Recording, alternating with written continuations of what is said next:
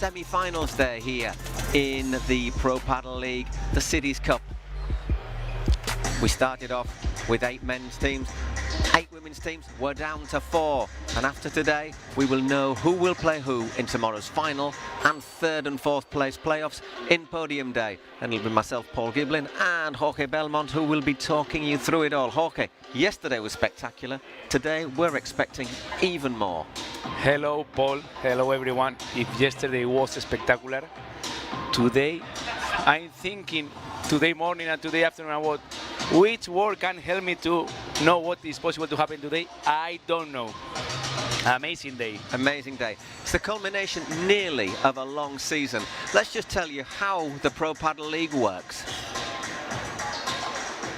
After 2 spectacular events in Miami and San Sebastián, the 2025 Pro Padel League regular season came to accelerate and close on Mexican soil, where epic matches stole the hearts of fans in Guadalajara.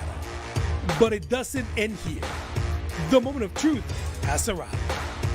The Pro Padel League puts on its finest and heads to New York City to witness the Cities Cup Finals 2025, the event that will determine this season's ultimate champion. The tournament format will be as follows. Top 8 member clubs from the regular season overall standings qualify.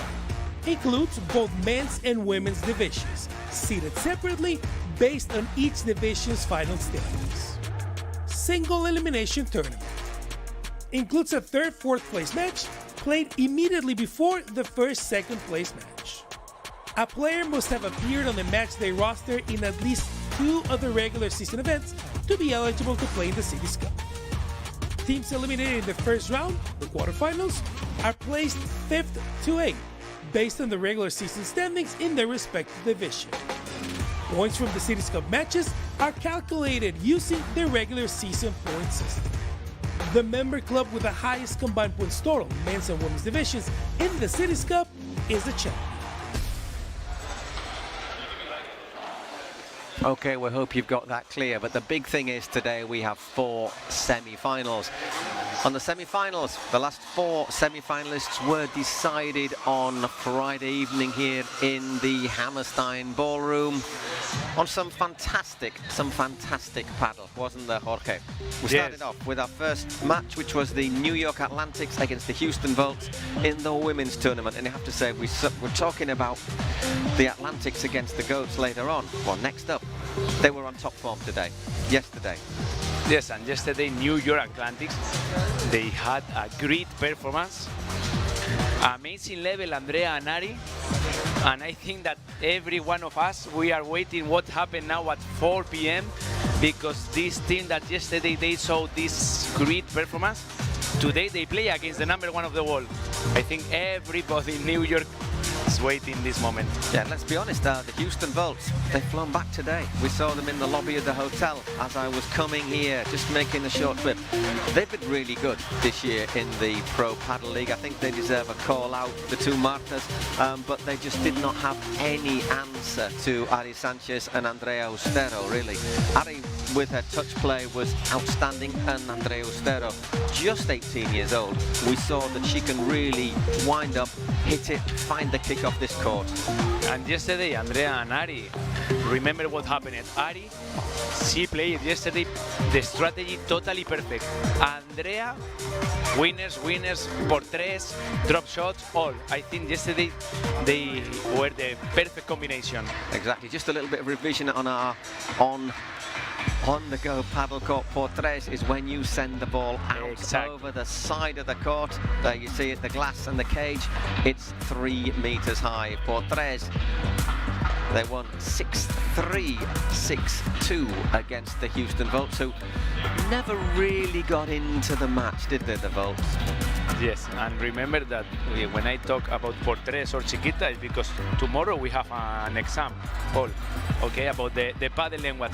But I'm sure that after the show that yesterday was possible to watch during this match, today against Delphi and Gemma, Ari and Andrea, they need to play with the same that yesterday or better. Exactly. Just to remind you, our first match in this session after this introduction is going to be the New York Atlantics against the Flow Rider Goat. It'll be Harry Sanchez and Andrea Austero against Gemma Triay and Delphi Bray, who've had that little extra day to prepare, to rest, to maybe get rid of the little cold that appeared to be giving a few problems to Delphi.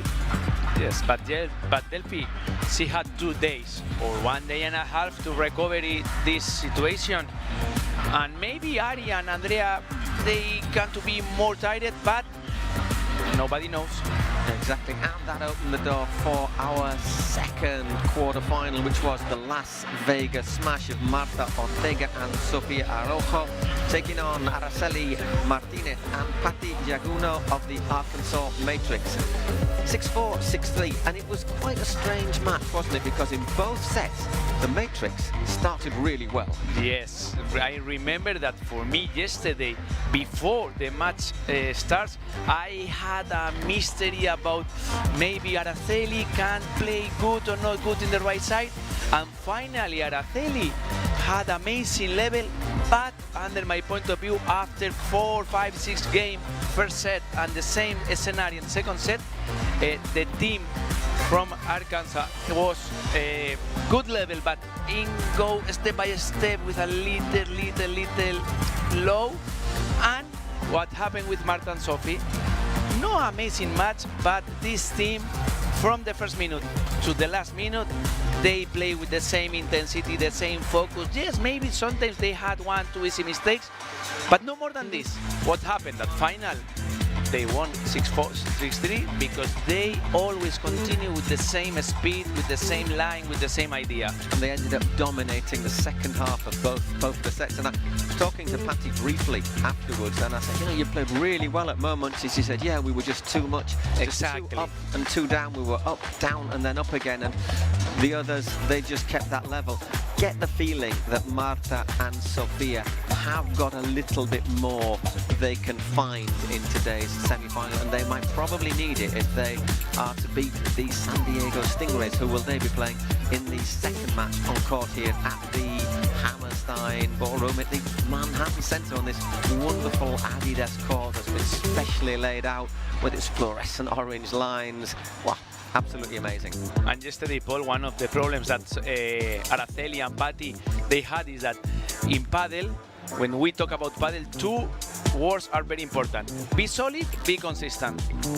They had amazing level, but what happened in the end of each set? Not solid, not consistent. Finally, great match, but Las Vegas is ready to play an amazing match against Veronica and Claudia today. Okay, just to remind you, that is what we have in our semi-finals today. First up on court is the Flow Rider Goats against the New York Atlantics. Oof, that is too close to call. And the Stingrays after that against the Smash. Okay, we were talking about possible explosive matches, and this one indeed went off with a bang. The Flow Rider Goats, Juan Rubini, Leo Ausburger against the Cancun Waves, Franco Del Bianco and Maxi Arte. But the player we were expecting to be the star of the match wasn't the star of the match. Ausburger, he was fantastic, but Juan Rubini, 19 years old, 19 years old, I'm doing him a disservice. How good was Rubini yesterday? Yes, Juan Rubini yesterday, under my point of view, he had the great surprise. What happened yesterday? I think that Franco and Maxi, they, after the first 2 games, they had a big bill to pay, because remember that the first 8 or 9 points of the match, Ausburger and Rubini won too easy and too fast. I think they won the first 7 points or something like that. 7, 8 first points, too fast. 1 break up, and finally after this, I think that the Maxi and Franco confidence was the same.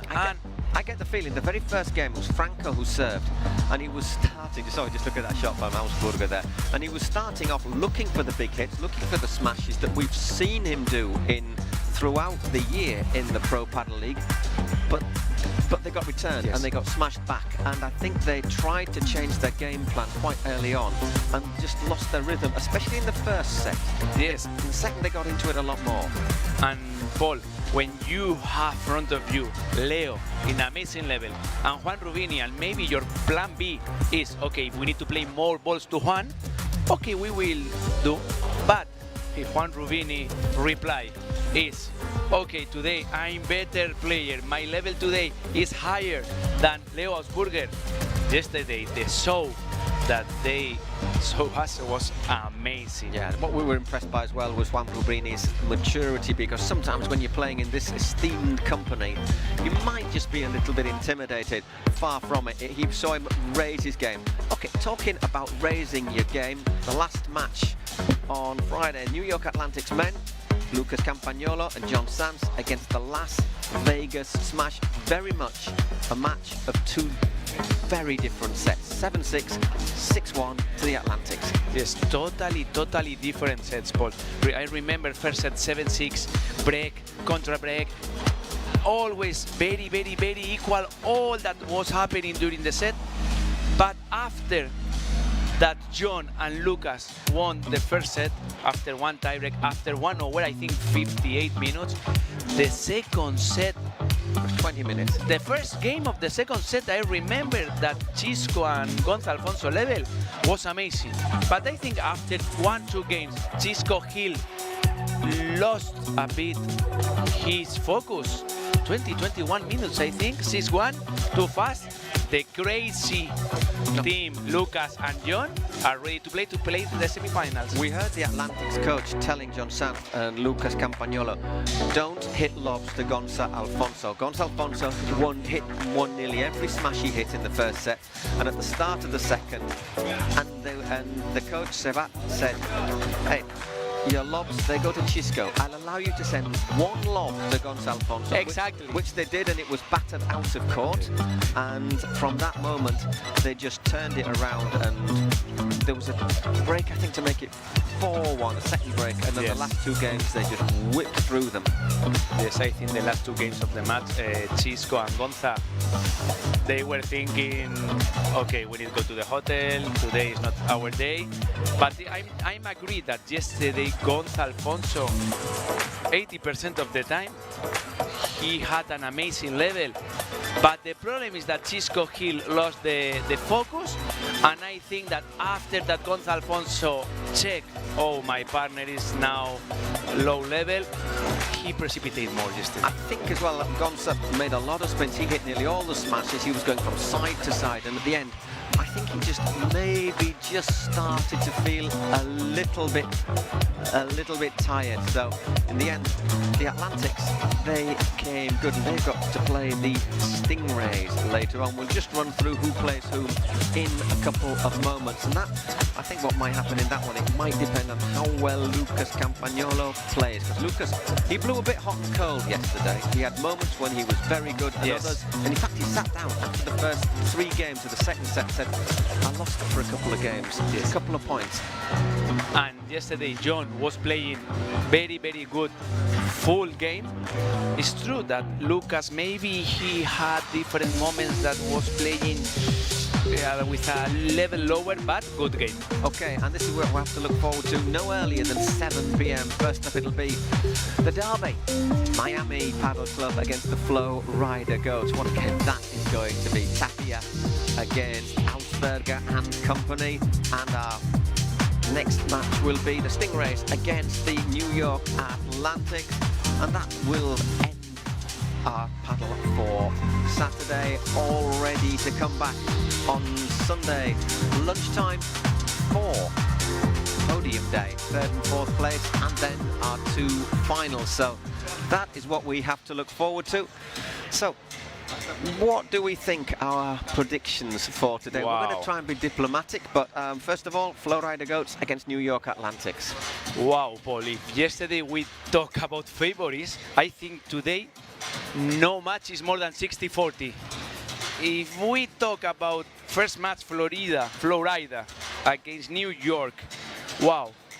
One side, we have the number 1 and number 2 of the world. But on the others, number 3 and number 9.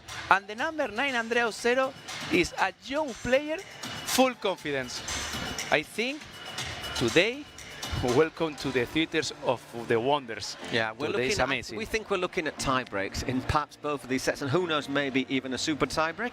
It's going to be very, very close. Perhaps slight favourites, the goats, because it's the #1 pairing in the world.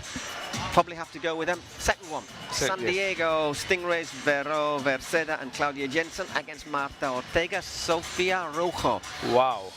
Honestly, Paul, I'm not able to predict anything in this match, because maybe we can think Marta and Sophie, the ranking is a bit better, maybe more consistent. Yes.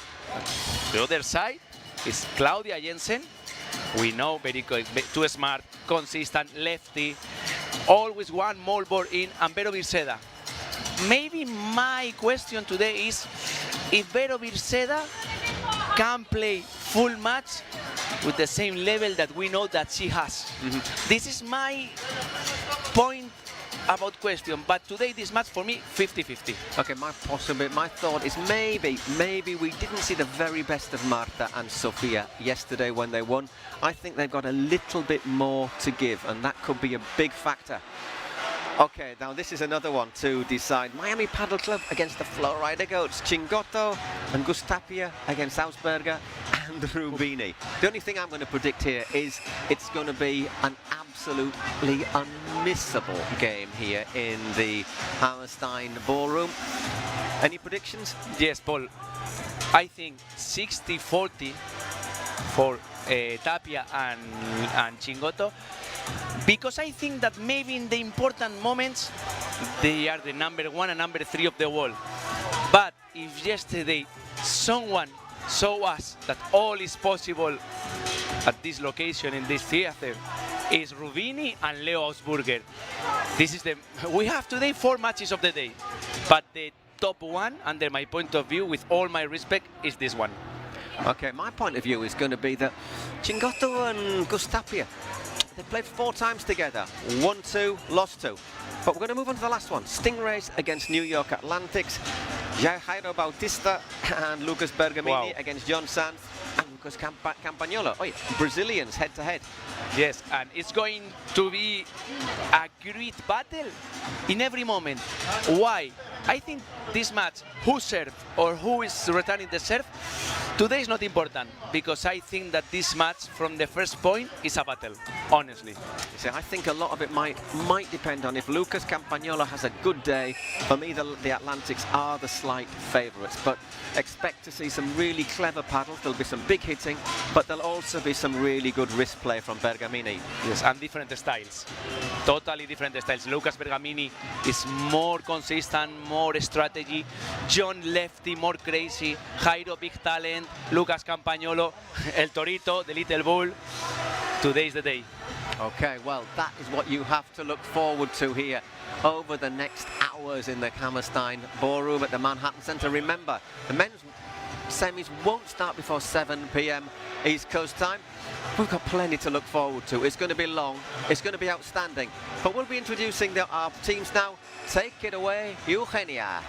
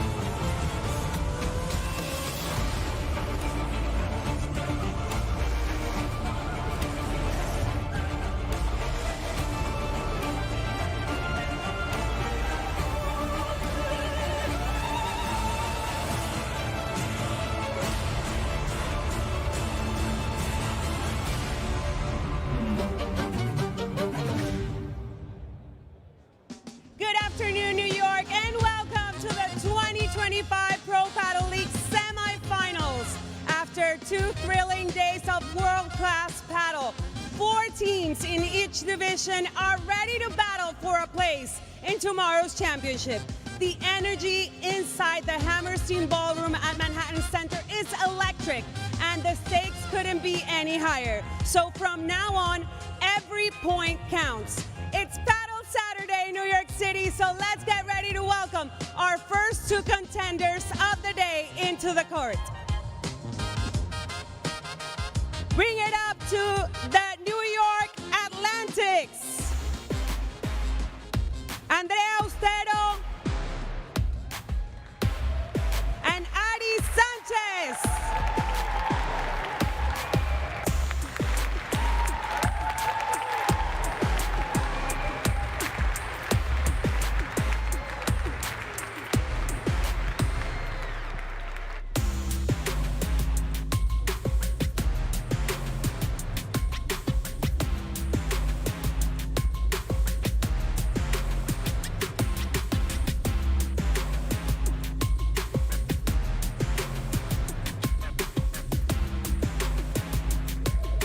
And now let's welcome the rivals, the Florida Goats, Delphi Brea and Gemma Triay.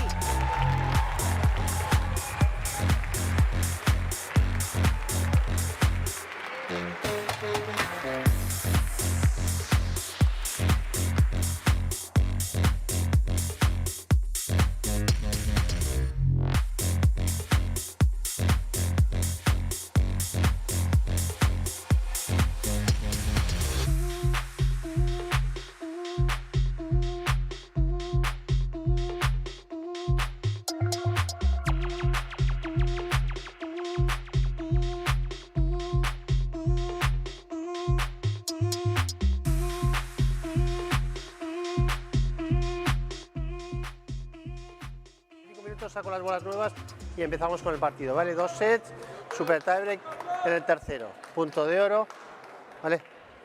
Sorteamos. ¿Qué queréis? ¿Pro Padel League o el logo? Este negro. Logo, vale. ¿Este? ¿O este? Este, perfecto. Estamos. Muy bien. ¿Sacan ustedes? Buen partido. Bolas, por favor, Lucho. Bolas.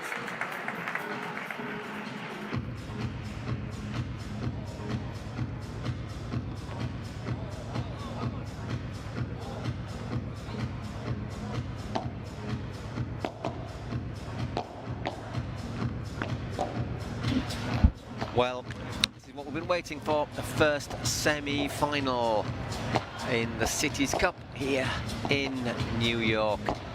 And it's a semi-final that, to be fair, would have graced the final tomorrow on podium day.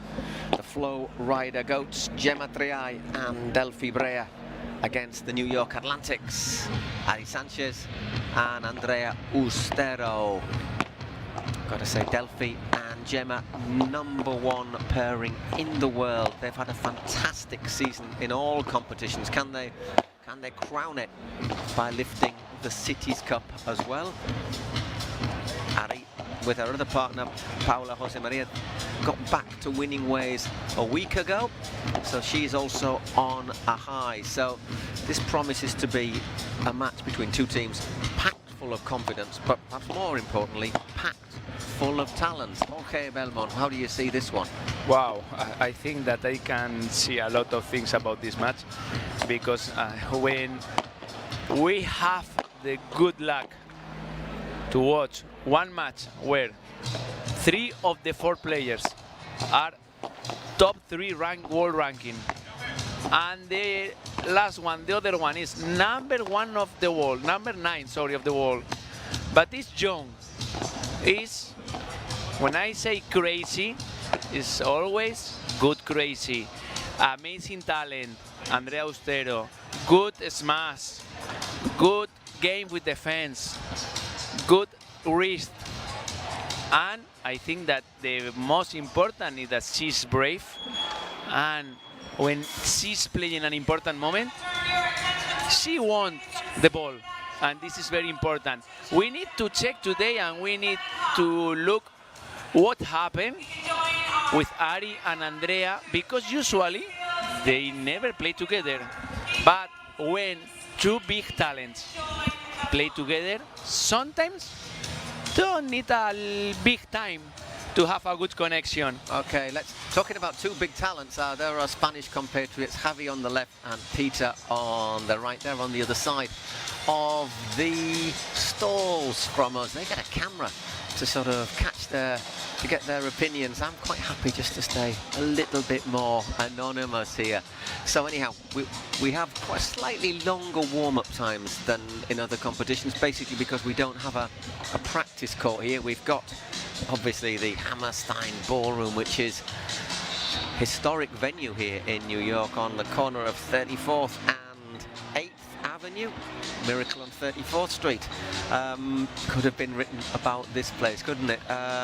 Built in 1906, it's hosted all sorts of events: opera, music hall, theatre, rock concerts. Said David Bowie's last live appearance ever was at this venue, and today and for this week it has been decked out in the colours of the Pro Padel League, the colours you can see in front of you with our very, very attractive and our very excellent Adidas court. And Paul, if the condition to play in Hammerstein Ballroom at Manhattan Center is only one court and no practice court, I'm agree. It's a sacrifice you're willing to make. Yes. Absolutely. Yes. And we were talking about Ari and Andrea, but what happened? That the opponents are Delphi Brea and Gemma Triay, the best team today. In the season 2025, they are the best team. Everybody's agree with this, the numbers is agree with this, the ranking. But I'm sure that today, wow, I think 4 players are ready to give us the 100% because play tomorrow the Finals Cup. And today, if someone lose, we know that they don't need to go to the airport. Exactly. Because tomorrow we have 2 matches, the final and... Exactly, so the winners will be in the final on podium day, but let's not forget we also have 3rd and 4th place playoffs, which will be our first matches. So the good news for everyone watching is both of these teams, you will have another chance to watch them play. I think it's a very good name, eh? Podium Day. Everything decided on the podium. We'll have our ceremony, we'll have our presentation, we'll see who wins this year's Cities Cup. Now we have the little bit where, after they've all both warmed up with their partners, they will be warming up, hitting the ball to their opponents. That's interesting. Just looking, Delphi has got a bandage across her nose. We said a couple of days ago she had a cold. It's clearly something just to open up help her breathe a bit better. But this season, Paul, a lot of players, men and women, are playing with this thing. They say that makes that you can breathe more, better, and help then. When you feel tired, maybe after 1 hour, 1.5, they feel that they can breathe better. Just get a little bit more oxygen into their systems, a little bit more. Maybe, Paul, this is the reason that why you and me, or we need to train more, or we need to play with this to have a good level. I think with the size of my nose, there's enough oxygen goes in, to be honest, Jorge. So there is Delphi. Maybe, I think that maybe she walked into the door, but I think it is to help her breathe. Delphi has 26 years, no? I think Delphi 26, Gemma a bit more, no? Maybe Gemma is the veteran of the match? Absolutely the veteran, yep.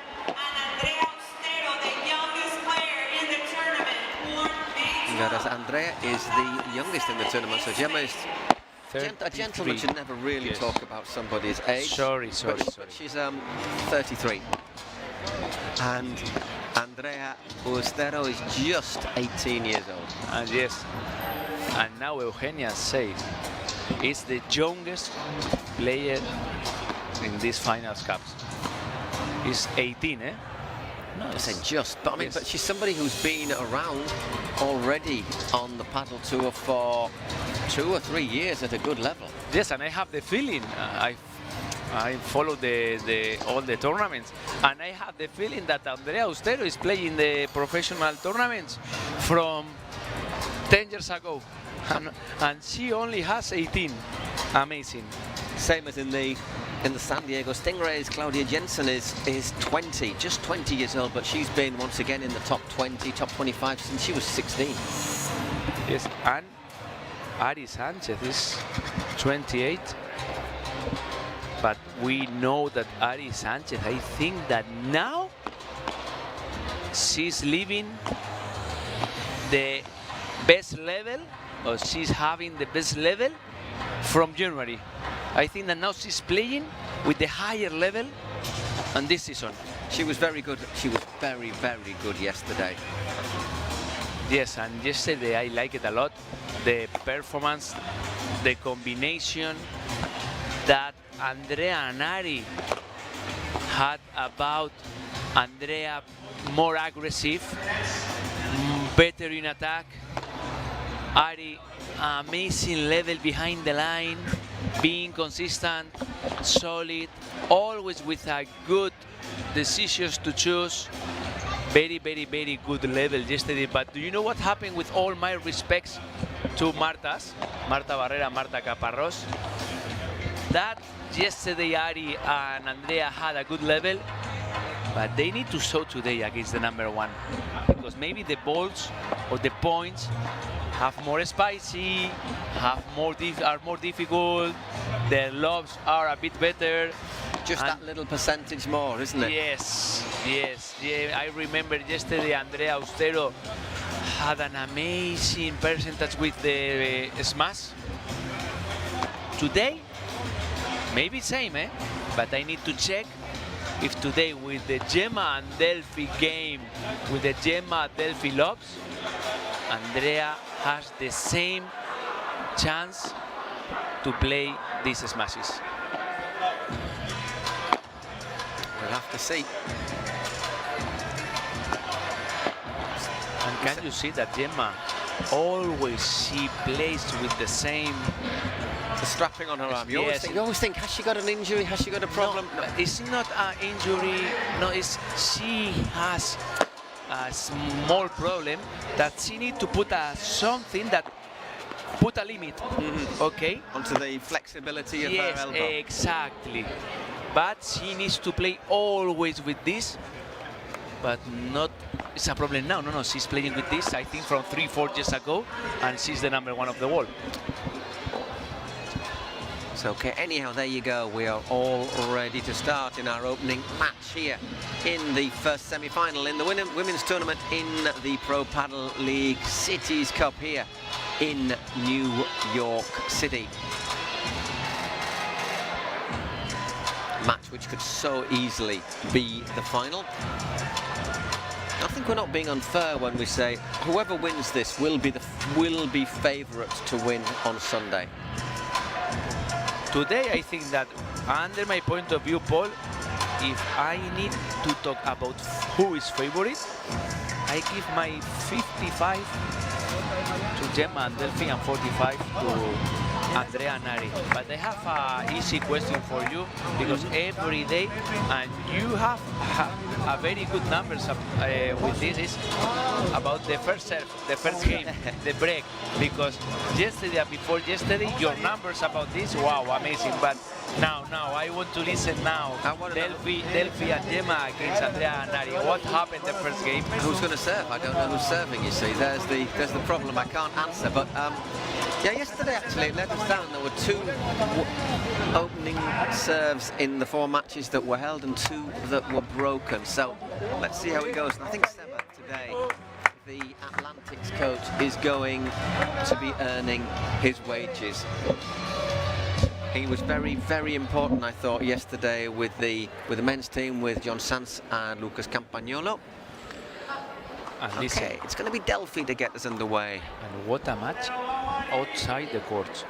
Seba Nerone, amazing coach, ex-1, with John Sanz and Campagnolo help him, and with the other team, with Flo Rida, Jorge Martinez, Ale Galan and Chingoto coach, with Rubine and Augsburger.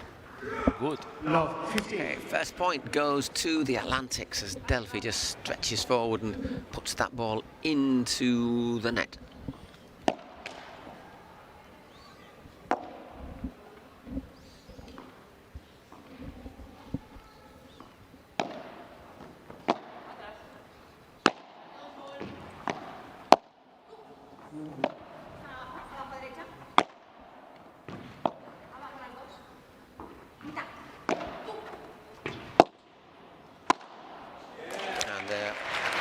Well set up by Delphi, finished perfectly by Gemma, 15 all. Yes, and I have big expectation to check what happened with the diagonal between Delphi and Andrea, because they have totally different styles.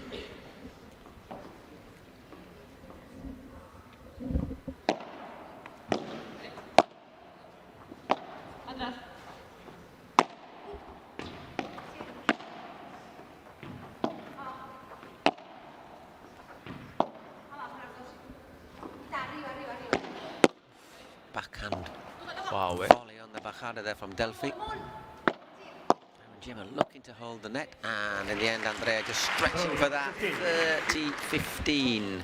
Yes, I think that with these situations, Andrea maybe she needs to have a bit more patient behind the line, because if she decides to walk after to hit the ball, be careful, because Gemma is very big when she's at the net. That one goes out, difficult ball right into the corner, 40-15, so this is looking good for the serve. Yes, and look, that my feeling now, the first 4 points, are that Delphi and Gemma, for the moment, they are deciding to play more times with Andrea Austero than with Ari Sanchez.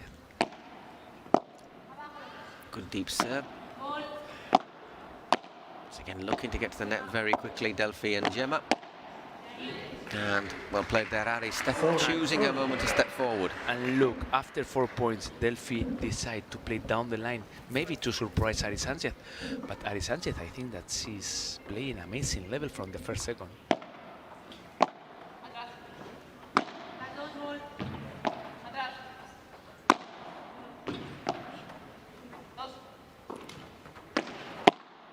Looks for the powerful bajada.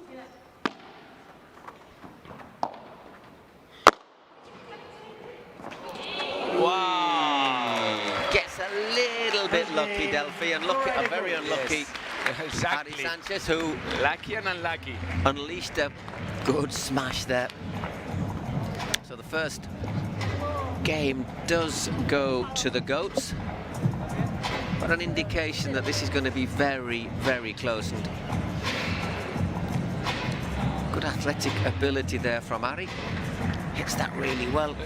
Just could have gone either way, couldn't it, that one?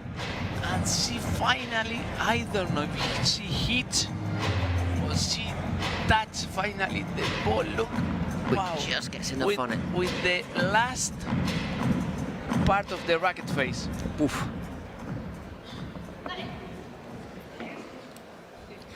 Andreas Austero to serve. Andrea Austero to serve. Today we have Alejo, the referee Alejo. Oh, he's from Bilbao. Yes. The referees, one is Argentinian and the other's from Mexico. Whoops, into the net there from Ari. 15. Look, this love is an amazing love. Yesterday we were talking about this when the lob go to the tee. If Ari Sanchez tried to hit, each second the ball is far and far and far to the Ari body. Wow. Just a little loose there from Andrea Austero. Yeah, the tee for Ari is a little bit far back for it to go for the smash. Yes, and be careful, because when you are playing with golden point and with the super tiebreak in the final set, if you lose your serve at the beginning of the match against the #1 of the world,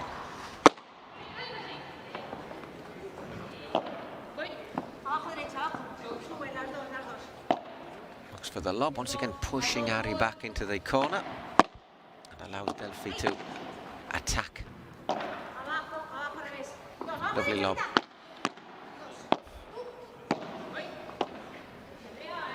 Now good. 15-30. That's better, 15-30.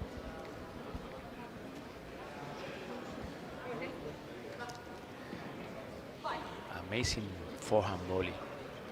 Because she opened a lot her arm to touch the ball with the racket face a bit open to put a big slice. She plays a lot of times with a big slice with the forehand volley.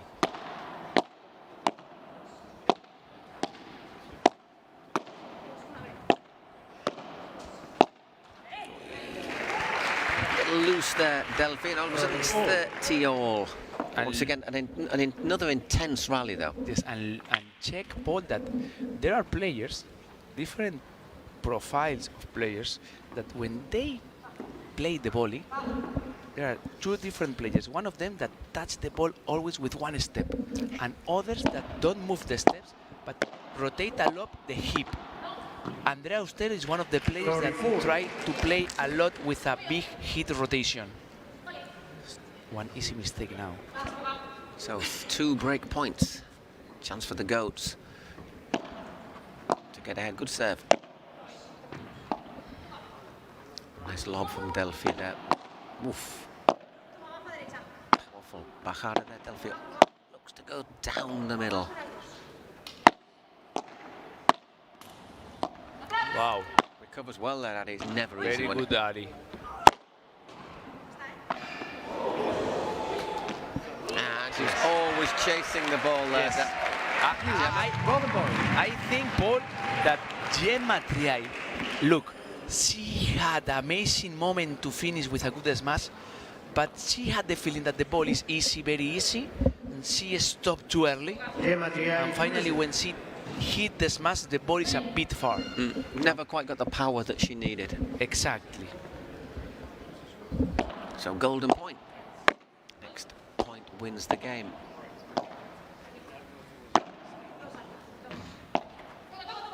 Good lob. She goes. She doesn't go for quite as much power this time, but Gemma saw the space there. Forehand with the effect. Once again, with that slicing effect, the ball dies off the backcourt of the glass, and it's 2 games to love with Gemma to serve for 3 love. Yes, and I think that Andrea had a bad decision. She chose bad when she decided open the angle to with the Delphi forehand volley, and she lost the control at this moment of the point. 2 love. Chance to go 3 love into the break. Obviously, it's only 1 service break, but it's that psychological boost. Oh, lovely from Andrea Austero. 15 of the shit the court. No, finally touched. No, Andrea top of the hit court. the ball, but the ball touched the fence. My excuse is that's the other side of the court from where we're sat.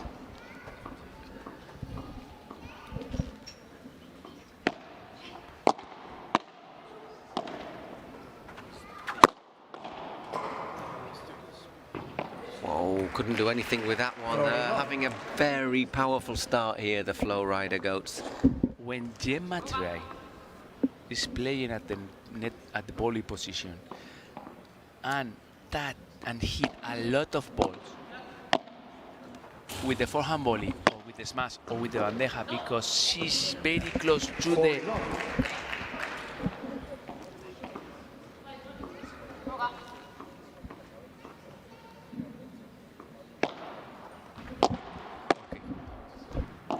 I say sorry that Gemma, when she touched a lot of, when she hit, sorry, a lot of balls close to the center, this is the, you know, there are people that say this is Tri-Island. Tri-Island.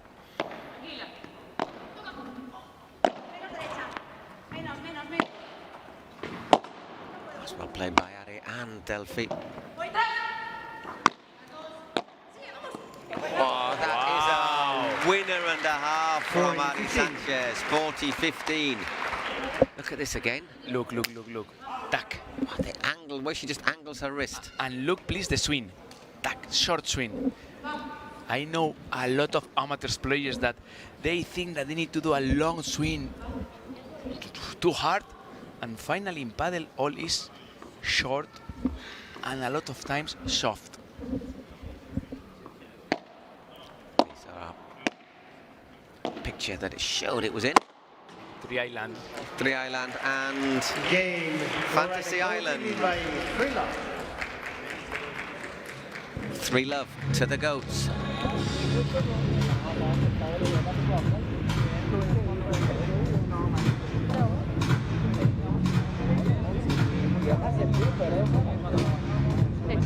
Sí, de volea las fijo un poco ahora y para atrás. Y en el medio después tengo más lugares. Porque por ahora la veo un poquito arrancada. Bien.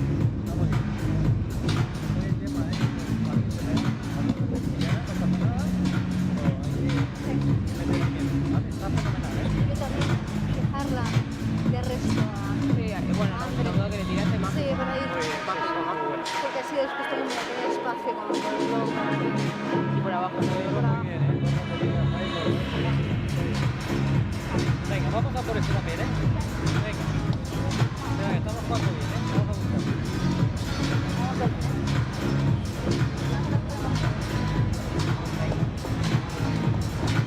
Seguimos.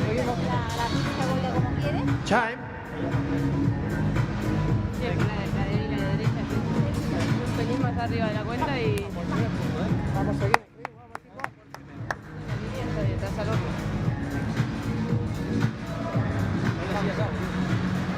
Pero con la cámara no me deja ir.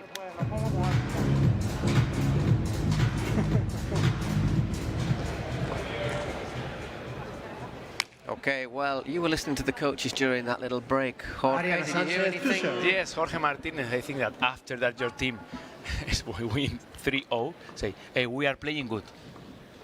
When the plan is working perfect, only we need to do at the bench that the players continue with the same focus. Look what the ball that recovery, Delphi Brea. Oh, lovely, wow. lovely dipping volley from Delphi's. Ari Sanchez serving, by the way. 3-love down, and this is a must-hold game, you think, for the Atlantics. Lovely change of angle there. Wrong footing, Andre. I think Delphi Brea is the woman player that touched that hit. I don't know if hit now or touch because when they hit the ball, hit more clean. Do you understand? Yeah, I know what you mean. This clean is always hit the ball perfect. Crisp contact on the ball. Exactly, thank you, Paul. Crisp as an autumn morning in New York. Here we are in the Cities Cup. Actually, crisp as an autumn evening as well. 15-all. 15-all. That wasn't quite as crisply hit. Well, it was crisply hit, but it went into the net. 15-all.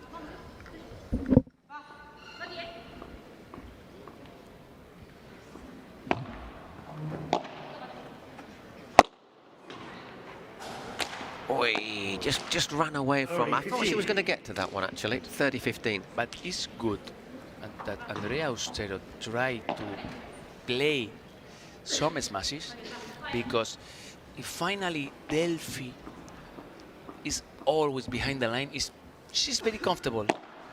And Andrea, she needs to do this. Move the opponents, feel that, hey, be careful. Don't feel that you are comfortable because if your ball is not very good, I'm here to finish the point. And it's the way she normally plays as well, isn't it? So I think the big thing you have to do is stick true to your usual game plan. Game. And that one's gone out, so that's a good game for the Atlantics. We've said before that Padel can often change with just one game. Is that going to be a little bit of a turning point? We'll have to see now as Delphi Brea serves for the second time. And the last point that Andrea Austero won with her bandeja is very important because it's lefty. When the lefties play good bandeja diagonal with the corner, with the opponent corner, the effect after the ball touches the glass is too complicated. if she can play this bandeja a lot of times, sure that Delphi have problems. Looking for that side of the court again, Gemma, and again just trying to work Ari here, and again.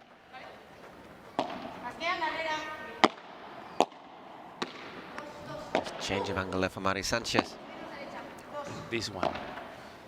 It's a good lob, but she was up for it, and Andrea Ostero. Oh, I think that Andrea now is a bit upset with herself because after to fight all the point, the easier volley that she had to finish the point. But once again, it's that running in, isn't it? Sometimes you just stretch out in front of yourself. How many times do we see people running in and then miss-hit the volley? Exactly. Gemma puts it down the middle again. Again with that forehand, with the effect, 30 love. When I told you that when Gemma play close to the line at the net position, it's very dangerous. It's 3-island.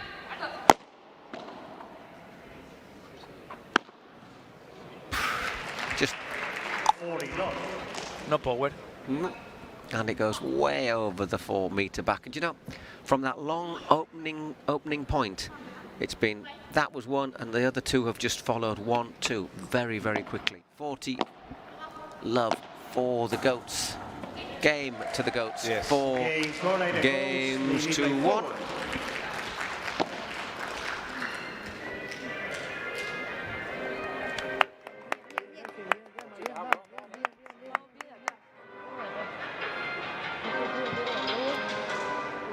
Tiro por abajo. Cuando hago pie no estoy. Sí, pero no estoy fluida para agarrar las de Andrea, que vienen más enroscadas, que entre la pista y que vienen más enroscadas. Tira la otra si quieres. O sea, le tiraría tal vez a Andrea el globo cruzado para abrirte pista. Estoy un poco torpe. Si quieres. Y el globo que le tires por el medio que vaya como Ari. O sea, tírale como por su... Cuando habéis tirado un poquito más así, más recto, ahí. Y luego yo creo que la queda resuelto bastante bien. Esa doble abierta, esa de arriba abajo, la parte de arriba. No te veo bien, no te veo bien. Ok. Que viene así. Vamos a intentar aquí, pero muy bien. Pero venía.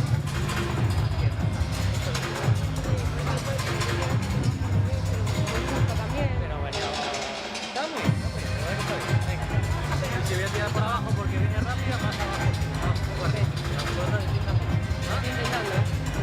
Está muy bien, está muy bien. Vamos a enfocarnos ahora, en este, Vamos a ver si sacamos el primer punto, Podemos organizar, Venga. Vamos. Well, 4-1 at the moment to the Flow Rider Goats, but just that one service break so far. So still plenty in the balance. A little chance, however, to pressure Andrea Ostero's serve. She was broken in her first service game. Paul, I need that Jorge Martinez coach talk a bit more Bit louder. louder, please. No, I think that Jorge only say to Delphi, please, when you touch ball forehand or backhand behind the line before glass, try that your squat be more low, more down. 15 low. Get down a bit lower when you're hitting it deep. Exactly, stay low more time. Okay, 15 love. Andrea Ostero serving. It's another big game that the Atlantics need to hold. At the moment they're controlling the net.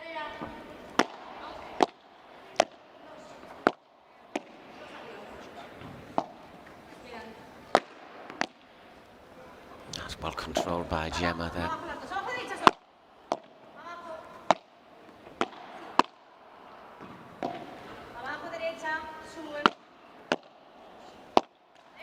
Once again, just a little bit loose there. Doesn't get down quite enough there, Delphi. And I saw that after this Delphi mistake, Jorge Martinez coach moved the arms with the same because, hey, when I told you stay low, it's at this moment. So 30 love. Atlantic's working hard to hold on to serve here. Andrea Austero serving.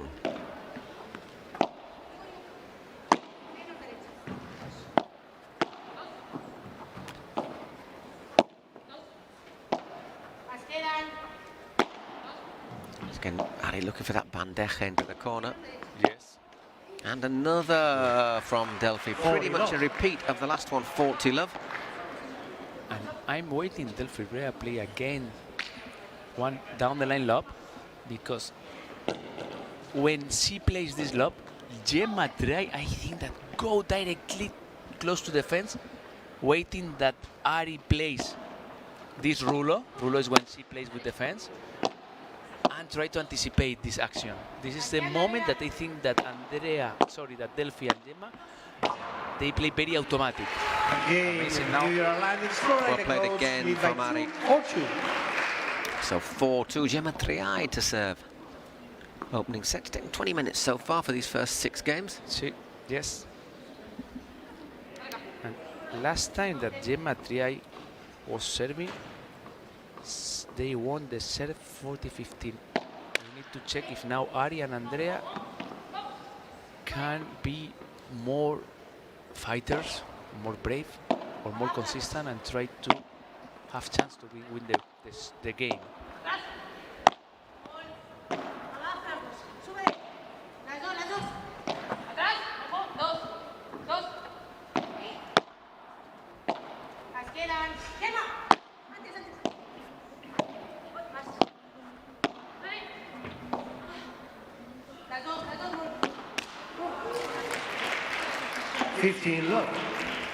Frustration there for Ari.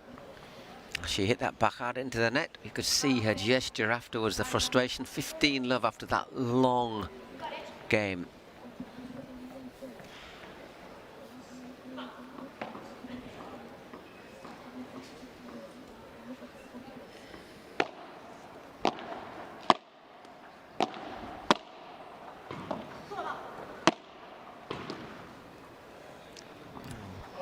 Just went long as they little misunderstanding there between Andrea and Ari Sanchez. We'll hear a little bit about more there, how they work together in a few moments, actually.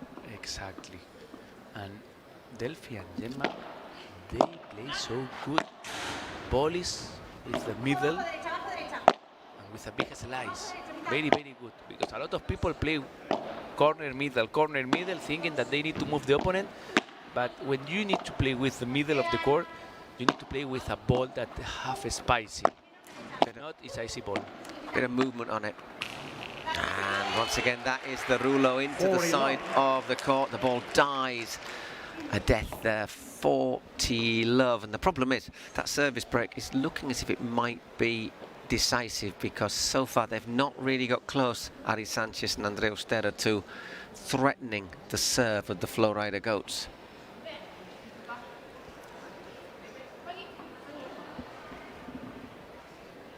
Now is the game number 4 that Delphi or Gemma serve. 4 games with Ari and Andrea Austero trying to returning the serve. Only 3 points. Only 3 points from the returning. This is the big problem now that Andrea and Ari have. They don't know the way to win points from the return serve. Now, very good now. I think she touches the court though, Ari. Yes. She's that touches the net. She puts her hand up to admit that. 5 games to 2 to the Flowrider Goats, closing in slowly but surely on the set.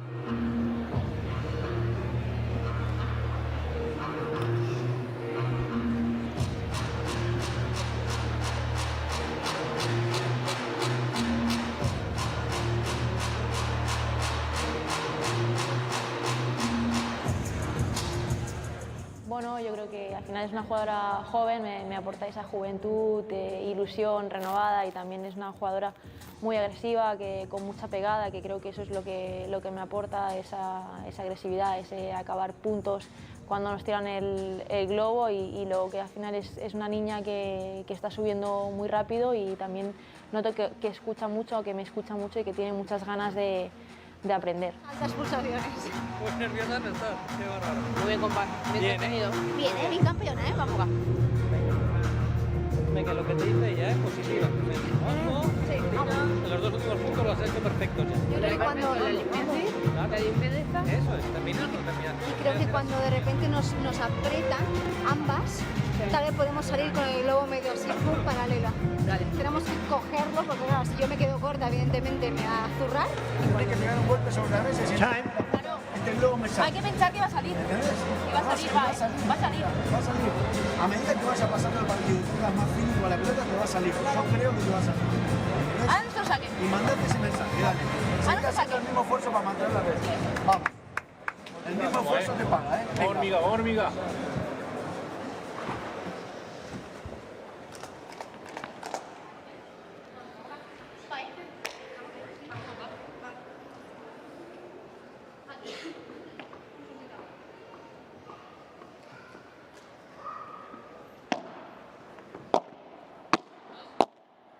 Andrea, put pressure with the volley. If we have the chance to play down the line lobs, Like that. this is the idea. That is exactly what happened. Delphi steps forward after that lob, and they win the point. And after to listen the Andrea and Nari Sanchez bench, I think that maybe Andrea Austero is fighting a bit with herself. Now it's a mental situation, it's a mental game. Does really well there. Delphi to get the ball back. Gemma. Nice looping shot, but well played again by Ari, who is certainly playing the better of the two Atlantics at the moment. When you play 4 games returning the serve and you only win 3 points, It's just pressure on your own serve all the time, though. or they need to believe more the plan, or they need to change the plan. He just undercooks that backhand volley there on, well, the backhand, the bajada. Delphi. And she had this mistake because finally the ball never was front of Delphi. Mm-hmm. One of the general rules that the Padel have, Paul, is when you play after glass, we need to have one order. Glass, player, ball. When the ball is between the glass and the player, pad. Okay, remember that order, GPB. Glass Exactly. player ball. 40-15. Was the ball in or out? Little bit of a discussion.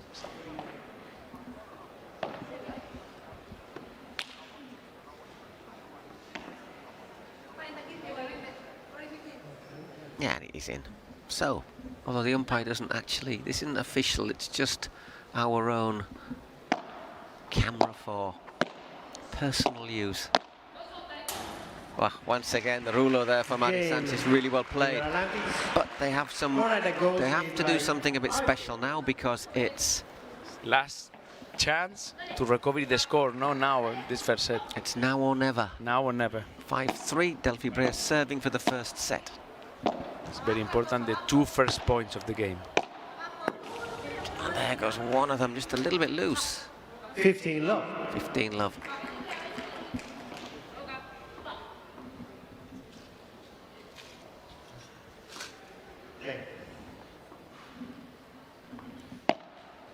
Good serve from Delphi there.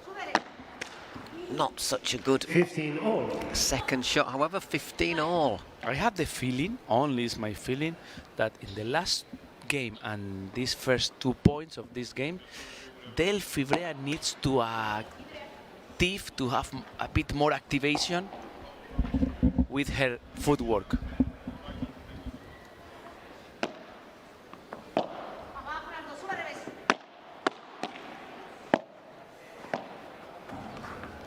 Uy, uy, uy. So, all of a sudden, 15-30. Just the moment that the Atlantics strike back. Step forward really well there, Ari Sanchez, by the way, to put a bit of pressure on Gemma Triay.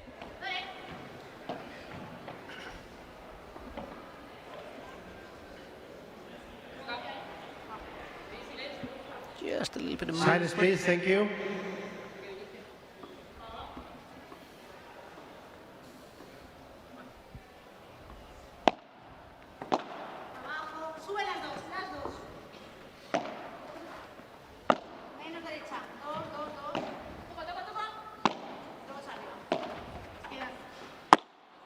Oh, lovely, lovely. Right down, unplayable for Gemma Triay. 3 break points. Yes, and one of the keys that, under my point of view, Andrea Austero needs is when she is at the net and Delphi play lob, volley, she needs to be more patient and fight, and fight.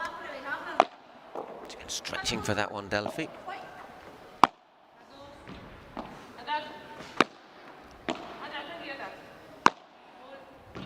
Just looking for that ball into the corner for against Ari. Ooh, and a rulo there. Break. There is the break of serve that they have been looking for. New balls, please. So we'll be back with new balls.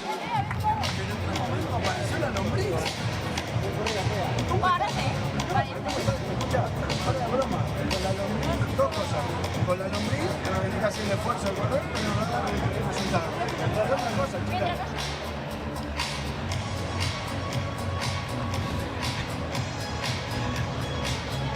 Seba Nerone say, with la lombriz, you know what is one lombriz? Well, a lombriz, a worm, as far as I know. Un gusano, un small, what is a gusano? You know what? A worm. Exactly. Why? Because it's not a víbora, it's smaller than a víbora. And when she touched the ball, Andrea touched the ball too slow, but with a big effect. Seba Nerone say, with this lombriz, because it's less than a víbora or like a bandeja, Okay, you don't need more, it's enough. Okay, you don't, Lombriz, this is new You don't- paddle concept. you don't always have to get the viper out. Sometimes it's enough with a worm. Well, You don't need a víbora, you need a lombriz. Amazing, Seba Nerone. rather he's Argentinian and has a way with words. Time. What a moment to find to break back. Pero acordate que lo tenés en la palma y hacer el esfuerzo para superar. Now we need to win this serve. Vamos, Andrea, positiva, ¿eh? Muy bien. Now it's Ari Sanchez to serve. Andrea Austero. They made half of the job, no? They need to finish the job You've got- winning the serve. You've got to consolidate the break with your serve. Serving with new balls, Andrea Austero. And she's serving with new balls as well.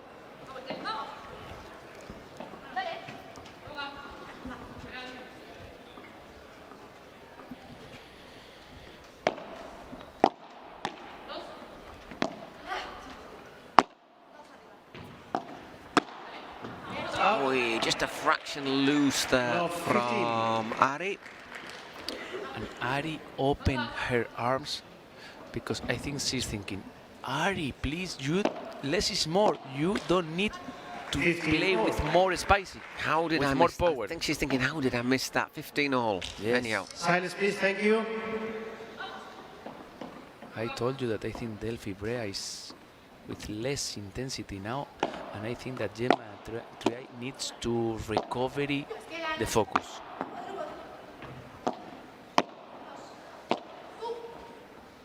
The lombriz. Sort of almost a cross between a bandeja and a vibra, isn't it? It's sort of one of those. Oh, that's a naughty shot there from Ari. Once again, looking for that side of the court. She's stepped up a gear, hasn't she? She's been good all game, but she's just stepped up and she's getting really close to her top level.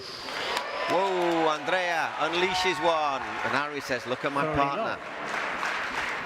And now, if Andrea continue playing with this patient moment and she starts to play these smashes, I think that Florida have a problem, a new problem.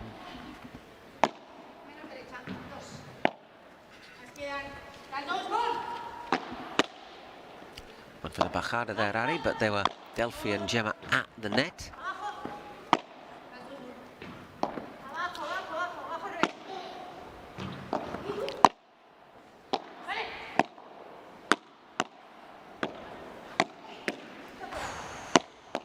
Wow. In the end, it was just the immovable force against the irresistible object, and Delphi Brea was not to be denied. And with this fast smash, was very smart Delphi Brea, because nobody were waiting that Delphi Brea tried to finish the point with a smash. I think it actually twisted the racket in Ari's hand there, so 30 all. If they win If they win the next point, it would be 2 set points.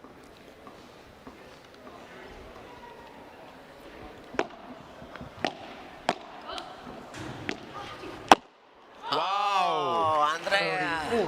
So 2 set points. Maybe the easier ball, the easier moment of the set. Just as a little word from her more experienced companion. Good serve though. Ooh.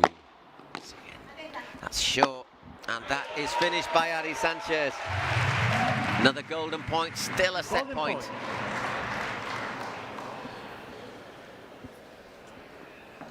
It's second time that Andrea Austero served golden point. Last time, Gemma Triay decided to receive this golden point. Now it's Delphi Brea, and Andrea Austero and Ari Sanchez lost this golden point.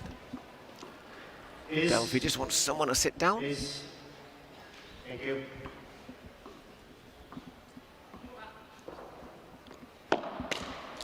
Second serve, with just second serve. a little bit more pressure.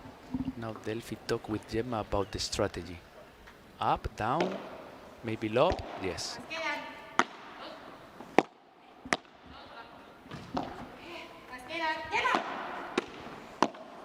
Ooh, it's gone long, so attacked at the right time there, Delphi Brea, and the first set after 37 minutes goes to the Flow Rider Goats.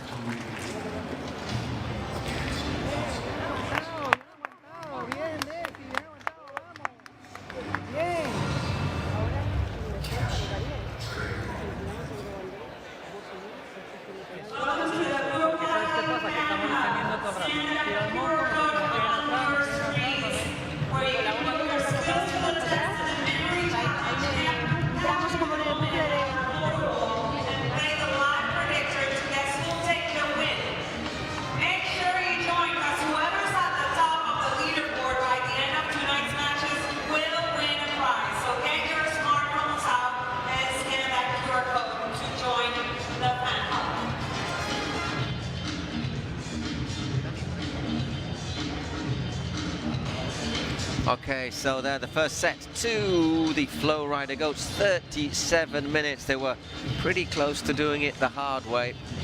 Yes. They were broken, and then they broke straight back. What you say, you just have to consolidate when you have that service break. When you recover one break with 5-3, and you need to consolidate with your serve, be careful, because it's a dangerous moment. It's very difficult moment, and we had option to check. Finally, 6-4 to Florida. There was just a moment where I thought this is going to go to a tiebreak. But there you get a lovely view of the Hammerstein Ballroom, the Manhattan Center. That's from the good seats.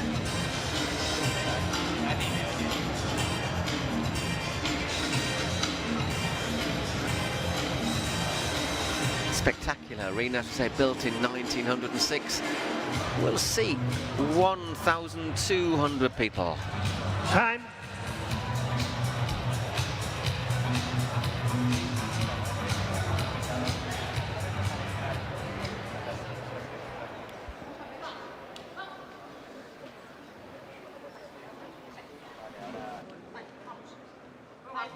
Start the second set. Okay, we're ready to go at the start of the second set. Delphi Brea to get us underway. Can the Goats, we do see sometimes teams win a set and then get broken at the start of the second. Can Delphi hold her serve this time?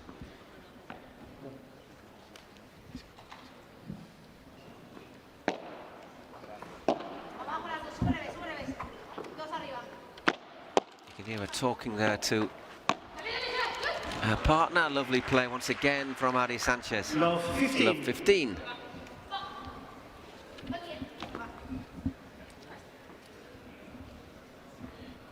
You know, Paul, that I like the numbers and I like the statistics. I total 49 points first set, 27 won Gemma and Delphi 22. Finally, only 5 points, but these 5 points make that you win. That's a game, isn't it? 6-4. That's a game. 5 Exactly, it was the game.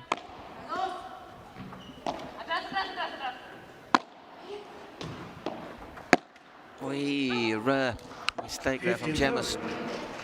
Stretching a little bit for that volley. 15-30.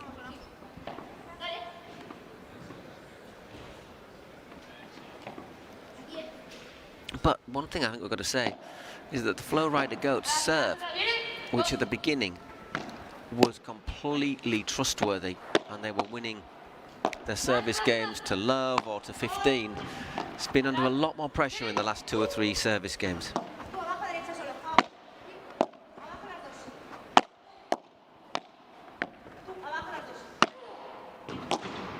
Wow.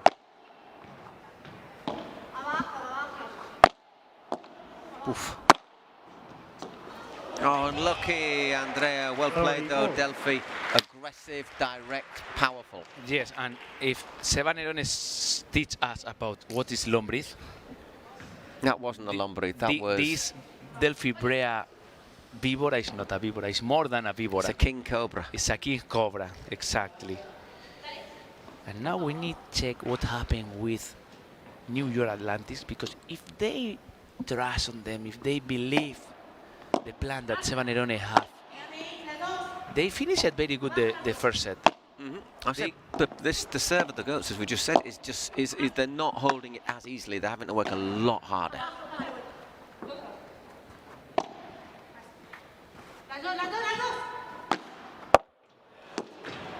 Wonderful shot from Ari Sanchez. Wonderful bajada.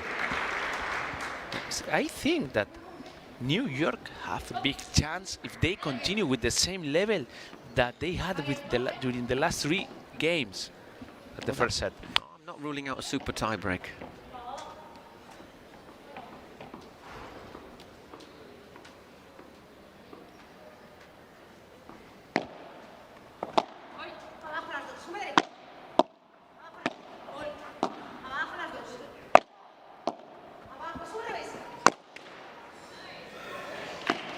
First game, Miami Atlantics. Well, there you go. Break of serve right at the start.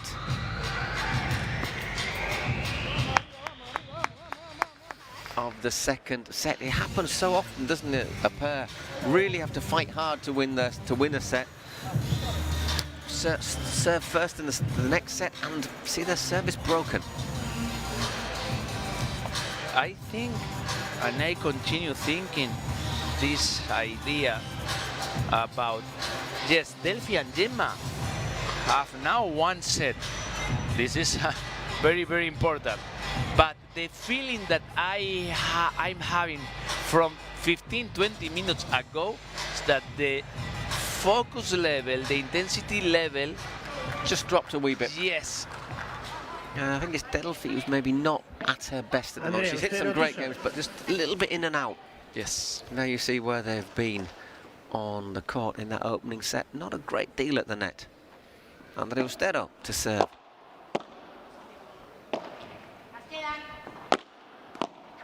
Look where is Gemma.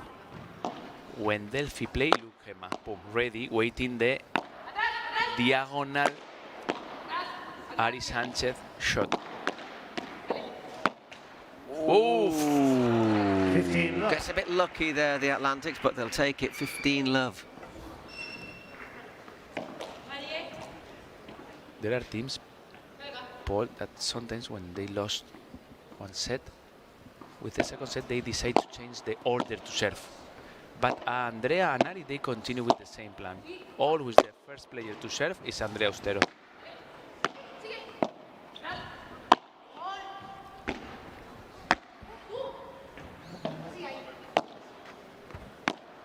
That's a good lob, forcing Gemma back.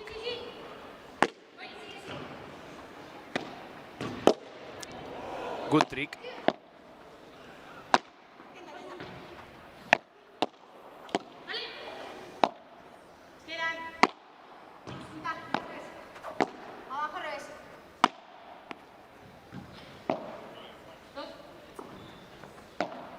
Understanding.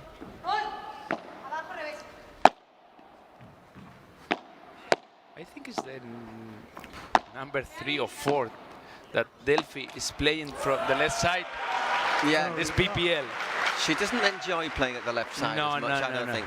And as you see by that shot into the net and another intense rally, and I just get the feeling one of those little moments where you think this is changing a bit. The Atlantics, I thought even towards the end of the first set, we're getting into the match more. They're just looking a little bit more likely to. Yes, agree.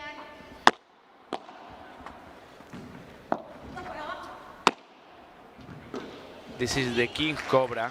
30-15. Now we have the bandeja de víbora, the King Cobra, and the little lombriz. The little worm. And with Lucas Campagnolo, we have the little bull. we have a big saw. We also have the raging bull, I think, with Lucas on a good day. Right, 30-15. Second serve doesn't seem to worry her when she misses her first serve.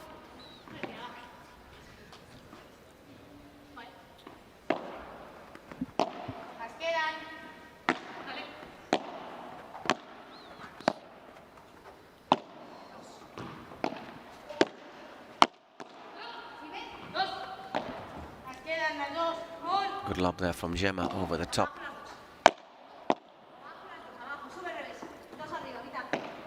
Opts to just bat it over. And once again, though, coming in, looking to angle that volley wide of Andrea Ustera. Maybe just asking a little bit too much here, Delphi. Looking for a really tight angle.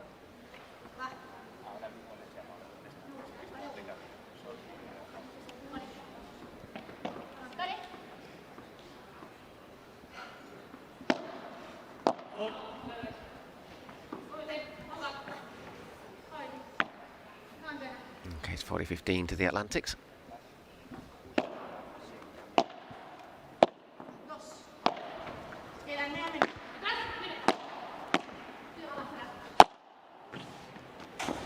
That's better from Delphi. Just had a little bit more on it, 40-30. Still work to do to win this game, Andrea Ustero. And now, Paul, I have one more feeling that is Andrea Ustero now is ready to play long rallies, more ready now that in the first set. It's a bit short, but she's well defended, and that's left it alive.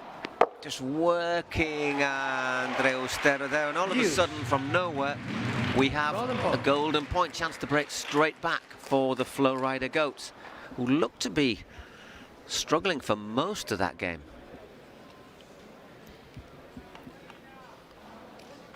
But all of a sudden have a chance of a break.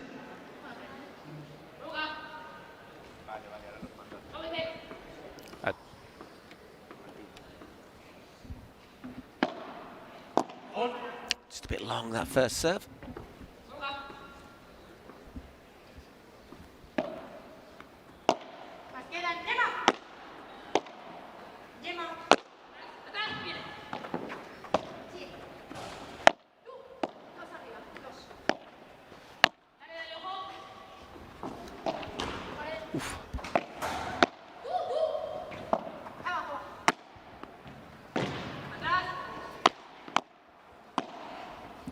Now it's the Goats looking to attack on this point.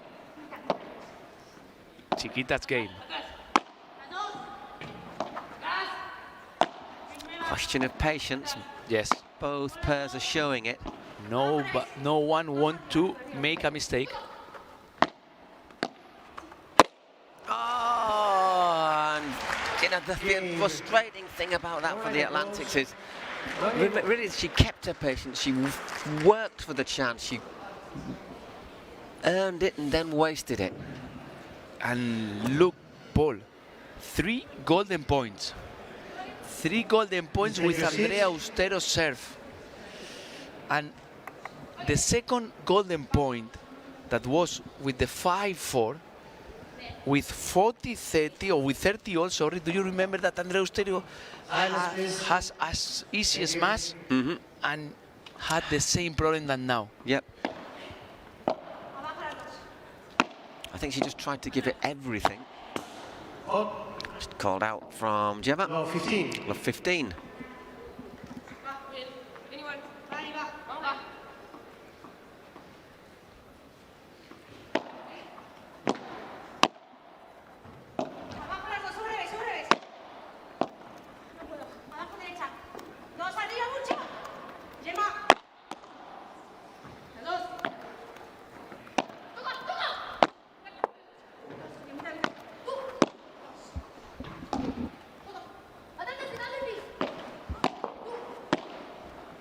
Another tense rally here. Well played, Delphi. Wow. 15 all. I think, Paul, that now the match is in the higher intensity moment, in the best moment.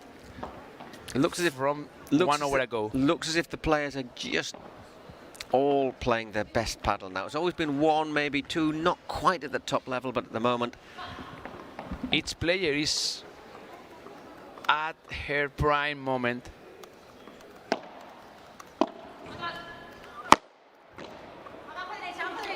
oof. Wow, smash, block, long rallies. Wow.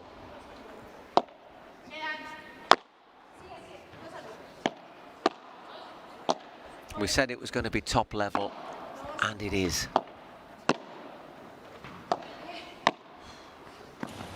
Good change of angle there from Ari into the side of the court. Wow. 15 It's amazing, ball. The intensity, the volleys, the defense. It's amazing. We are lucky because now 4 players are playing so amazing.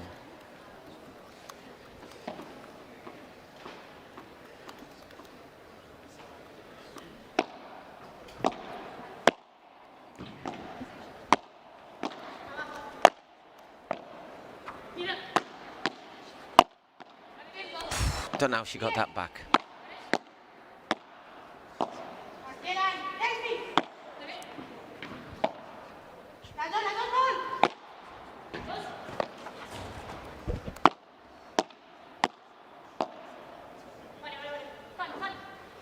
Andrea Austero moved the hand to say, ball, go out, but no.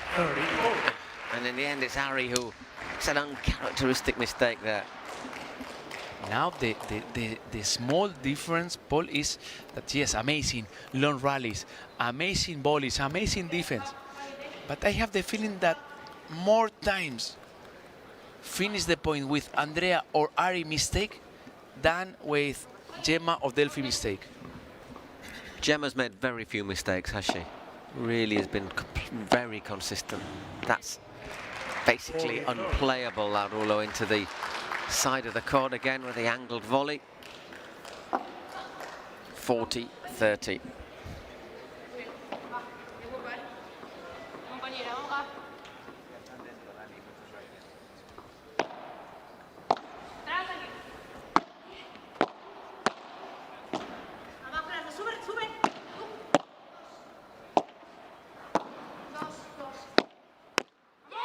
And there, they had to work really hard for that, but that's the sort of game you win and you think, yeah, we are on track.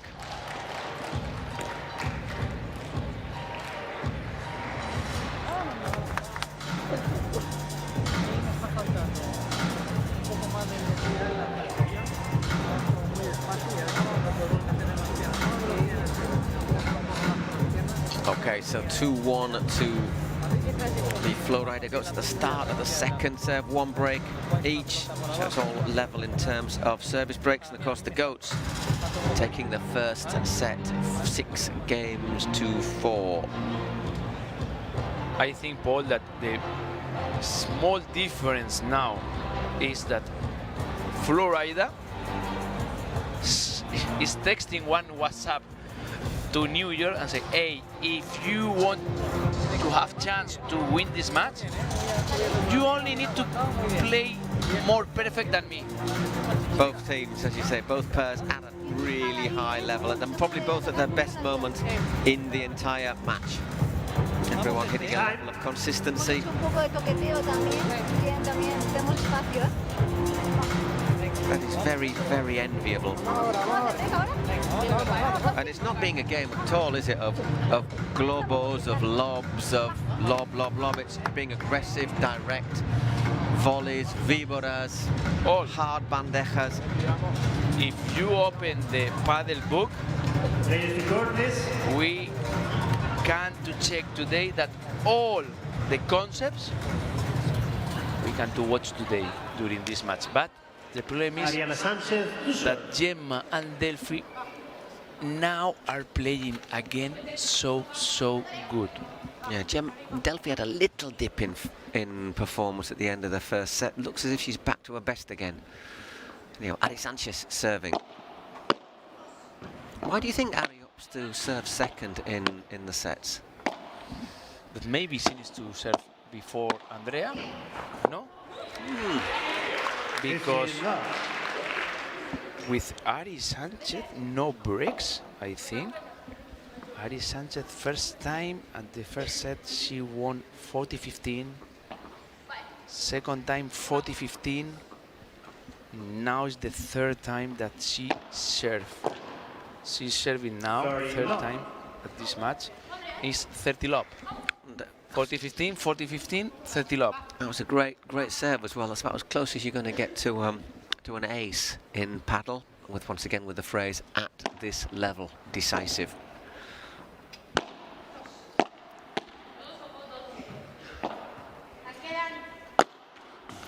Boy, unlucky now.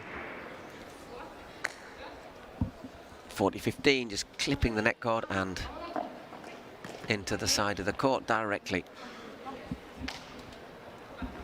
But now Ari is playing, not now. I think, yes, she had mistakes, but I think the average is very good. It's 8.59, isn't it? Yes. No, maybe it's not playing good. No, it's playing 9.5 to 10. The problem is that they need to be a 10 today. 40-15. 40-15 again with the Ari Sanchez serve. Third consecutive time that she has option to win her serve 40-15. This is the statistics. Coaches need statistics always. The numbers don't lie. Yes, never. It's paddle money ball. And well played, Ari Sanchez serves it out. Once again to just 15, 2 games all at the start of this second set. We're just approaching the hour of play here in our first semi-final in the women's competition in the Cities Cup.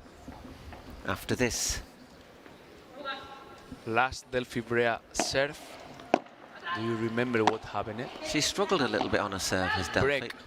I think the last 2, perhaps. Nice. No, 15.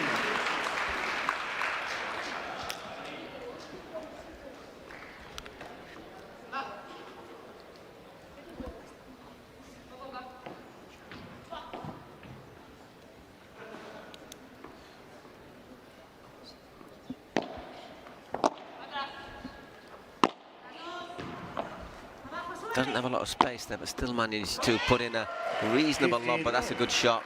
Right, volleyed down. Nothing Andrea Ostero can do with that. 15 all.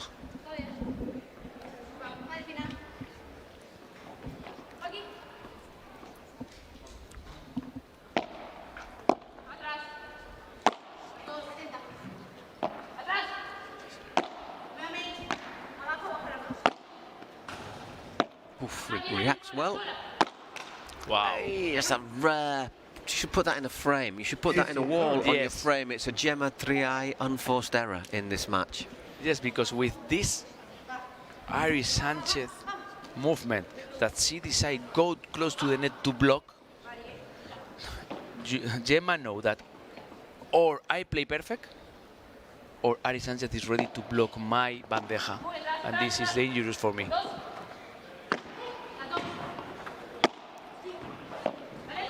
Well defended, great backhanda, and just has enough on it. 30 all. 30 all. 30 all. Once again, another really hard fought game. I said the goats are not rushing through their service games anymore. They're having to work for every point. And Paul, after 1 hour playing, 6-4, Delphi Gemma, 2 all, 30 all. If someone Silence, please. come and ask me, hey, what's your opinion about the final result? Honestly, I have no idea.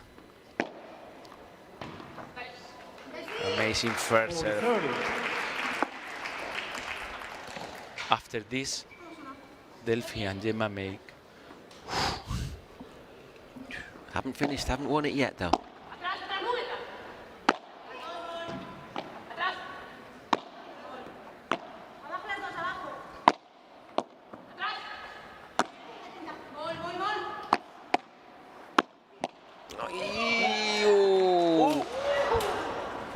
Brilliant recovery. Brilliant recovery. Yes, and I think Delphi and Gemma, They now thought it was over. I maybe thought- 1 or 2 times the ball bounced, but they need to continue. Because if they stop, I let you know what happened. In 1 second. I thought it might have bounced twice. I wouldn't mind another look at it, but I... Look, Delphi. Delphi now moves there, say, hey, 1 or 2 times. Do you know what happened? That if the ball, the point continues, and now look, 1. Yes, No, yes, she got there, only she got there, 1, she no, got only there, 1. Yeah, yeah. But imagine that Delphi decide, hey, stop. No, Andrea. Big point there. Bien, bien, bien. Valió mucho, ¿eh? Más arriba, más arriba. Bien peleado. Valió mucho. Seguimos, ¿eh? Okay, well, I mean, Remember we were that saying, if Andrea Austero touch and Delphi say, hey, no, I think you touched 2 times, stop the point, and the referee say, no, only 1 time, Como que cambia todo. it's not possible it's not possible repeat Yeah. the point. The point, Delphi Brea, with this situation, if she decides to stop, she lose the point. absolutely. Play until It's the not the call. case. Play till the call is the instruction there. Well, at least in a competition, maybe with you, your friends, you know, you might make another decision. But well, in the end, Ari made a rare mistake, just trying to look for a narrow angle down the line, and so we really avoided any possible controversy. 3-2 in this second set. Once again, though, getting to that moment, aren't you? The 5th, 6th game where you think, okay, opportunity perhaps to pressure the serve, option to go 4-2, or will the Atlantics hold on and just take us to that sometimes decisive 7th game? And Paul, I have now the feeling that this second set is being Much more even. much more even. After 5 games, 3-2, no breaks now, 30 points. Gemma Delphi won 15, Silence, please. Aria and Supporters of the Andrea players, won we 15 beg your points. Okay, silence. it's Andrea Austero serving. If you're the Yes. Goats coach, do you say, look, let's try and take advantage, try and attack her confidence here? Because when the serves that have been broken tend to have been Andrea's, as you say. Andrea is the 5th time that Andrea serves. How many times golden point? 3, and 3 lost, and she lost the 3.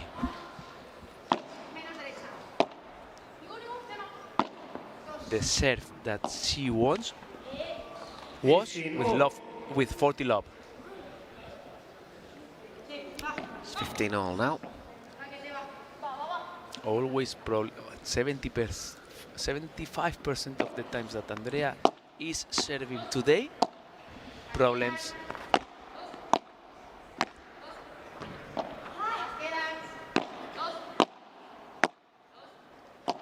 Opposite take that one on the volley, Gemma.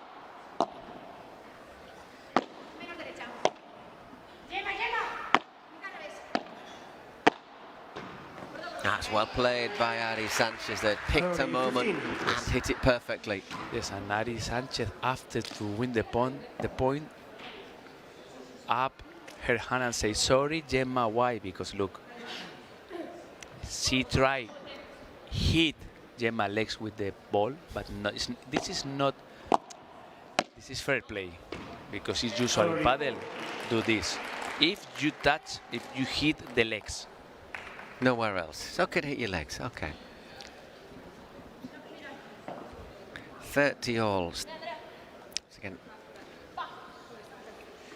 Now Just taking time for a little talk there. Just give Andrea time to think. And this very smart Gemma and Delphi.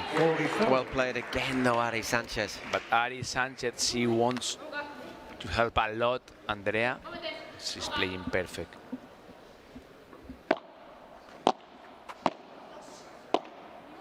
Now we're going to have another golden point.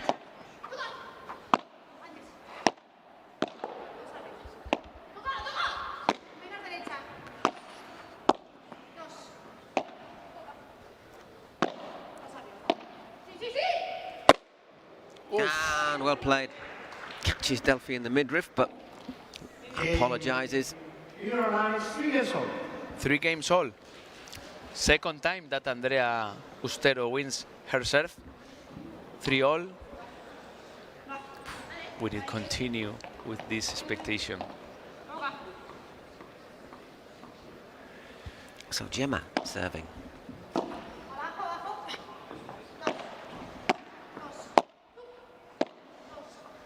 Really close second set here between the Atlantics and the Goats. That's unlucky from Gemma. Always good to see. Look, what a trick, no? Finally go out, but very close to be in. Just the reflexes to do that. Wow. It was very close to being in as well. So love 15. I think that New York wants to play a bit more, eh? Super tiebreak if it's possible. Of course, we could end up with the Holy Grail, which is the tiebreak, super tiebreak. I'm not ruling that out. Oi, Delphi. It's not a good moment to make mistakes. Moment to be solid, to be consistent.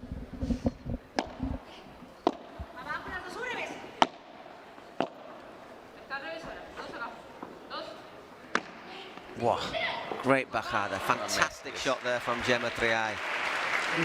15-30, that was a vital point to win. 15-30, no? Yes. I'm sure that Gemma is playing a bit better than Delphi. It's my feeling all match so far. Yes, no? And of course that Delphi is Delphi.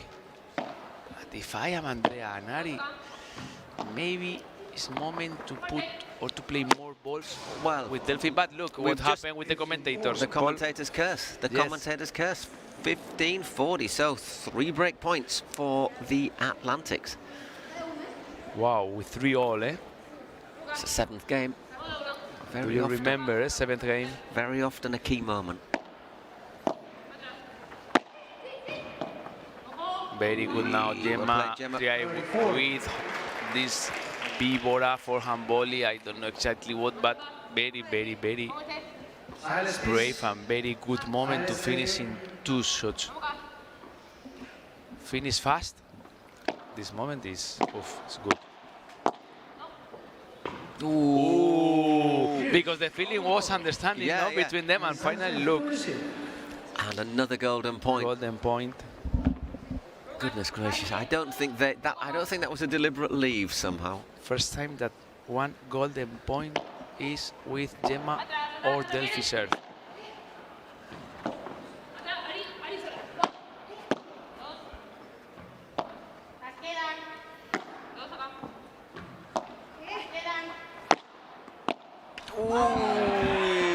Left it low. So break a serve for the Atlantics, and Ari Sanchez will be next up to serve.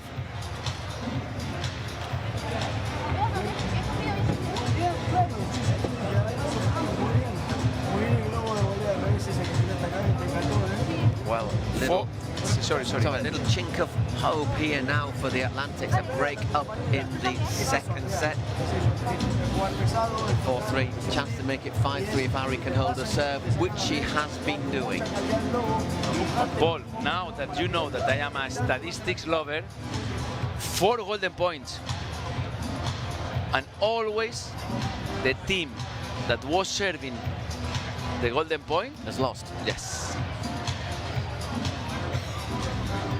Fíjense que ellas también hacen muchas veces lo mismo. Gemma te tira el globo, sube Gemma y se queda Delphi atrás, ¿entendés? Como pasa con vos también, te tira el globo Delphi, sube Delphi y se queda Gemma atrás. Entonces te juegan escalonada, te cierran el bloque. Si estás bien plantada, volvé a tirar la Gemma ahí sobre el revés pesado para ver si puede cortar a Andrea. Andrea, como que veas que Ari arriesga con la bandeja de Gemma, che, como que I'm sure what John Sanz and Campagnolo are laughing about. But Very clear. Seba Nerone with the strategy say, hey, Ari, when the opponents play the lob, okay, if it's Delphi who plays parallel lob, when you are ready to hit the bandeja, what is happening? Delphi come trying to block and Gemma wait your bandeja behind the line. And the same when Gemma play parallel lob with Andrea, this, hey, continue with your diagonal.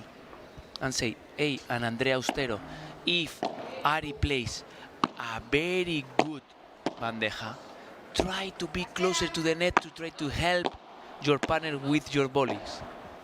Very clear with the strategy. so watch how either Delphi or Gemma tends to come forward. Ari once again, can't believe she puts that into the net. Love 15.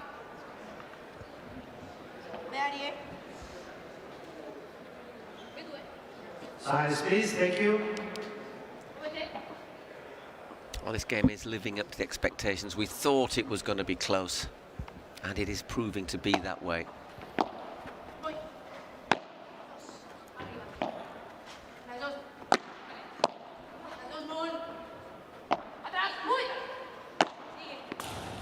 Just in there from Gemma, but Delphi once again with a little bit of a unforced error. Yes, and look, this unforced mistake was with backhand volley, Delphi Brea backhand volley, without the steps, totally the weight close to the carpet, to the turf. Delphi Brea needs more legs activation now.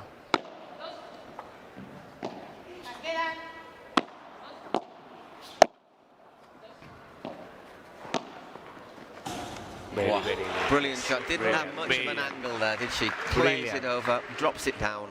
I remember yesterday or before yesterday, I was talking with you about this, that when Ari Sanchez hit backhand volley with angle or rulo is like a smash with angle, 99% of the times the point go to the fence. It's a brilliant backhand volley. And that was easy, that was put on a plate for a 40-15.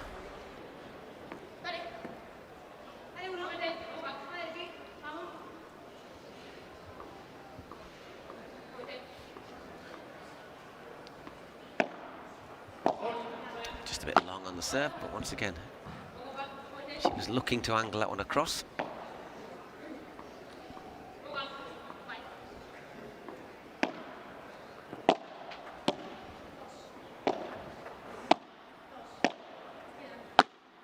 There it goes, the rulo. Yes, this is the rulo. And this is the lombriz. And the king cobra. And there, All. 40-30. We've gone through the zoological gardens with that one. But this, when you have this level, these high-level players playing a match, its point is a big experience. Okay, can she serve out now, Nari?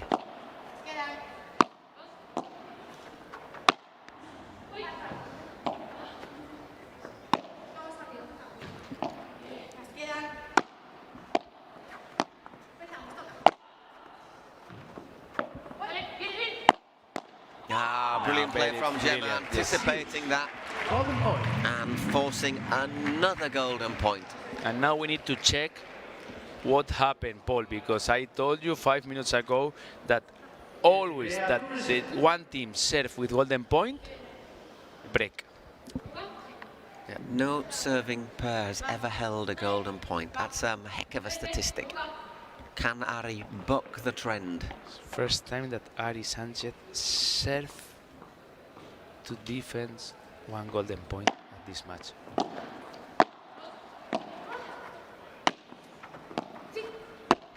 Oh, once again that running shot from Andrea. This time she got a bit lucky.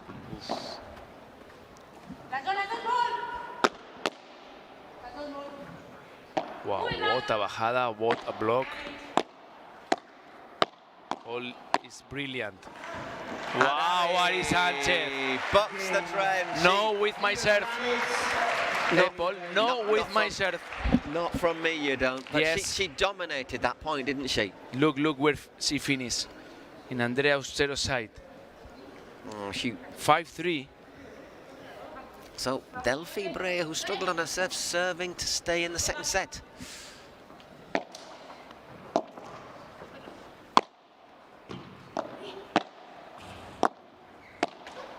Ooh, Gemma maybe just snatches slightly at that, love 15.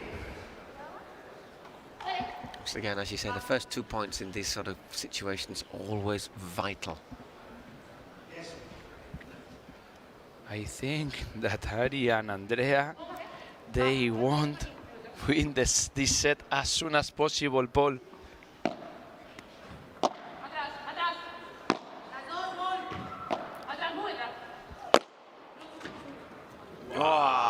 Wow.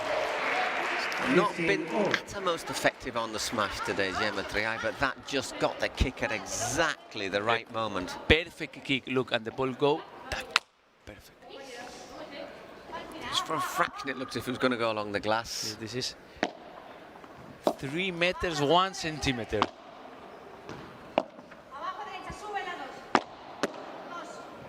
Block there from Andrea running in. What? I don't know what happened. Now maybe Delphi Brea. I don't know if the ball. She hit the That's side of the fence court. or body or I don't know what, or 2 times. I don't think she hit the ball twice. She hit it Twice, maybe? Don't know. It seems as if she hit it pretty hard. Not sure if she hit the side. I think she might have hit the side of the court with a racket, actually. Oy, oy, oy. Yeah, 15-40. 3 set points. Are we going to have a super tiebreak, which I think is a... Not quite sure what Delphi does there. Does she just misread the flight of it somehow? Wow, and I think one super tiebreak is the most fair to decide this match for Yeah. Paul.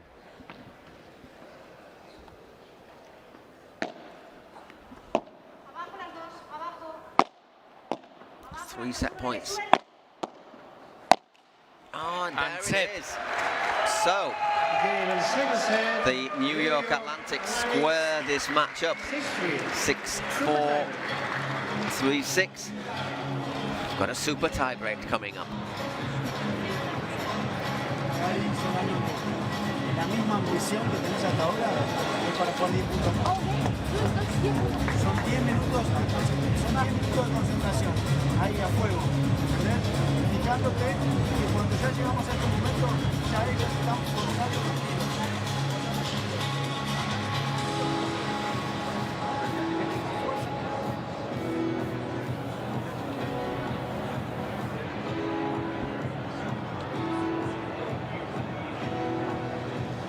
Look after 2 sets, Paul. If the first set was 27 points to 22 for Delphi and Gemma, second set is 31 to 24 for Ari and Andrea. Total 51 to 53.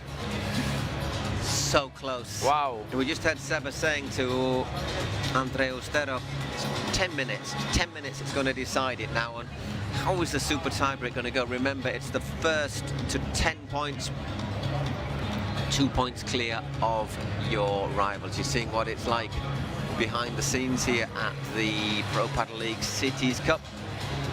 Here, the Hammerstein Ballroom in the Manhattan Center with our lovely Adidas court.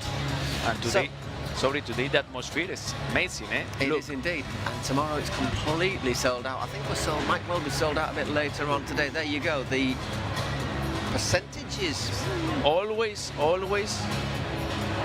to Sanchez and Ustero. That's the second set, yep. Long rally, 61. Golden points, 67. Break points, 60. Service, 160. Points, 156. Well, how many times now have we seen that, Jorge? I can't bet $1. Sorry. Wow. Are we going to see things change again? First set, definitely slightly better the Goats. Second set, the Atlantics were on top. Will the Goats be able to reset now? Or will the Atlantics take it home? New York continue with the same plan. Andrea Ustero always is first player to serve. Okay.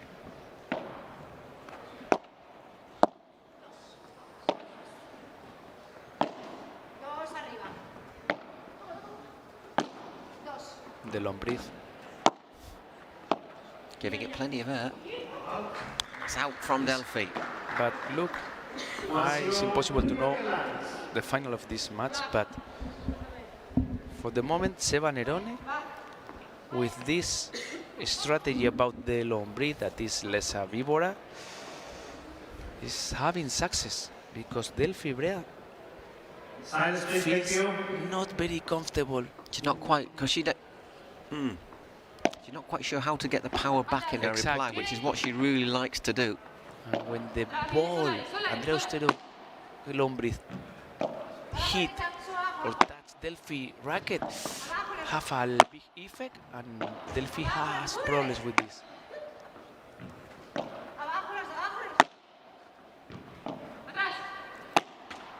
Oh, well, it happened to Ari earlier on in the second set, and this time it's bitten Gemma Trai, just clips the net cord into the side of the court. So 2-love at the moment for the Atlantics. In Spain, in Spanish we say mini break. Is mini break. Mini break, no? Yeah, mini break's good.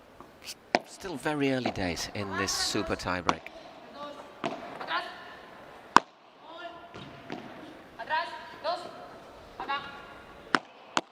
Well blocked.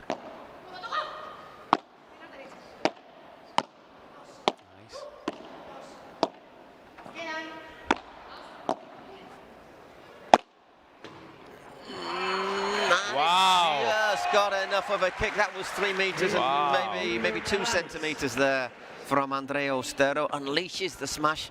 She's controlled it much of this game, and that got the kick. It got the effect, and then she just got that little bit of luck as it hits the top of the court. And she rotate a bit the grip, put the hand totally close to the carpet, and play and hit faster or hit with a big acceleration the ball, and look, this is the kick. Adi Sanchez serving. A 3-love, I still think it's open, but if she can hold both of these serves. Second mini break. Oh, wow. 4-love. 4-love, eh? Still recoverable, but a couple more points, another point, and it starts to get difficult. And now I think Gemma and Delphi are feeling a bit confused, because 4-love is not in their plan. And let's remember, we're talking about the #1 pair in the world. Yes.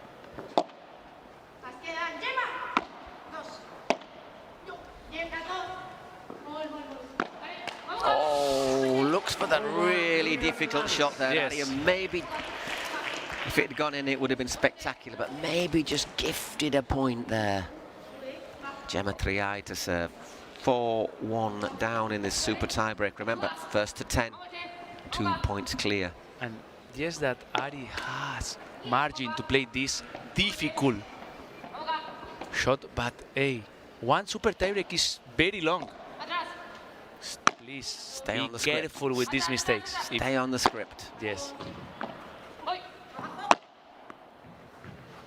thing is, the goats hold this, it's 4-2, and then that's not much. And they have 4-2. 4-2. Time for a quick change of ends. Yes, and because with 4-love, everyone can feel, okay, this is a big difference. But listen, the other team recovered one of the mini breaks. After this, won the 2 points that they have with the serve. Now it's 4-2. They need to win the second point. But imagine that now Gemma and Delphi win the second point with their serve. It's 4-3. And that's when you are serving nothing. with 4-3, it's hey. The opponents are so close now. Lovely winner there from Delphi. Just changing the angle, getting an effect on it, driving it past Ari Sanchez. 4-2. Gemma Triay serving again.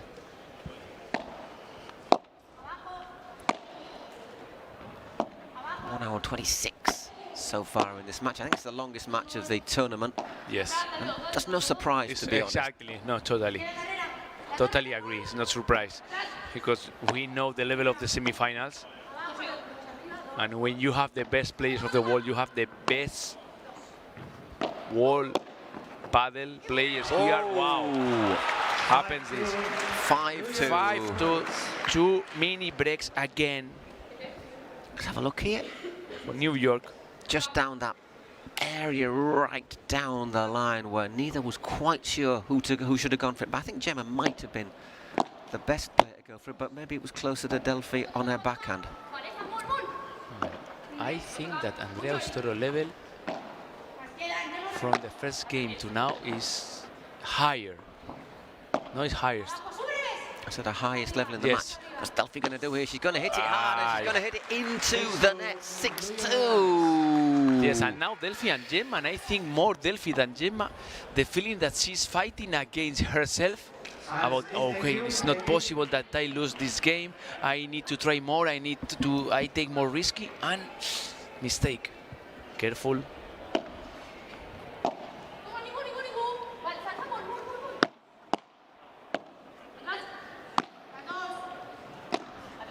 Was that short? Oh, it is! It was short, but so was Gemma Smash. 7-2. Andrea Austero puts that out of the back, down the corridor. Look, and now this feeling with Andrea and Ari is the same feeling that yesterday.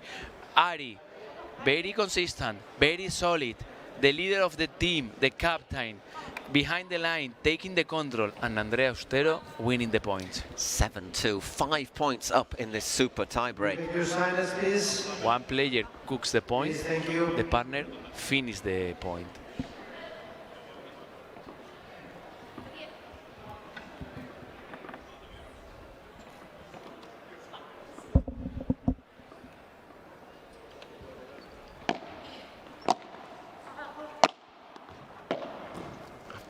That might be yes, just a fraction long. 7-3. Still plenty of work to do though for the goats if they want to play in the final.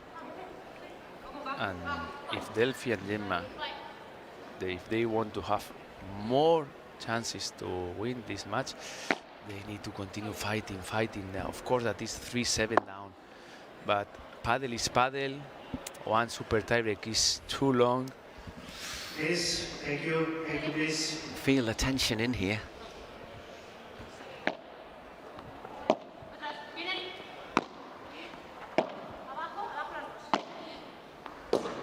Oof.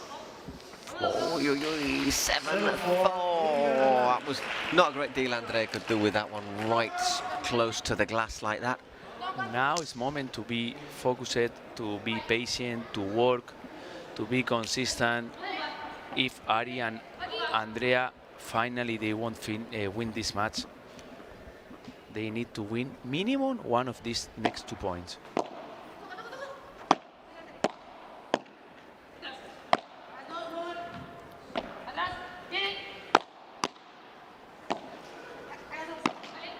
Just a question of keeping your nerve as much as anything now.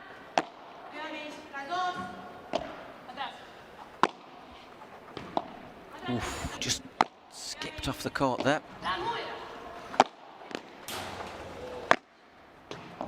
Wow. Wow. Great recovery there from... Wow. Oh, man, it's happened to her again. But tell you what, it's unlucky for Gemma. But that's down to Andrea Ostero's recovery on that previous shot. The first defense moment from Ari Sanchez, amazing. But this one, look, wow. And when the people say, hey, why in Padel is so important, always one more ball in, one more ball in, for this reason. Look, Andrea and Ari behind the line, with not possible control the point. Look at Gemma there. Yes. That shot bouncing off the top of the net court again and going out of the court. I think that's the moment you turn around and think the paddle gods are not with us today. 8-4, 2 serves for Ari Sanchez if she holds them. And no, she got one more left, hasn't she? Sorry. Yes, and the body language, from Gemma and Ari and Delphi now is... I think that last point was disappointed, like, was like, oh, come on. What is happening? Great serve. Unlucky. Leaves it into the net. That is 5 match points for the Atlantics. We were talking about maybe not big favorite at this match. Yeah, I'm going to be honest. But if Ari and Andrea won, they're favourites for the final. I think they would be my favourites for the final. Yes. Although saying that that's without disrespecting the Stingrays on the smash hit hit their top level as well. Of course. But on paper.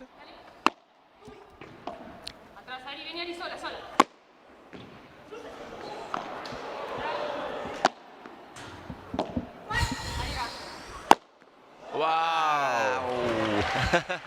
Once again, an apology, but Gemma wants more time inside the court.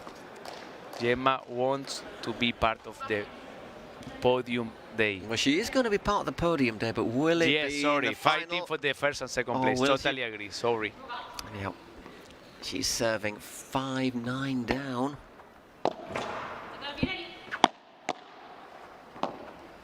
Look where is Ari. Ari, she wants to hit the ball always. She's feeling so good.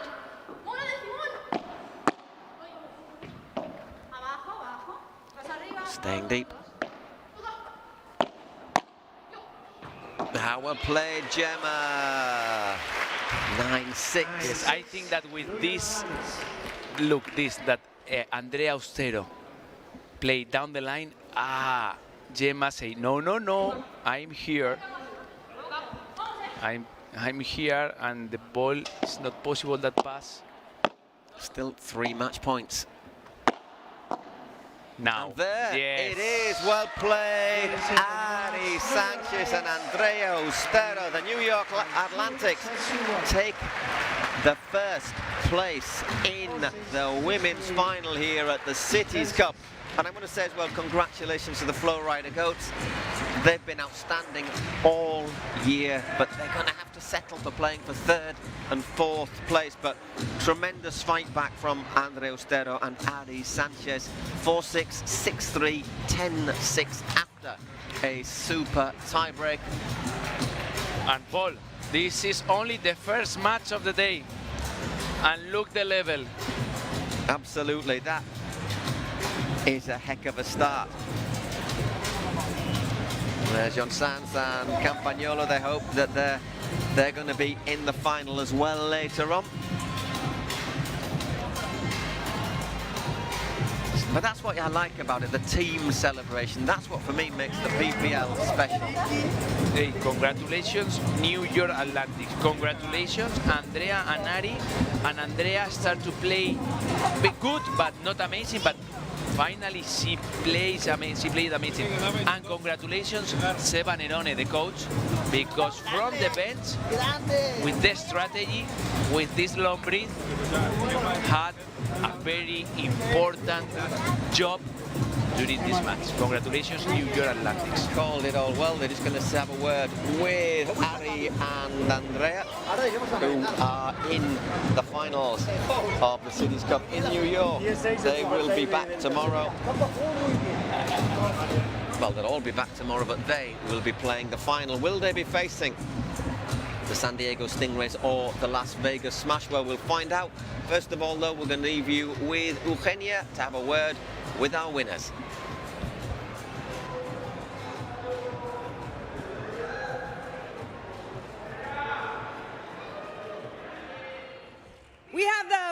women's finalists of the Cities Cup right here, the New York Atlantics. What a game, what a comeback, what a win. Ari, what a match. Qué partidazo se jugaron hoy. ¿Cómo te sientes de ganar ante estas rivales súper fuertes? Un partido que, bueno, lo dieron todo, todas. ¿Cómo te sientes tú después de darlo todo en la cancha? Bien, la verdad que muy feliz, porque contra Gemma y Delphi siempre son partidos muy duros, tienes que sufrir y estar concentrada 2 horas, no puedes relajarte un segundo y bueno, hoy el primero lo hemos perdido, pero no hemos dejado de creer nunca y la verdad que luego hemos acabado jugando muy bien, así que contentas con esta victoria y de estar en la final aquí en Nueva York. Tremenda remontada. She's very excited to win against such a power duo, coming down from the first set and then recovering to make it to the finals tomorrow here in New York. Andrea, you're the youngest player in the tournament. Eres la jugadora más joven del torneo y dejaste boquiabierta a todo este teatro espectacular. ¿Qué representa esto para ti? What does it represent to you to be the youngest player in the tournament, to leave everybody here shocked with your skills? Primero, buenas tardes a todos. Nada, creo que teníamos enfrente a las que son las número 1 del mundo. Al final tienes que hacer un partido muy completo para poder ganarlas. Hemos preparado el partido con todo el equipo para intentar hacerlo lo mejor posible. Nada, muy contentas, felicitar a Ari por el partido y vamos a intentar mañana ganar el torneo. She's very proud to be the youngest one and to be able to win against the best players in the world here today. Let's hear it up for them, New York. And Adi, one last question. You have your potential rivals coming up next. Do you have a preference and are you going to stay here and watch the next match? ¿Tienes alguna preferencia? No, que gane la mejor, la que se lo merezca y estaremos viendo el partido, obviamente, para prepararlo y mañana pues intentar ganar. There you go. Well, they're obviously going to stay here to see who's going to be their rivals tomorrow right here at the Hammerstein Ballroom. So stay tuned. Don't go anywhere because we'll be right back with the second semifinals of the women's here in the Cities Cup.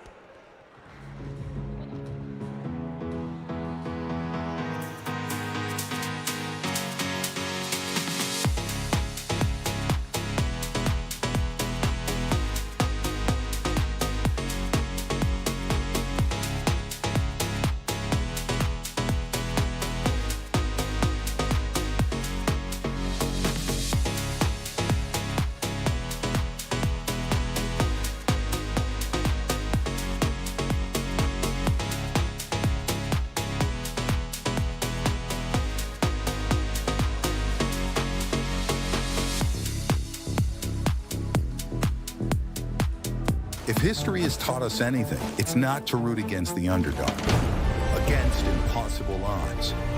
You don't stand down. You swing first. Kalshi.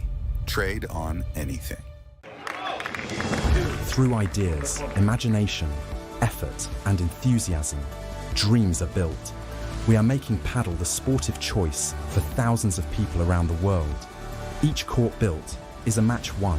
And so, court by court, match by match, we are creating a limitless playing territory so that the unbeatable passion that Padel creates can be spread throughout the 5 continents.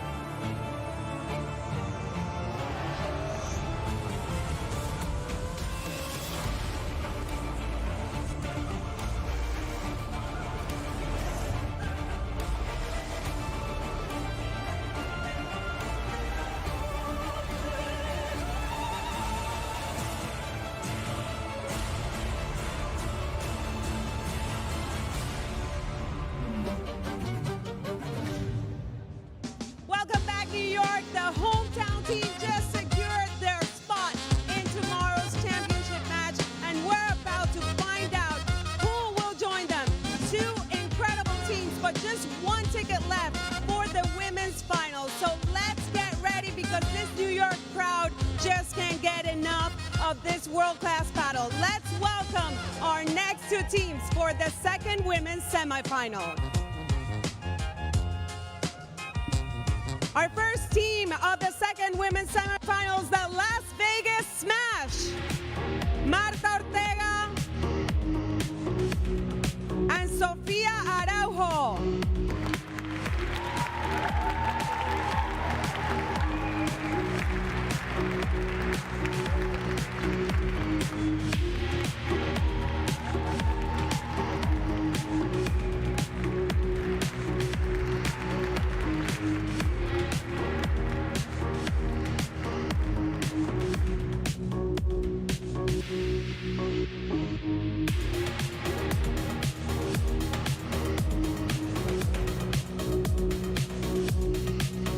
And their rivals, the San Diego Stingrays, Verónica Virceda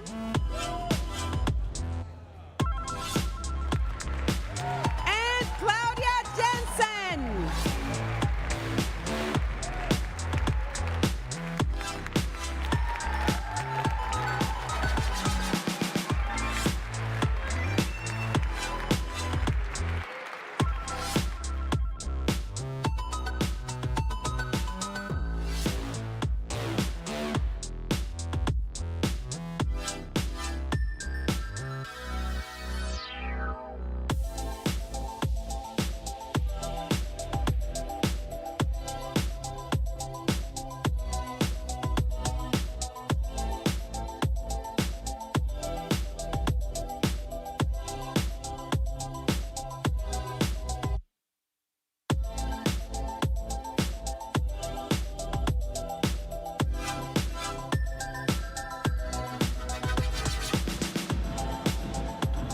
Hola, ¿cómo están?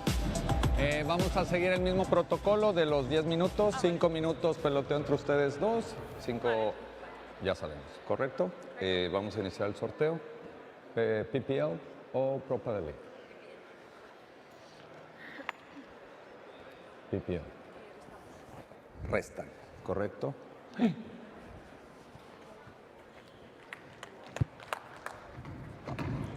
Dos bolas.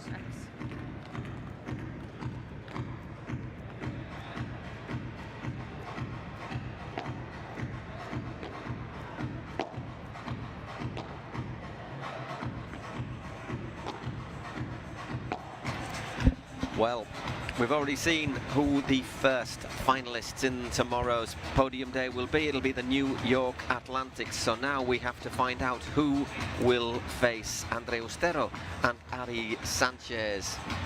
Is it going to be the San Diego Stingrays, Claudia Jensen and Vero Verceda, or the Las Vegas Smash, Marta Ortega and Sofia Araujo? A game which has no player ranked outside of the top 15 in the world, so once again high level of paddle is assured. But who will come out on top? Will it be the Stingrays or is it going to be the Smash? Okay, Belmont, how do you see this one? Well, hello Paul, hello everyone. This second women's semi-final, on paper I think that is not with the same level maybe, or with the same top ranking players that the first semi-final, but I think that the balance or about who is favorite, I think is more 50-50 than the last match. Bit favorite Sophie and Marta, but I think that if Sophie and Marta don't play fully focused 100% of the time, Vero and Claudia are ready to be tomorrow playing the final.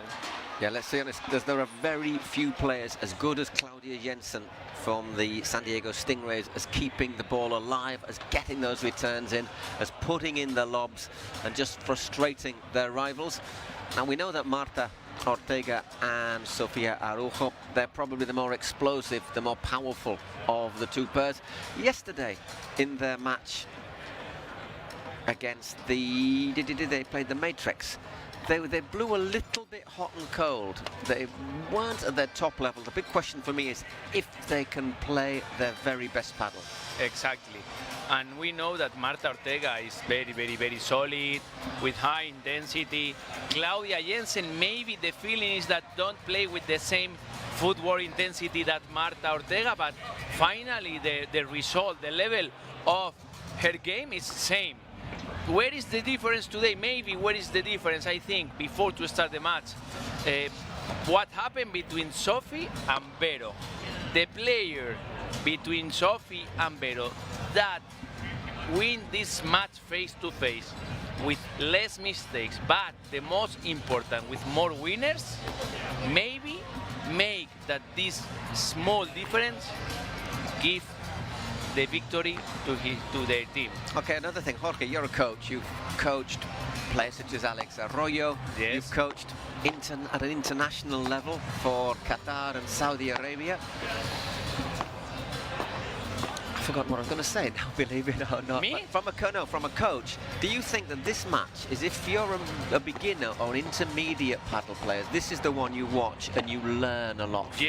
Yes, totally agree. I repeat a lot of times when I have international players training with me in Valencia that, hey, if you want to learn watching paddle, of course that is amazing what happened with the Tapia highlights, with the Augsburger highlights, but please put this match, PPL, Pro Padel League, this match Marta Sofia against Vero and Claudia, or like this, because this is the paddle that you need to play. Exactly, 4 very technical players here on the court. It's going to be very interesting to see how this one develops.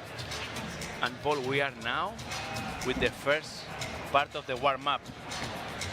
We need to talk with we need to tell to the people that now, these days, with the finals of the PPL, the warm-up is a bit longer because it's not possible to have a practice court, okay? And the players have 10 minutes, not 5, they have 10 minutes.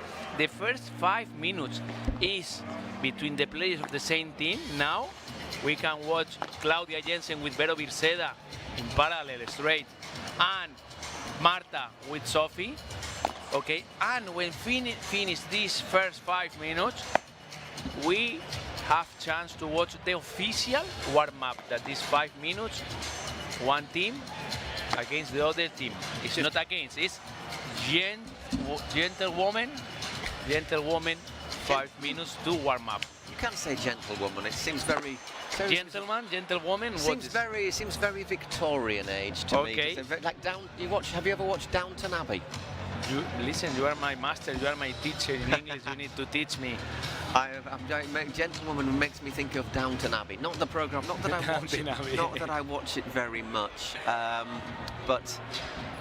And Paul, sorry, you told me a few minutes ago, all the players is top 15? Yeah, I think so. Yes? Yeah, I'm pretty sure that the lowest rank, I think is Claudia, who's ranked about 12th, or Vero, who's 14th.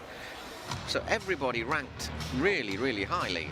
Martha's, I think, 7, Sophia's 6. You know, for me, I think the Smash might, if they play their best level, they'll have to play a bit better than yesterday. For me, they're just slight favourites. Yes, I agree with this. And what happens if we have top 15 or top 20 always playing the Pro Padel League, the finals of Pro Padel League in the Cities Cup? What happens?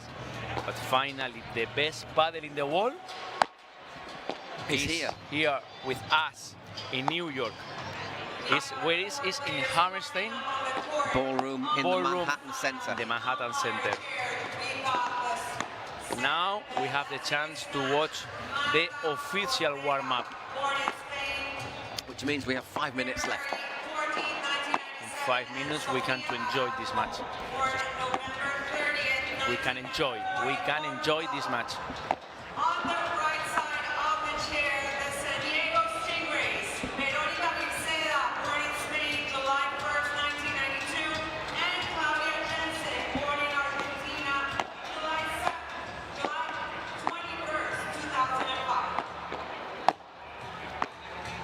So just finishing up the warm-up. As you can see, have a look at our lovely Adidas court, all decked out, especially in the colours of the City's Cup. And Paul, a good tip for the amateurs is when they play tournaments, amateur tournaments, usually the players that you have in front of you, your opponent, it's not possible to know. You don't have any idea or information about them. And the warm-up is the time to try to test what happened when I play before glass, after glass, what happened with the bandeja. And it's the first moment to check, to make exam. You see, Jorge, you say that it's like you warm up like a gentleman, but the reality is... Exactly. The reality is you're trying to just test away for their weaknesses. But this is the general rule, Paul. I remember not only me, because I talk a lot with more friends about this. Sometimes you play, you make the warm-up, trying to not show to your best level, to your best tricks. Because if imagine that with the warm-up I play amazing bandejas. At the moment that they start the match, maybe the opponent say, hey, bandejas or lobs to Jorge. Forget it. No, exactly. Chiquitas for Jorge. Exactly, because you know that I have problems to move my legs. I'm a bit lazy when I play Padel.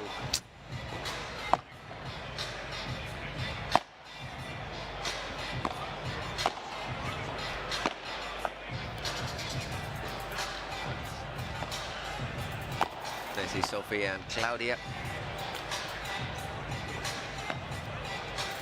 Sofia, the top Portuguese player in the world. And he's the Portuguese #1. The best ranking Portuguese player.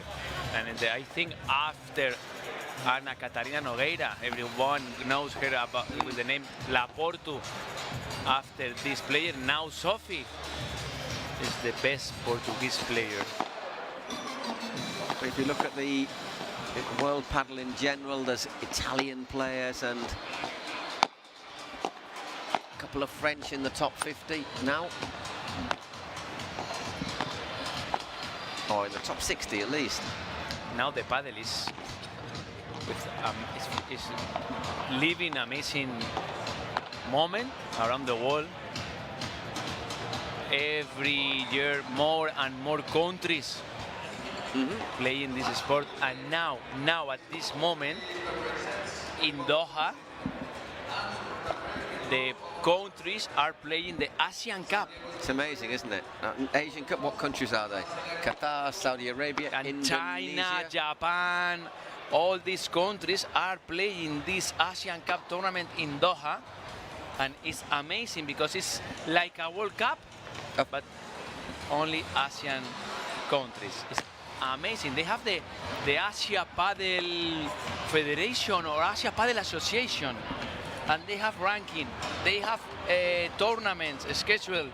They have a lot of good things, and all that they have chance to visit Asia is amazing because each time is new country. I remember last Asian Cup, they have different guests, and Thailand, and China, and Japan, Bahrain, Qatar, Saudi Arabia, Oman.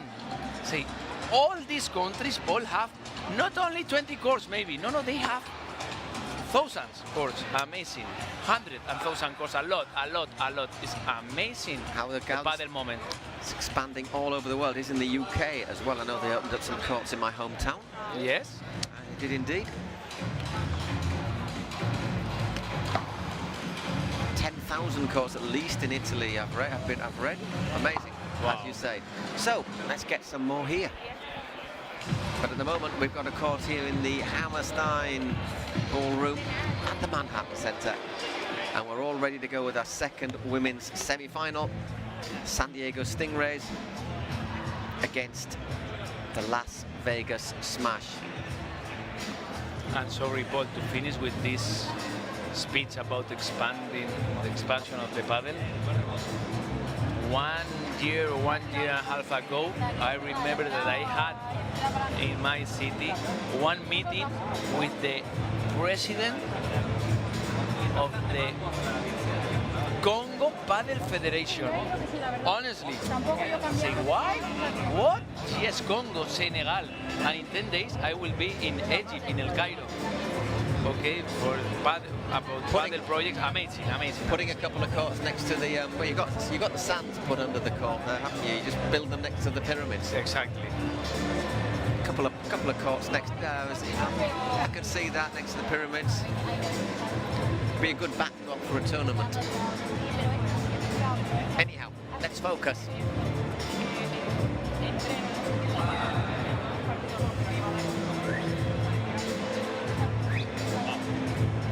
Sophie and Marta. We know they like to keep a high intensity to their play. I think that part of the scheme, the plan for the San Diego Stingrays will be for Claudia, if she can, just to stop that rhythm, to use her lob, which she hits possibly one of the best lobs in the game. The best defense.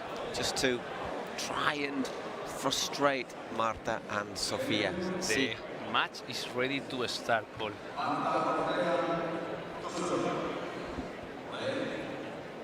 Okay, it's Marta Ortega to start, to serve first.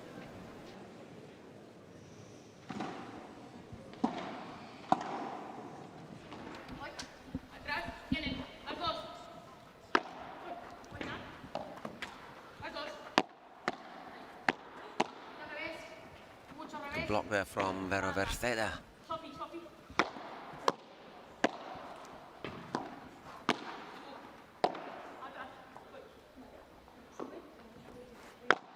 Bajada, Claudia.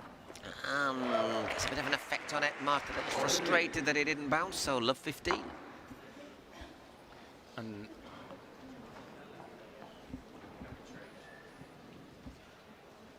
And the feeling after 1 point, only 1 point, it's too soon, is that Claudia and Vero, maybe they have the plan to play as much time as possible with the middle of the court.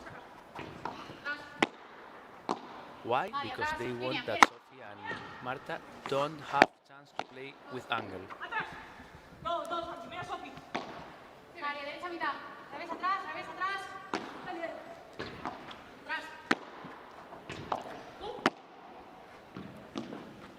That's better, a little bit more aggressive there from Sofia and Marta.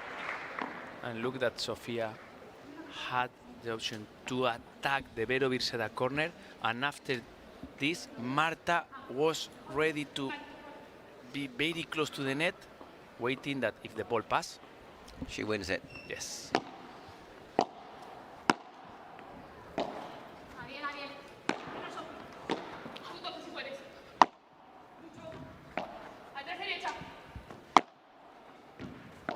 Claudia responds with a good lob. Sofia goes across, changes the angle again, and claims the point, 30-15. Good shot there from Sofia.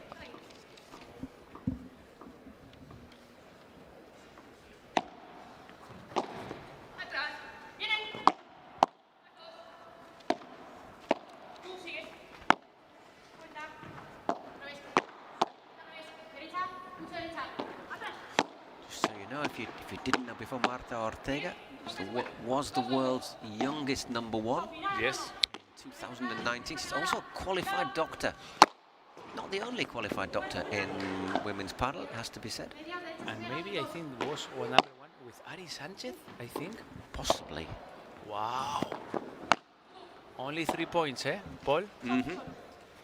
And look, wow. Oh. Worn down slightly there after that long rally, 40-15. Yes, remember that this Vero Virceda mistake, the point that Sophie decided to attack the Vero Virceda corner, and the last point that Vero Virceda play a good cross, always against Vero Virceda. They know that maybe they have more chance to win points from Vero Virceda's side. I think that would have been a point against anybody's side, however, drilled in so. I'm very disappointed, Jorge. 2 matches today, and the first game in both of them has actually been held by the servers. Yes, and the last match was with Delphi Brea serve 40-30, and now with Marta Ortega serve 40-15.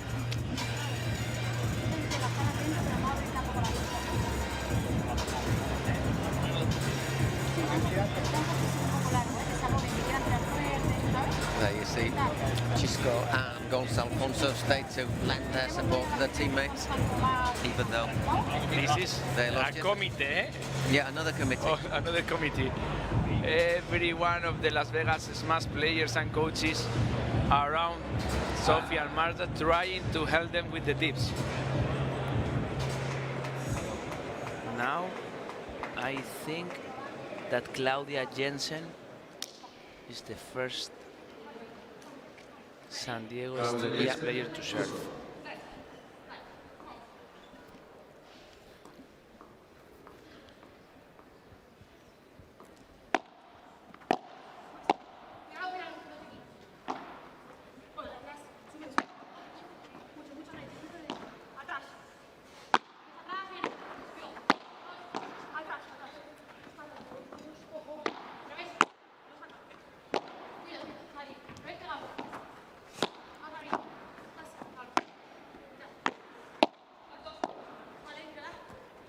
Just goes long, so 15 love.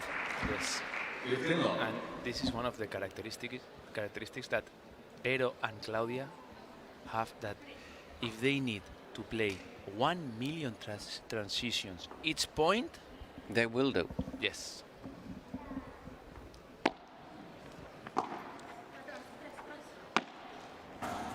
Just a bit long there from Claudia. Because she knows that Marta Ortega is running to block.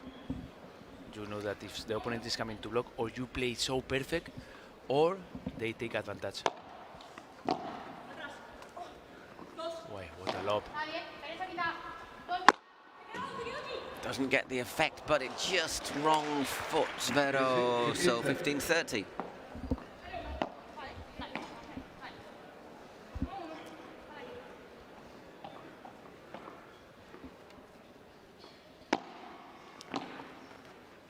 Short, and well, Sophie almost saves it, but doesn't 30 all.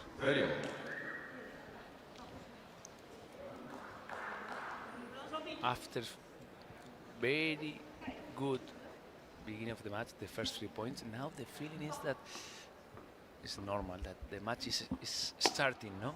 Step by step, the players need to feel which is the best strategy, feel hot at her legs.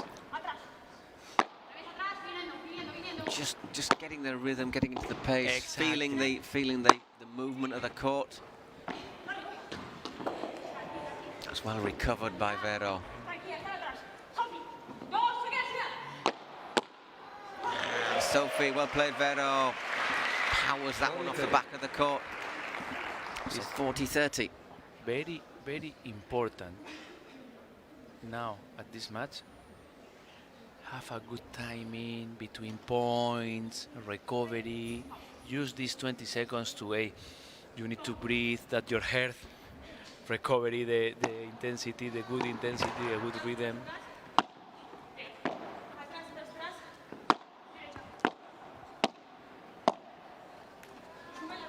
That just had too much on it, so 1 game all. A little bit of pressure there, but in the end coming good.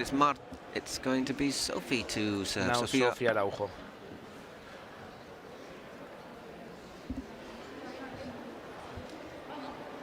Sofia Araujo to serve.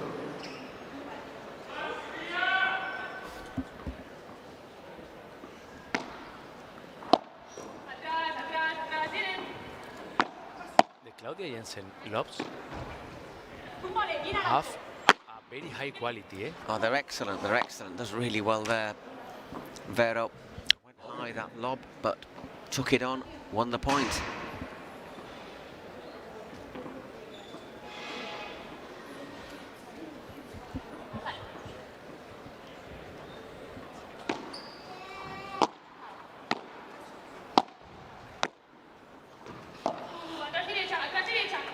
nice lob as well, as you were saying.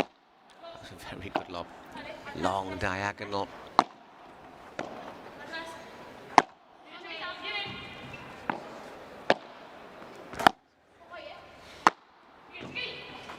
Now we'll play it again. Vero, love 30. Very good, Vero, but under my point of view, it's amazing, Claudia, because not always she plays with the same power. Sometimes the bandeja go faster, sometimes slow. Because she's not really got the ability to hit a winning smash, so she has to use other things. And I think technically she's one of the best players there is. Yes, with the strategy, I think she's one of the best.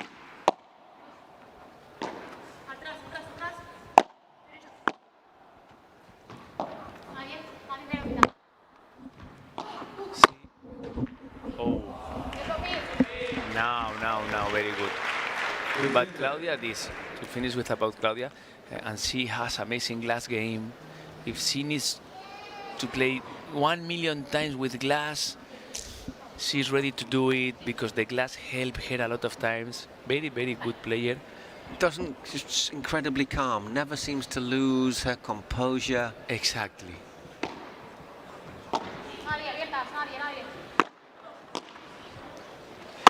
That should be. That nearly hit us, actually. Good shot, Sophie. Yes. That actually was very close to taking out our monitor. Yes.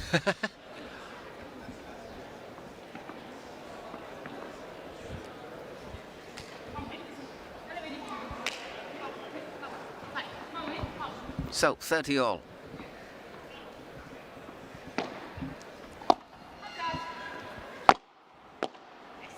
And we're played, Marta. Very good, Marta, because she had option to play faster bandeja. And the best option was play before glass. Because she knows that if Claudia play after glass, it's a very, very good player with this characteristic. Nice.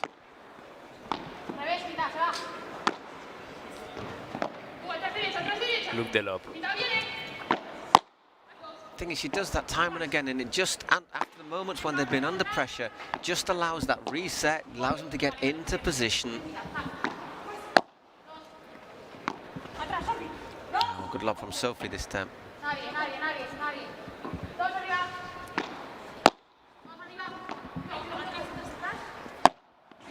Oh, clever shot from Claudia. Wow. And brilliantly finished. Really well played. And what's the best? That she knows where is her limit. The ball before this one, she had option maybe to play one por tres, one smash, but she knows that is not a very good player doing smashes. She boil one more time the point to and have left with a simple finish. Exactly. So golden point, which means a break point as well, of course. Once again, another good lob. This time Marta takes it on straight away.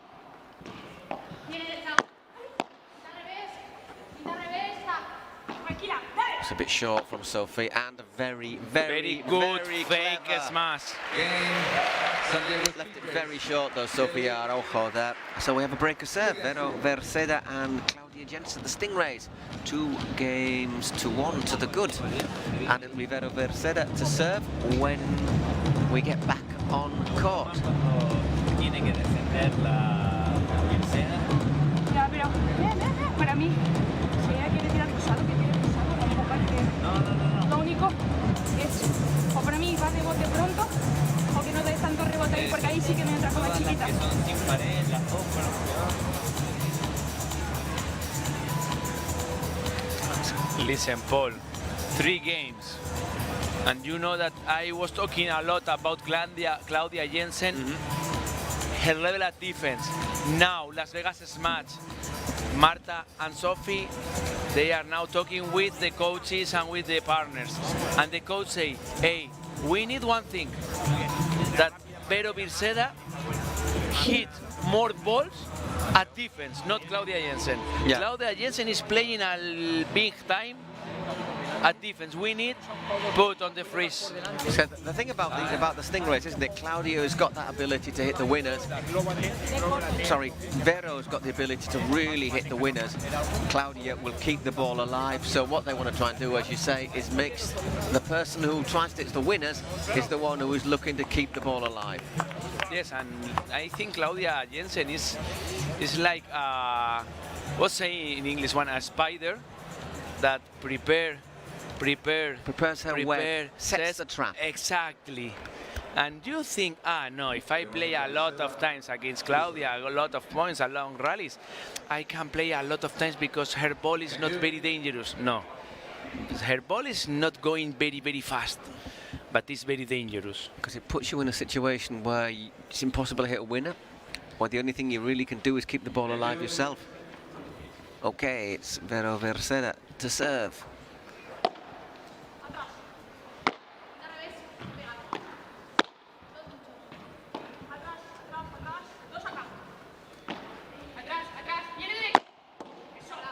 Well done good from Marga. Yes. Marta.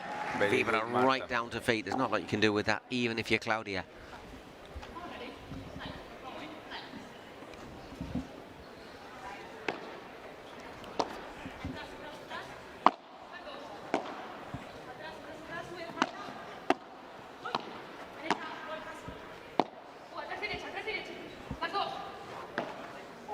That's another good lob from Marta Ortega.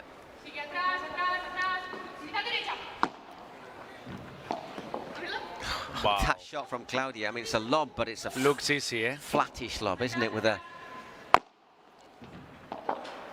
side angle, just turning it around. Very good Marta Ortega with this Víbora. Very, very good.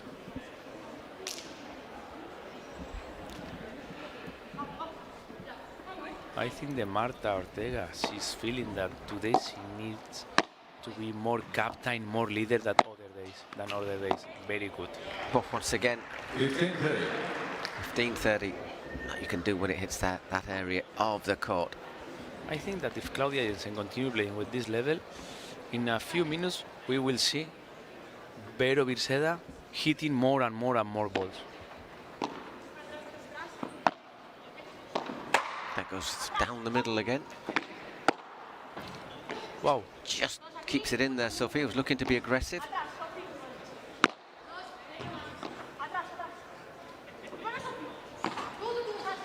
Once again, down the middle from Vero. Lovely backhanded bajada there.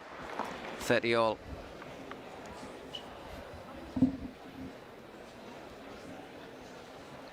Once again, not much angle there, but with Marta just a couple more yards forward. Yes. And for now, I think that the player that is feeling more uncomfortable is Sofia Araujo, I think. Both, but more Sophie. Now, these first 4 games, the team that is feeling better with the strategy, with what is happening inside the court, is San Diego Stingrays and no Las Vegas Smash.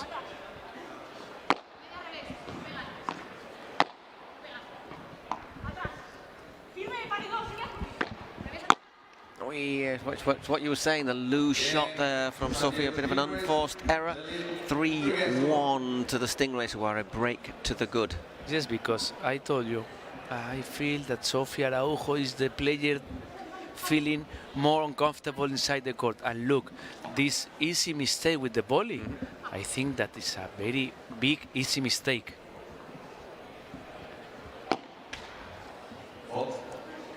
Bounced out.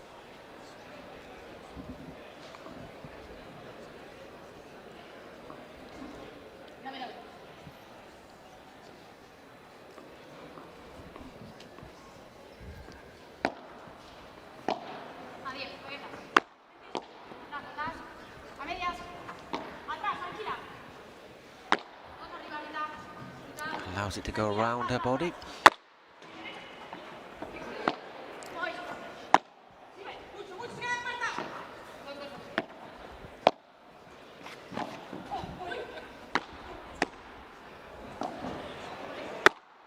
That's better from Sophie. That's much better. 15 love.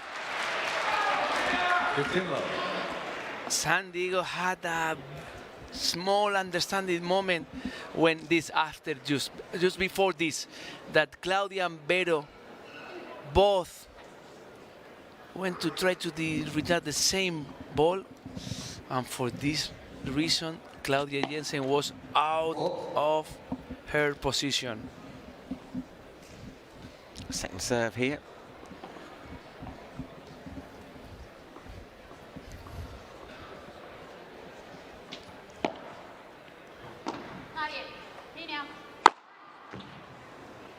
Oof, bounced down awkwardly there. Wow. Just in. Reacts very well there, Claudia. And Sofia went for the bajada, but puts it into the net. 15-0. A little bit of frustration there from her as well. Frustration. She's trying to get the rhythm, but after 4 games and a half, she can't feel it. But this speaks so good about the San Diego strategy. When you make that one of your opponents feel bad, frustrated, what is happening? I'm trying, but it's not possible. It's because you are doing very good things. Because now this is smash. 15, no, 30-15, no? Yes. Yeah. Because now this is smash, okay. With this smash, Sofia Araujo won the point. But look, Claudia Jensen was very close to getting it back. Yes. Turning. I think she just clips the side with her racket. Oof, bit loose there from Marta.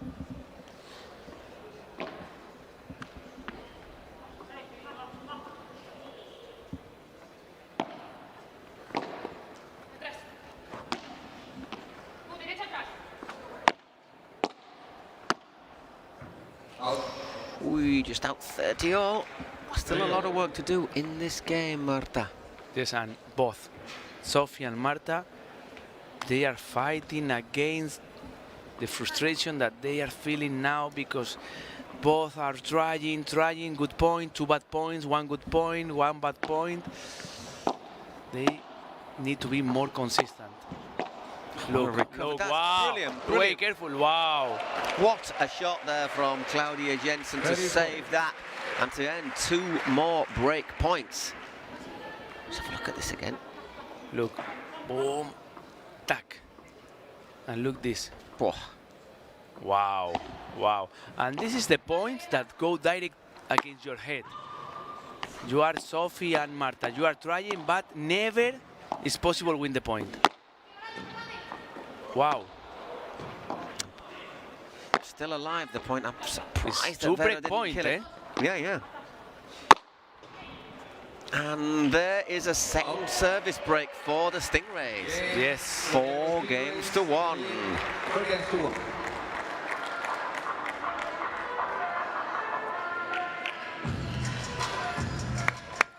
Once again, just playing really tight, forcing their rivals really to be hasty, to make mistakes.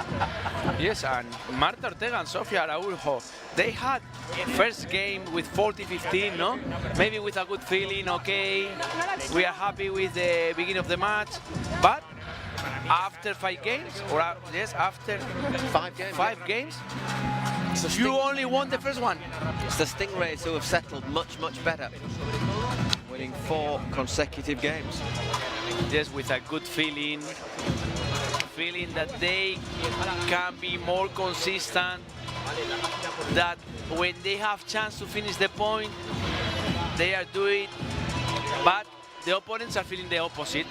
Sofia and Marta, when they have chance to finish the point, but Claudia Jensen or Vero put 1 more ball in, and this is a frustration moment for Las Vegas Smash.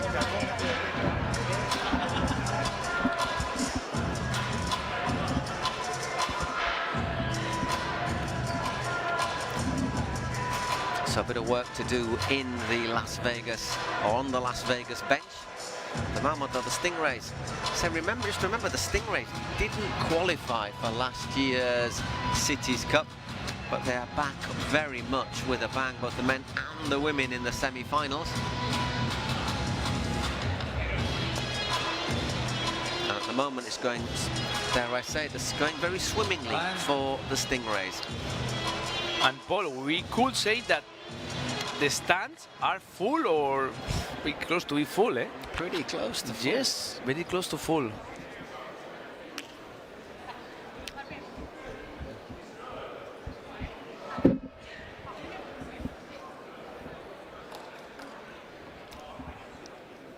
Okay, it's Claudia Jensen serving. Chance to go 5-1 up in this opening set. Looking to book a ticket to play the New York Atlantics in tomorrow's final.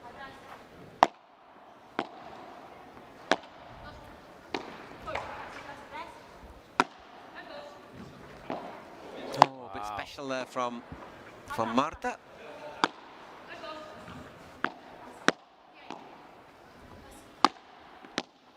Once again, another point that is being well cooked. Claudia helps it on. Always one more ball in, always. And another and look, really the lob. good lob. I was talking with you about the Claudia Jensen lobs, about the quality, and look. Oy, Vera just off balance when she went for that one.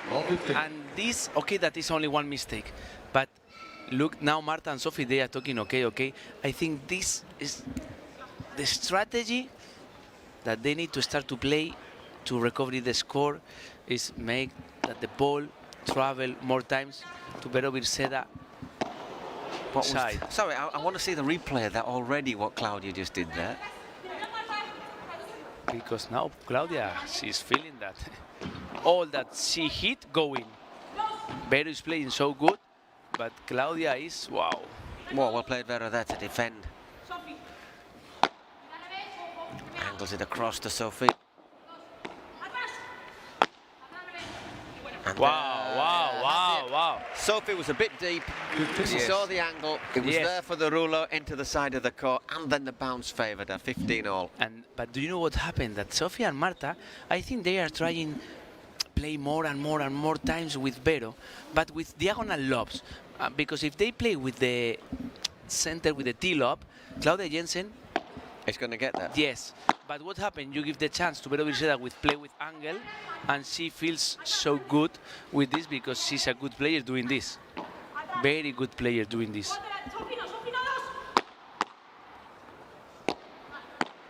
Oh, another little mistake on the forehand though there from Sophie. Just took the pressure off. 30-15.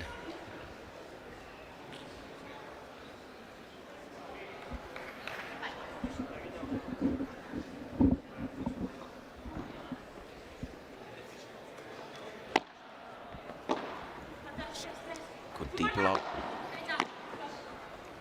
And another error, 40-15. And now Sofia Araujo, after this mistake, she moves the hands like, hey, the ball bounced bad, is the carpet or the tarp problem.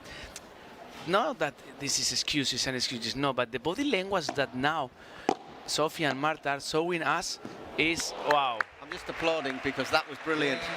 5-1, the Stingrays. Yes. Fantastic. 5-1.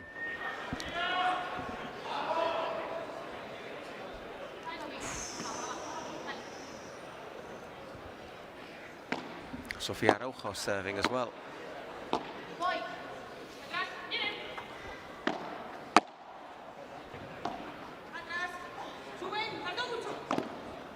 Great lob. Once he hits those diagonal lobs so well. That's going to... No, it's in.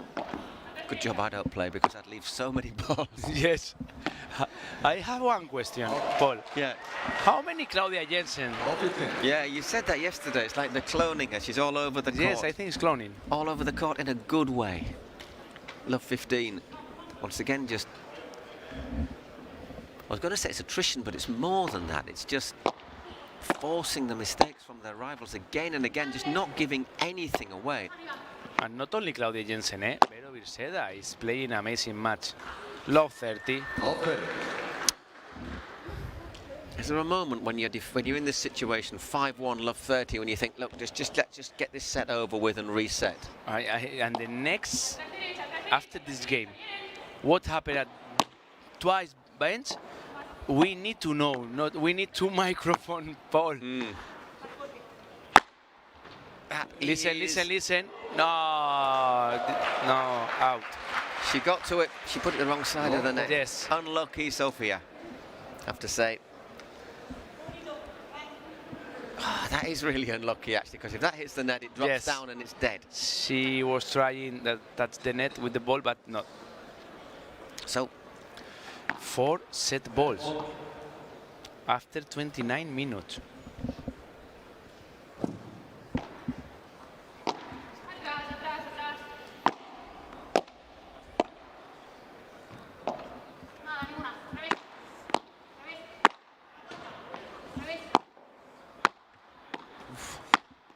And there is the first set. 6-1. San Diego Stingrays, 6-1 in 29 minutes.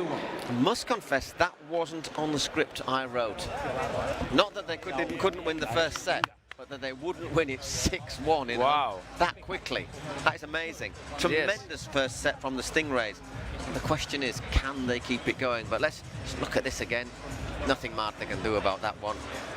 And because the last 4 games, Paul had 21 or 22 points, okay? 16-6.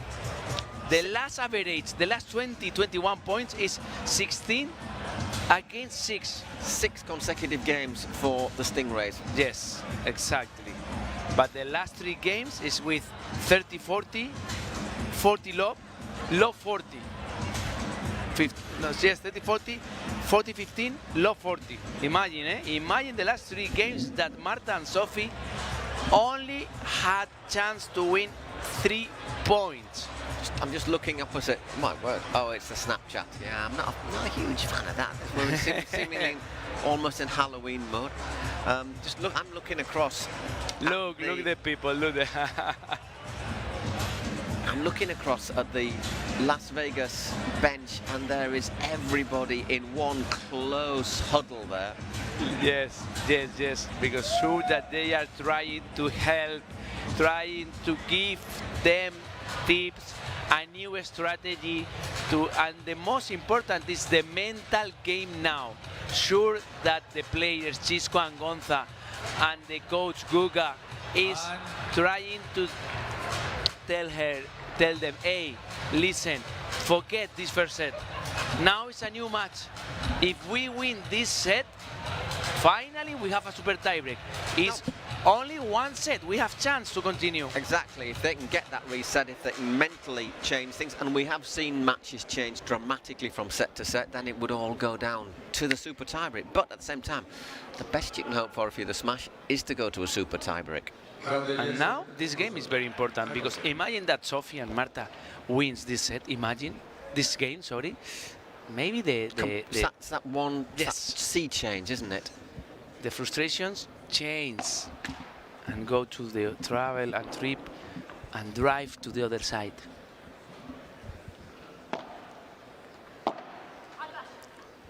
We need to check if the match continue with the same line or we have a new game, a new match.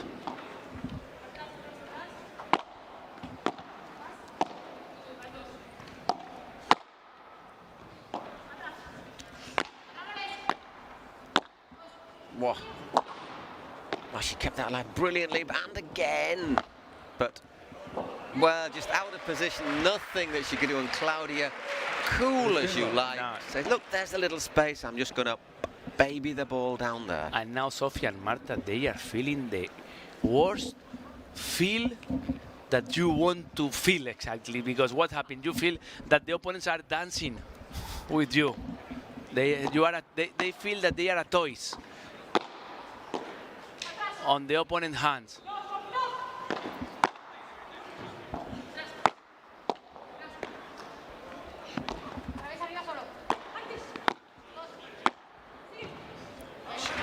worked for that one there, Sofia Araujo.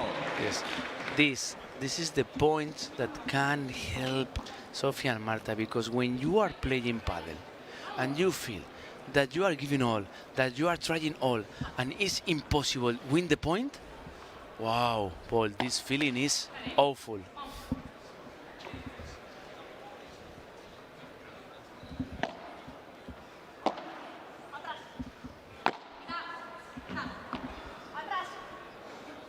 They're staying deep. You can hear Claudia saying atrás, atrás. They're just staying deep.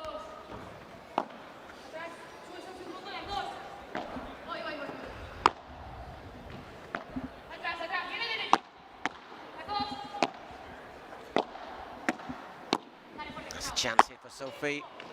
Vero keeps it alive, and surely not this time. 15-30. Is this the moment where things change? Careful. San Diego Stingrays, careful. 15-30. I think Marta and Sophie, if they continue with the strategy to be patient, to cook, to build the point behind the line, but they need to be patient.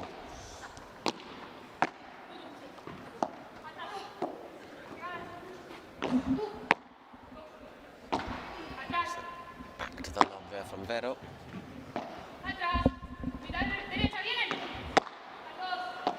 Good backhand from Marta, but well blocked. Once again, Vero looks for that ruler, the side of the angle, and again, Sofia responds brilliantly. 3 consecutive fake smash. And finally, it's impossible to Marta, and Sophie knows when the opponents are thinking to play not a fake smash, a strong smash. Brilliant point. Brilliant from both teams, has to be said it. But in the end, the Stingrays coming out on top, 30-all.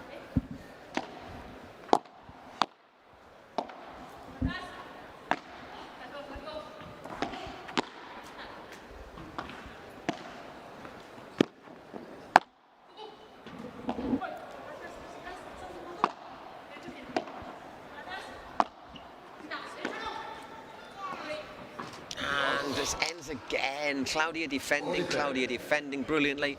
Unforced error from Sofia. And after this unforced error, Sofia opened her arms with, hey, why? Why, if I'm trying, why is impossible that the lucky change? Looks for the tweenie, but out it goes. And, well, that was an interesting game, wasn't it? Because they had the Stingrays under a bit of pressure. But once again, the Stingrays reacted to hold serve. There's Maxi Sanchez, the Shark.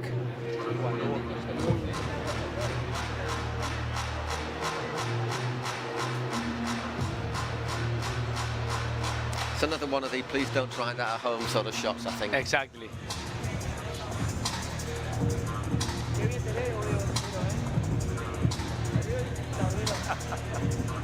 Vuelta Pardele.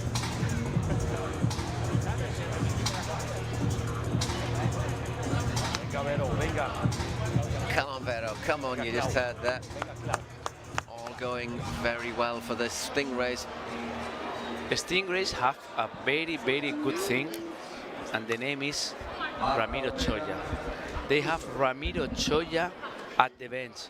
It's one of the bigger strategist coaches of the world. Marta Ortega serving a very important serve. 7 consecutive games have gone the Stingrays' way.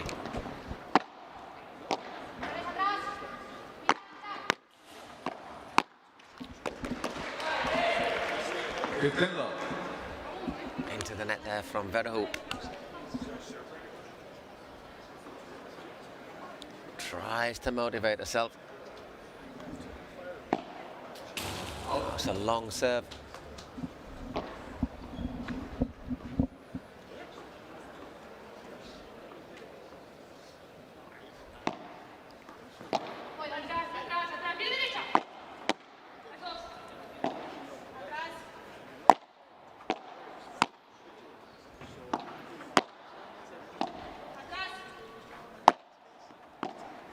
It's a good lob. No, it's not. It had too much on it. You can see what she was trying to do. It's 15-all. I think that big part of the success, the San Diego Stingrays' success, is because from defense they are building each point very, very patient, very good. Look the quality of the lobs. Oof. That was so close to hitting that. I think that went between two of the lights up Yes, never with precipitation, because look, this highlight is because they want that Vero Birceda or Claudia Jensen try to precipitate. No, no, no, no. They are waiting the moment. If they need to recover the position behind the line, okay, we are ready to do it. There it is, that little lob from Claudia. They are back in position.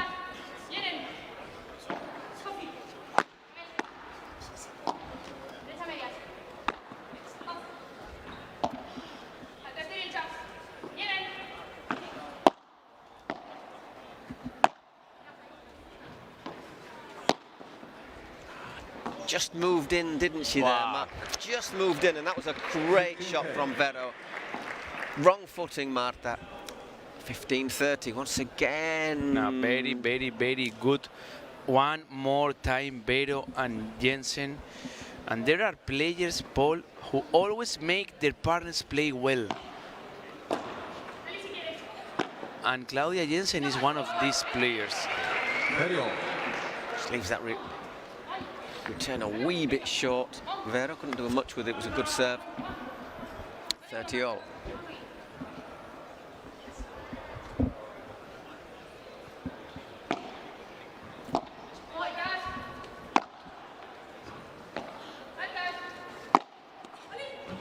That's a good shot from Marta. I think it's first time that Marta Ortega feels good hitting one bandeja. Look, one down the line bandeja.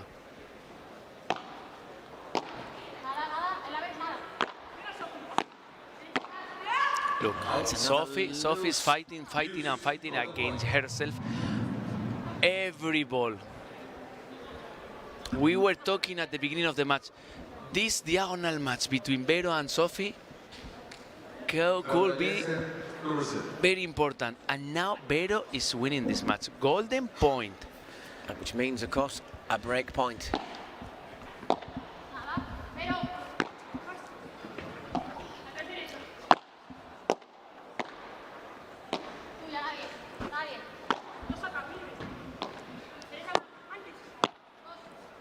Oh, brilliant play from Vero Birceda. I tell you what, 8 consecutive games, Paul. I wonder what that means for the Smash's morale, because if they don't break the Stingrays now, they'll go down 3 games to love down in the second set. Okay, only 1 breakdown, but with the momentum just continuing with the Stingrays. Yes. We've not seen that change of the tide. And now, if San Diego Stingrays consolidate this break, wow, the mountain. Yeah, it is, isn't it? That Las Vegas is más mountain to recover this match is, wow, so complicated.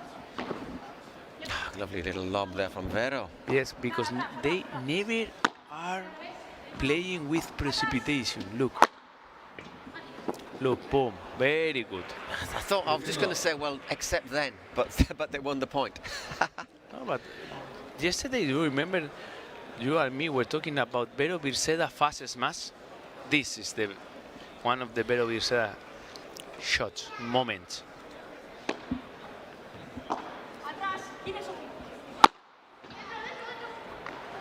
That's what she was looking for before. Wow. And this time she gets it right.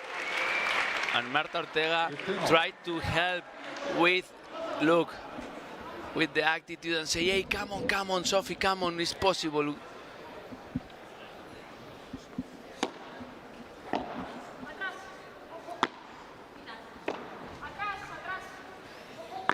Once again, they're just looking for that angle to keep Sophie under pressure. Oof. It's not often you see Claudia try a Wow. smash. This is the points that I told you that Marta and Sophie. What happened? Why is possible continue the point? Because Marta has an easy ball to finish the point, but the frustration is too big, and they try to finish with. Is it because if you're Marta, I mean, she's possibly feeling a little pressure to try and finish the point because she knows her partner's not having a great day. Sorry. You know this feeling, Paul, when you feel rage? Mm-hmm. Eh? But now Sophie and Marta don't stop to feel this rage inside of them. And when you play with rage, not always is good. Just clips Claudia on the way through that ball, so it's 30-all, still in the balance this game. If Sophie and Marta have chance to play one break point, a small window is opening.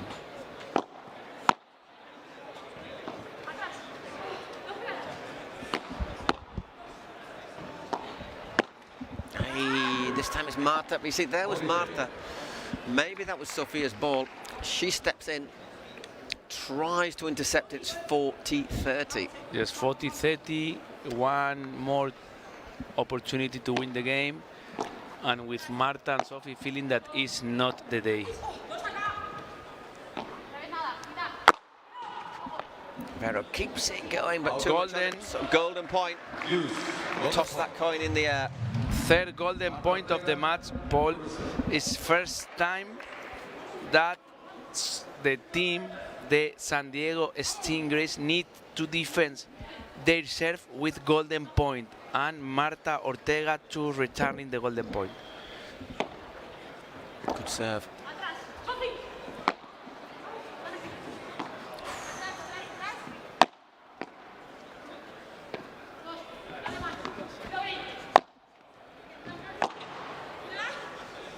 Oh, had the chance, but it just went a fraction long off the back of the court. They had a glimmer of hope, but the door was slammed shut. 3 games to love to the Stingrays at the start of the second set. They claimed the first 6 games to 1. I need to listen this moment.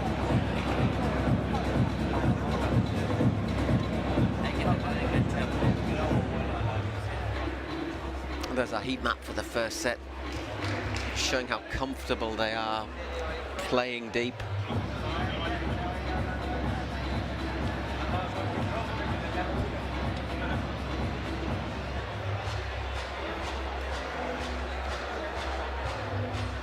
Very little from near the net. Nearly everything from around the service line. Yes.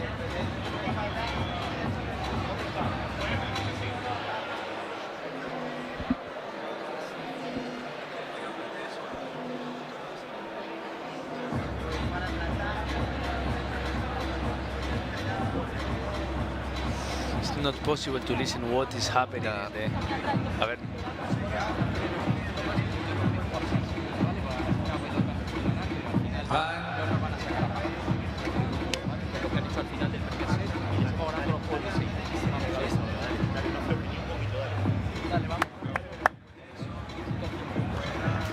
Only one thing was possible to listen from Las Vegas Smash bench is we need to try play more lobs with Vero Virceda. Yeah, well, that's what they've been trying to do that, but to be fair, but Vero Virceda really well. less. Vero Virceda 0 to 10 is playing 19.5 and Jensen 19.5.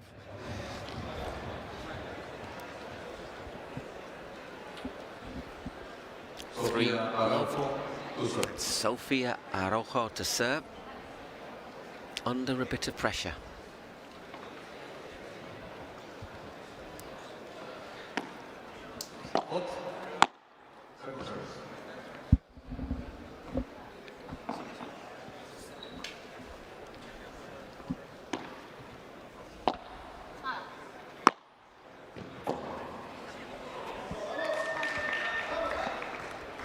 And listen, win today is amazing because you play tomorrow one final. Mm-hmm. Lose today, is that you play tomorrow trying to finish with the third position against Gemma and Delphi. But at the same time, it does give you the chance to recover, to play another match, and to forget about the if you lose, whoever loses, to forget about losing straight away. I think that's one of the things about the Pro Padel League. Normally, to be honest, if you lose, you go home in a bad mood. Exactly. And here you might be in a bad mood, but you have a chance tomorrow to go into a good mood. Yes, you have maybe 22 hours to recover your mentality, okay, and be ready to fight again.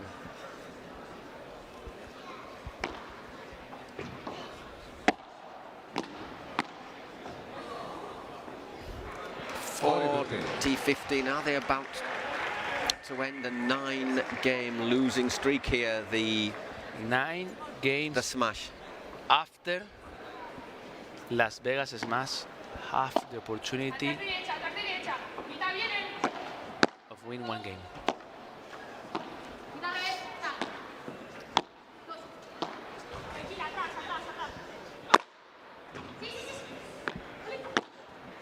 Well worked there by Vero. The smash didn't go out, but players just out of position. She angled it perfectly.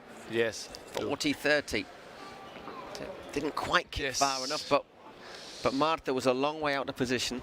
2 meters 95, I think.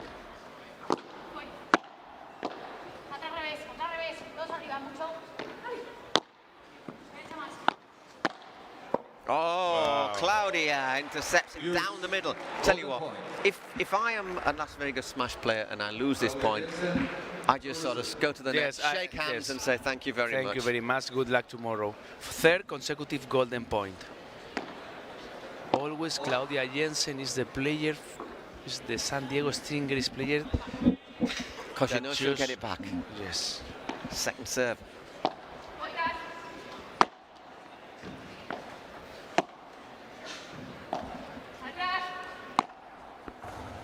Oof, reacts really well, and Marta, well, doesn't finish it. Vero lobs it.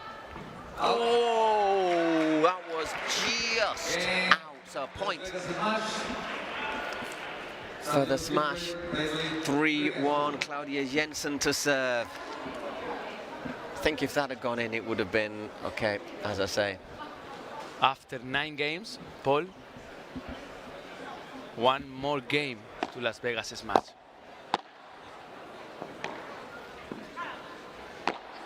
What an average, eh? 9 consecutive games. But let's be honest, they've won it, but they've had to fight all the way to get it. 15 love.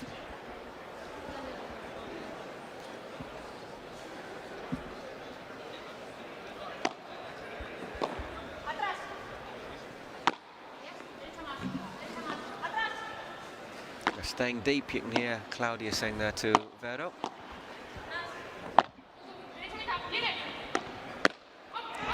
A rare mistake, 15 all. Yes, now the moment to give your best.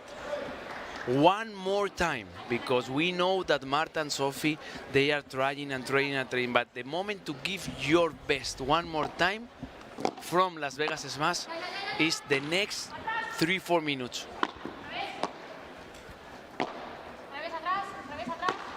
And go to the bench without breaks.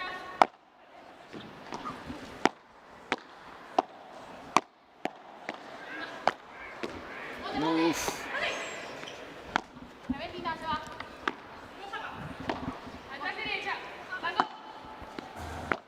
Nasty one there for Claudia. She deals with it well. Stays that one around. Sophia lines it up. But Vero read it perfectly. 30-15. You can see Jairo with his in the middle. Jairo Bautista. He'll be up in our last match of the session.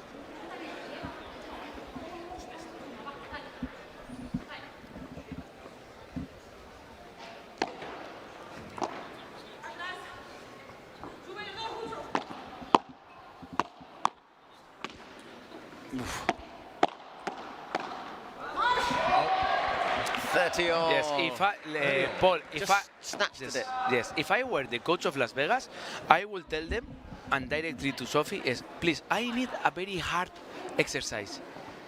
Forget to finish the point with portraits, with this. No, try to play marathon rallies with Vero Birceda, and when you have the opportunity to finish too easy, okay, but fight, and fight. Brilliant point again. Once again, it wasn't a long rally, but it had some great moments. Yes, in it. yes, totally. Let's have a look at this. Look, the drop. Tack. And there, once again, just rushing in. And 40-30.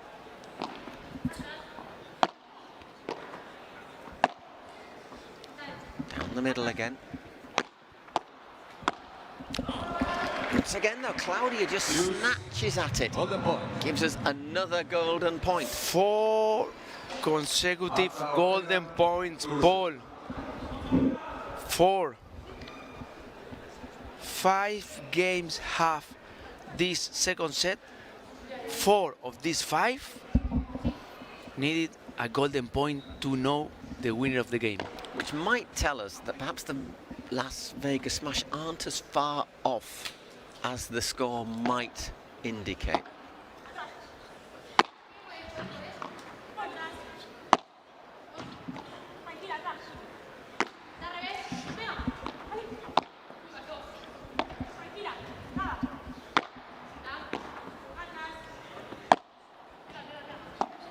And that's gone, so my word.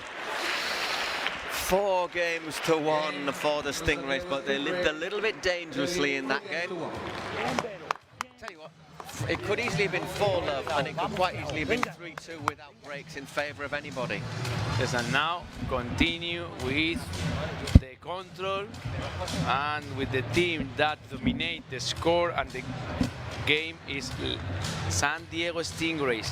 But the fact that we've had 4 games consecutively, very hard this, go to a golden point, to me it implies that the Las Vegas Smash aren't that far off. And if they just get a little bit more and just improve a fair couple of percentage, they might be able to. Because there's a long way to come back, but they could.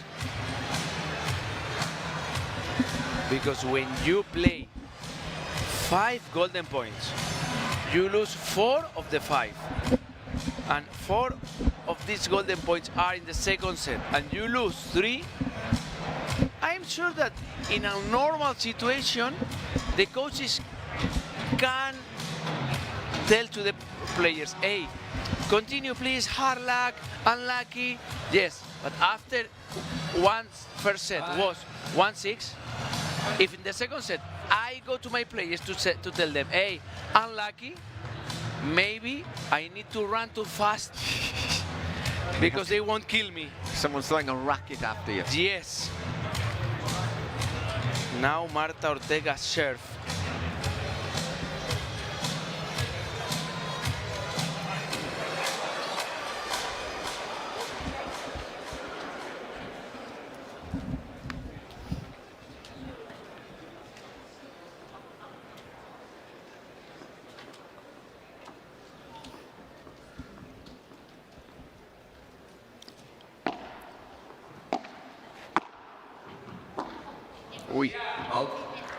Very impossible to deal with.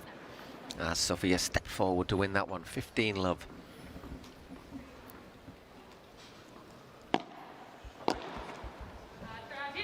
Good lob.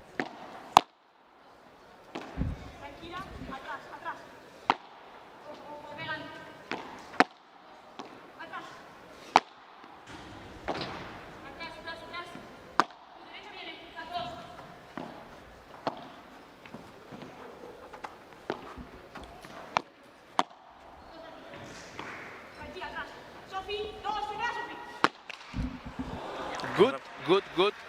But if I were the coach of San Diego Stingrays, Paul, I will tell them, please, no free points. Of course, that is a good chance to play a good bajada, but please, no free points. Don't give anything away. Yes.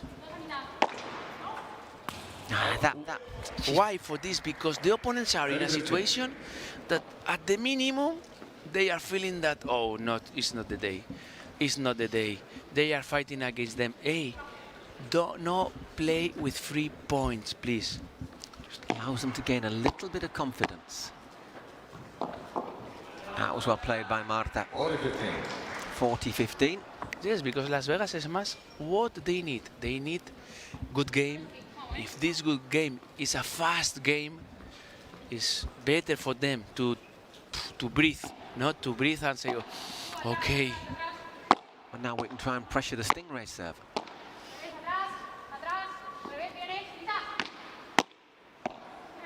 Yes, a loose one though, 40-30.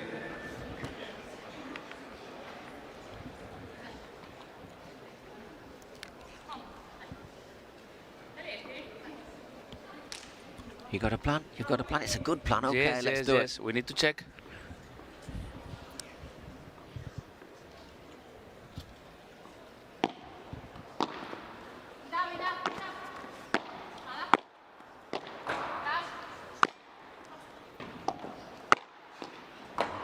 And that is a game for the smash. 4-2, Vero Verceda to serve. Chance to go within touching distance of the match. 4-2, and now Sheriff.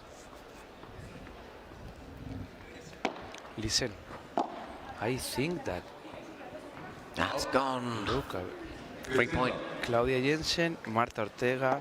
Okay, Vero Verceda, yes. Okay, I had a mistake. It's okay.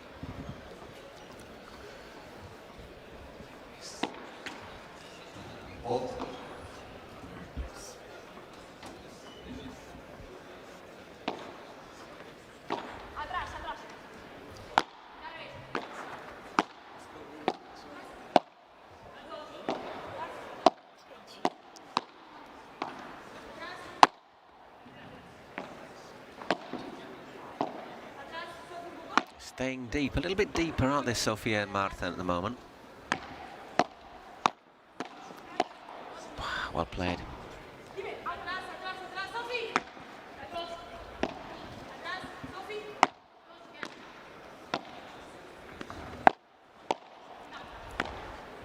This is another really well-worked point. And Paul, I'm not 100 sure, but my feeling is it's Las Vegas Smash House. It's raining a bit less. My feeling is that they are playing more patiently, bit better. Now we need to know if they have chance. Look, if they have time to recovery, because of course you try maybe 3 points better, but one mistake. The thing is, you're building the pressure. You're building the pressure, and a shot like that just. Oof, it's a big relief for the Stingrays. 30-15 they lead.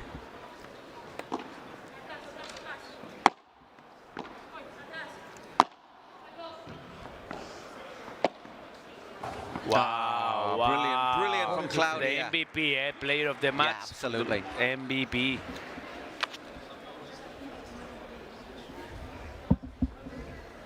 Well, once again, it just bounces up, hits the underside of the grill there and just dies.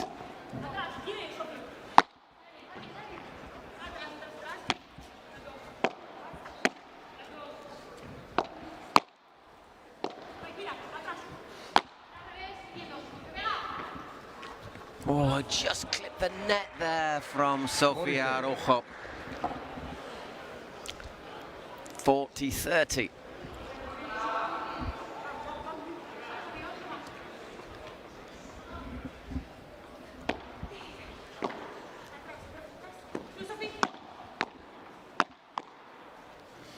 Does well there, Sophie.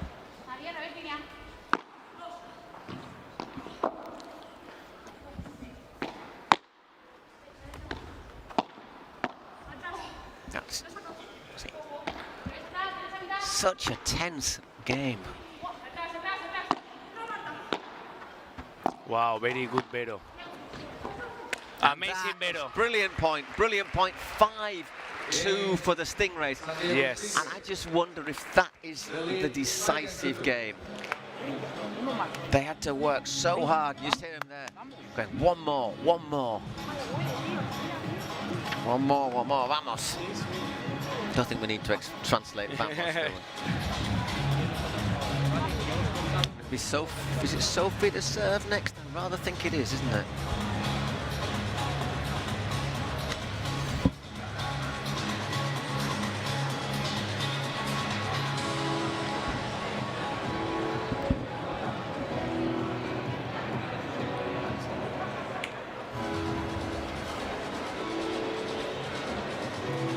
Ramiro Choya said, hey, team, we have already thrown away a game. Do you remember that 2 games ago, I think, was the easier game to Las Vegas Smash? And Ramiro said, hey, we throw away a game, not now again is the moment. Just to keep it going, keep the ball alive, cook those points.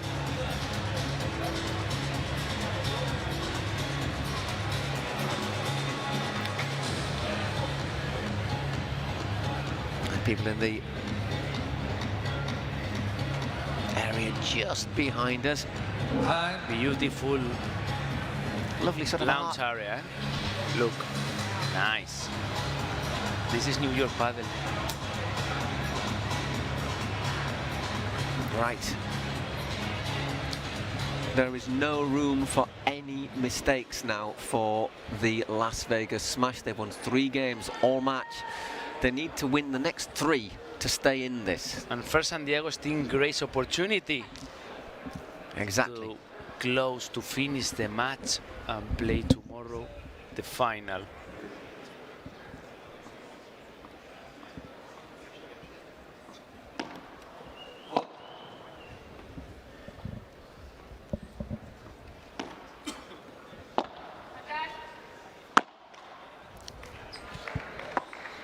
Slightly tired shot, was it maybe that from Marta Ortega? Love 15. So second serve. At 1 hour and 5 minutes. Yes. And after this Marta Ortega mistake, Paul, the script continue being the same.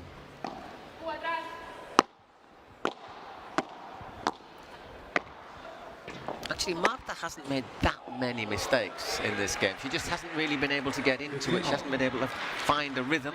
Yes. 15 all. Sofia Araujo trying to motivate herself.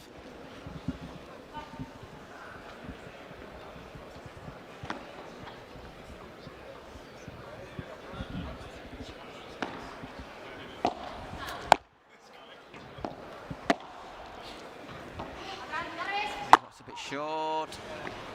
She's helped it on, Vero.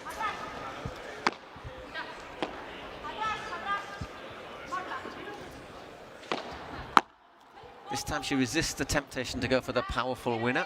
Yes. What you were talking about. Because always that Sophie tried, Vero reply. And she anticipated it really well, allowed her to just put it in right down to Marta's feet. 15-30.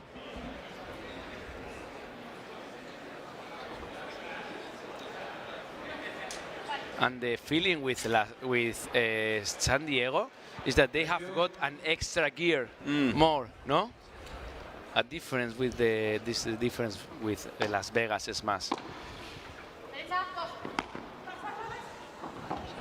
No. And No. again. Oh, no, still in. Sorry, my angle fooled me again. Well played, Marta. Yes, because Marta Ortega is feeling. I need to kill Claudia Jensen 3-4 times each point to win half point. 30 all. 5-2 down.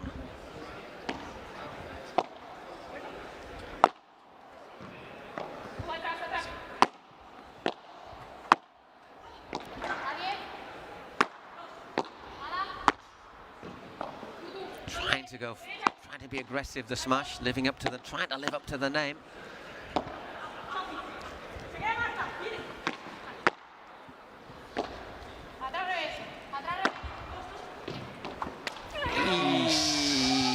I think she was trying to get it.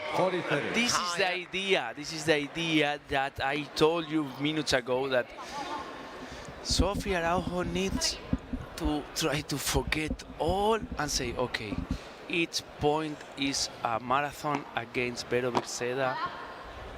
Always play in diagonal. Oh. Wow. No. No, bravo, Vero. Brilliant play. Bravo, Vero. Okay, another golden point, and at the same time, match point. 80 games, Paul. Look at the replay. Look at the replay here. Yes. Oh, she's so close to a little touch on it as well. 80 games. I think Claudia Jensen always was and always is the San Diego player for the golden point. And there it is. Sofia rushes in, puts it into the net. 6-1, 6-2. The San Diego Stingrays will play the New York Atlantics in the final. And I'm going to be honest, for me, those are two small surprises. I fancied Goats against the Smash in the finals. It just tells you, don't trust me when you're going to make a bet. I agree with you with the two small surprises. Now, I think that it haven't been a good day for a Las Vegas Smash women team. And if I am Federico Chingoto and Agustin Tapia for the next match, think, what is happening today with the favorites? I don't want to be the favorite now. Congratulations, Claudia and Vero, because their performance.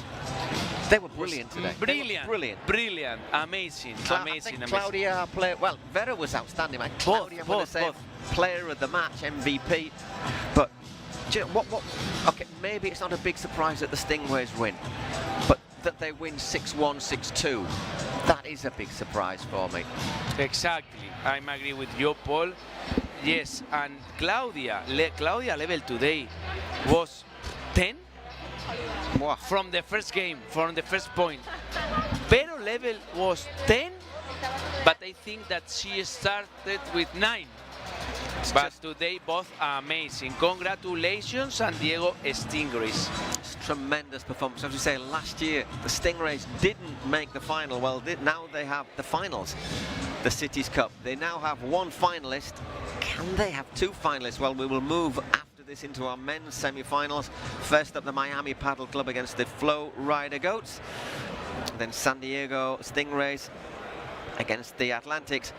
But first, Eugenia. Well, we have our second finalist of the women's division right here, Claudia Jensen, Verónica Birceda. Congratulations, what a match. That was solid.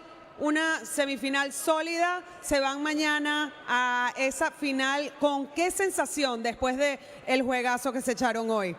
Bueno, me voy a animar un poco con el inglés. Oh, come on, she's gonna go in English. Let's do this, come on. Cheer her on, guys. Okay, solo la presentación. Thank you so much for coming. It's a really pleasure to be here, to be again in the Pro Padel League. It's amazing to win this match because the players are so good players, and really pleasure to share the court with Claudia. A really pleasure to share this moment with the teams, and I hope to see you again tomorrow in the final. Good job, come on. Well, tomorrow in the final, you already know who your rivals are, Ari and Andrea. ¿Cómo te preparas para enfrentarte a Ari y Andrea mañana? ¿Cómo se preparan? Que ellas están por aquí viéndolas además. ¿Algún mensaje que les quieras mandar? Any message you want to send them? We know that they're here watching you. Bueno, lo primero, contentas por el partido de ir, agradecer al equipo que siempre está ahí presente y nos apoya cada día, y bueno, igual que nosotros lo hacemos con ellos, así que nada, están muy felices de poder pertenecer al San Diego Stingrays, y nada, ¿qué les voy a decir? A ver, mañana será una bonita batalla. a great battle tomorrow. That's the message that she's sending Ari and Andrea for that final tomorrow. Stay tuned, guys. The men are up, so don't go anywhere. We'll be right back.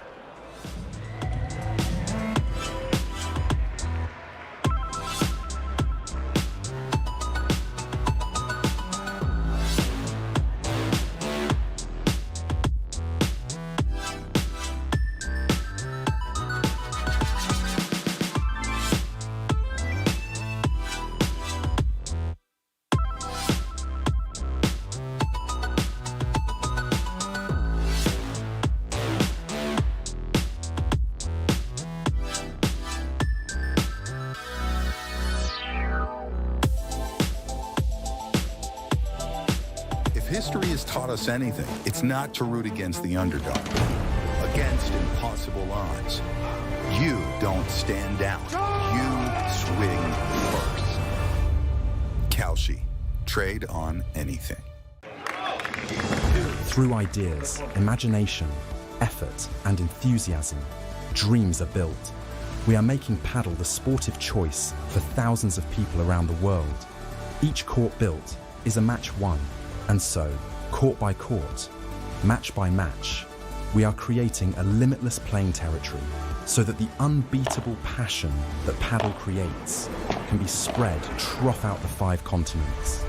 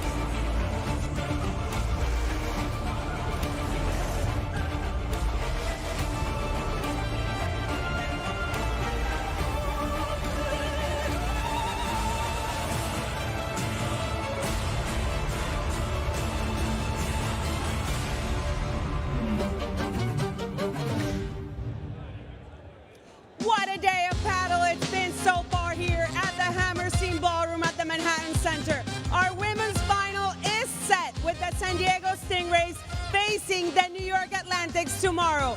And now it's time for the men to take center stage.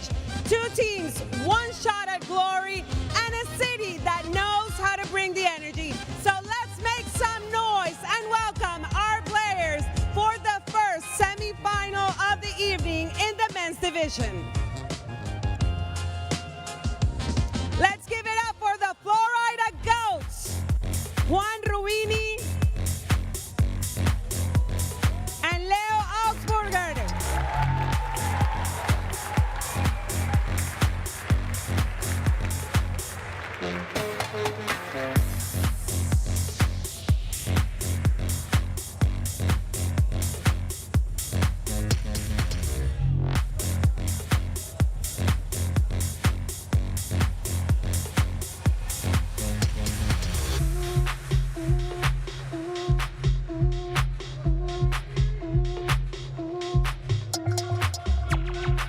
And now give it up for their rivals, the Miami Paddle Club, Federico Chingotto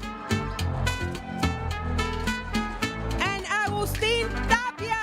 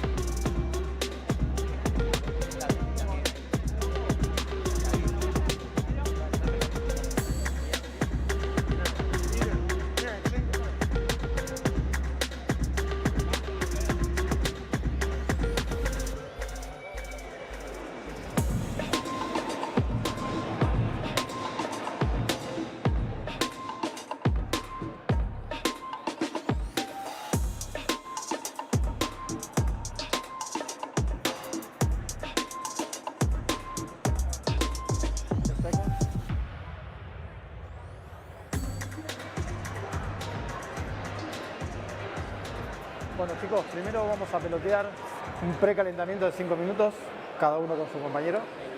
A los 5 minutos les aviso, saco las bolas, les doy las bolas nuevas y hacemos el calentamiento oficial, ¿sí? Igual que todo el torneo, punto de oro, cambio de bolas 9 y 11, ¿sí? Super tiebreak, si hay tercer set. You choose, they choose. PPL o Padel League? PPL. Ok, restan. Suerte.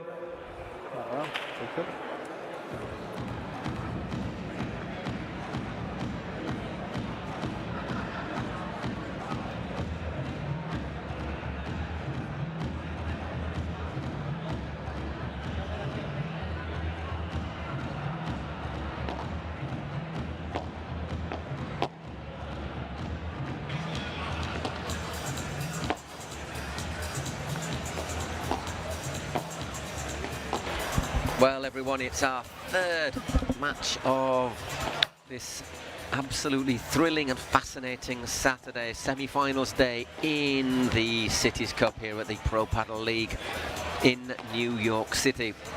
We now know who our women's finalists will be. It will be the New York Atlantics against the San Diego Stingrays. East Coast against West Coast. Third and fourth place for the women will be Flow Rider Goats and the Las Vegas Smash. Now we have to decide who will play the men's final. Our first semi-final, the Miami Paddle Club, Fede Chingotto and Gus Tapia against the Flow Rider Goats. We have a Florida derby. The Goats, Juan Rubini and and Leo Ausburger. We might not see quite the same technical level of paddle, methinks, in this first semi-final, Jorge Belmonte, but I think we shall see some explosions on the court. Oh, the bombers, no? Yep. Maybe it's the bombers match. I think it's the, under my point of view, the big match of the day. I have different questions. Paul is the first one. You always have questions. Yes. If check if Juan Rubini can play at the same level as yesterday. He has the level, but today I imagine that when you have Tapia and Chingoto at the other side, wow, because you have number 1 and number 3 of the wall. And second question, Leo Ausburger and Agustin Tapia, I know that they are very close friends. And when you play against someone that you know a lot, it's even more rivalry. Yes, and yes, you respect, but the big respect you lost a long time ago, okay? And maybe it's a very funny face-to-face, but the big question that they have is to check if Juan Rubini can play with the same level than yesterday. It's going to be interesting, isn't it? I think one of the... To be fair, I still have my doubts about Gus Tapia and Fede Chingoto. Not their ability, not their talent. Obviously, they're two of the greatest players in the world at the moment. It's just whether they actually work together. The connection, no? As a team, just whether they complement each other. We saw yesterday that Rubini and Ausburger actually do complement each other really well. And we've got explosions, haven't we? We've got Ausburger, we've got Gus Tapia, Rubini can hit it. Fede is more of a busy, he returns it, he's more of a wrist play, he can hit it hard. So I just wonder how he is going to play. Is he going to be looking to play chiquitas, to play the ball in low, to not... I'm sure he's not going to give any lobs to Ausburger or Rubini. I think Fede could be the key today, because if he's able to get some control, not feed those big smashes to Ausburger, well, I just think that will give the advantage to Miami, but I have my doubts about how effective they are as a pairing together. Yes, I can understand your doubt, and I think we have two very important things to check. First one, I remember yesterday that Leo Ausburger and Juan Rubini, the first 2-3 games, wow, they had amazing electricity, but each second. Of course that Chingoto and Tapia are very high top level players, but they need to be careful with this high intensity that the opponents have when they start the matches, because sometimes, only sometimes, I have the feeling that Tapia start not slowly. Exactly. This is one of the questions. And second important thing is Juan Rubini yesterday, wow, he was our MVP. Amazing MVP. And much better than Maxi Arce yesterday. But today, the diagonal opponent that he has is Fede Chingoto. Probably the best player at defense. If after Juan Rubini tried different attacks, he feels that it's not possible always winning the point, we need to check if this wall with the name Fede Chingoto is maybe too big for Juan Rubini. All will be revealed in the next few minutes. We've just got our final part of the warm-up to take place. They are now with the second part of the warm-up, with the official warm-up. This means that in 4-5 minutes, Paul... By the way, everyone on court, Argentinian. Yes. I think now that the Argentinian head coach is happy, checking the level of the players that he has to make a call up. He certainly has a few options available. Yes, because you have these 4 players and you have more. Stupazuk, Dineno, you have more and more and more Argentine players.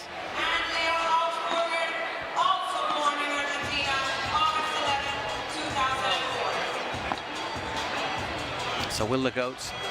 Obviously, they'll want a finalist, won't they? They were frustrated when Delphi Brea and Gemma Triay lost 6-4, 3-6. Sorry, 4-6, 6-3, 10-6 to Andreu Ustero and Ari Sanchez, the New York Atlantics, in our first women's semi-final. After finishing top of the league, so to speak, in the regular season, they will want to see their men qualify for the final, but it was the Miami Padel Club who finished top of the 10 teams in the men's competition. Will they be able to take it all the way? There was Edu Alonso also played in tournaments, player from the region of Valencia. From Valencia? Yeah. He played really well. He played with both, with Chingotto and Gustapia. And Edu Alonso brother, Nacho Alonso, he was training with me 2 years in Valencia, and now he's training in Valladolid because he wants to follow the steps, the same steps that his brother Edu made a few years ago. And Paul, Florida coach, today they had 2 options to make that their teams play tomorrow the finals. First one with Delphi and Gemma. It's gone. It's gone. Yes, gone. Second one, I think that on paper is more difficult than the first one. But what is happening today, that on paper our favorites are losing. It's on paper is one thing, on court has been something else. But I just think this is a really tough one to call, and I agree. I think a lot will depend on how Rubini reacts. He was outstanding yesterday. We need to check if this big match is very big for him or not. I don't think he's going to be intimidated. I honestly don't think he's going to be intimidated. We saw that yesterday. We saw his personality.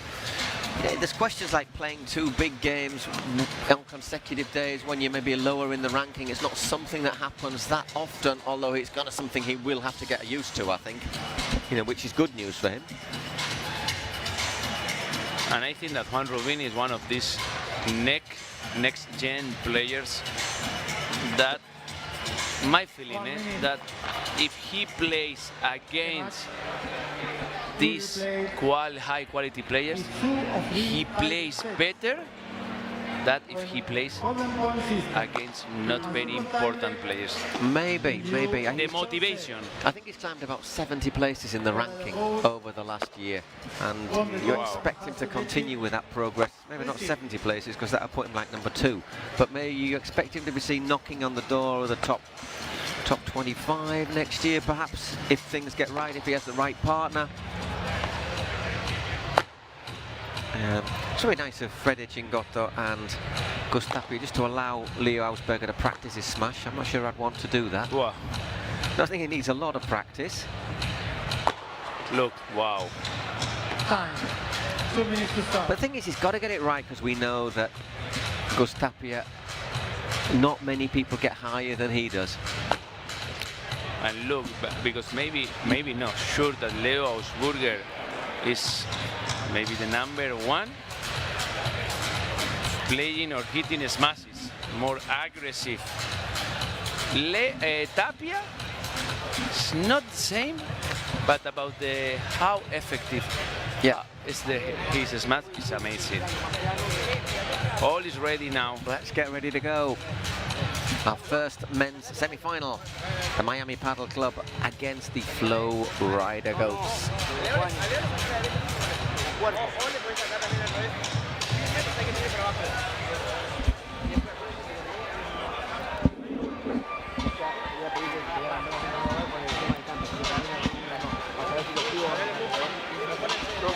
Now they are with the last little things about the strategy and say, okay, who serves? And I think that the first player to serve is Tapia. And Canali, Martin Canali, the Miami Padel Club coach. That is Agustin Tapia coach. Yeah. Say, hey, you have two options to serve when you serve to Leo Ausburger. First one, forehand, Leo Ausburger, forehand before glass. Second one, against Leo Ausburger backhand. But if you decide the backhand, do it fast, and you know that Leo usually return faster than the serve. And Chingoto say, please, I only need that if Leo Rubini is coming to block my bandeja, let me know as soon as possible, please. Look, Agustin Tapia to serve. Okay, let's see how it goes. Serving to Juan Rubini.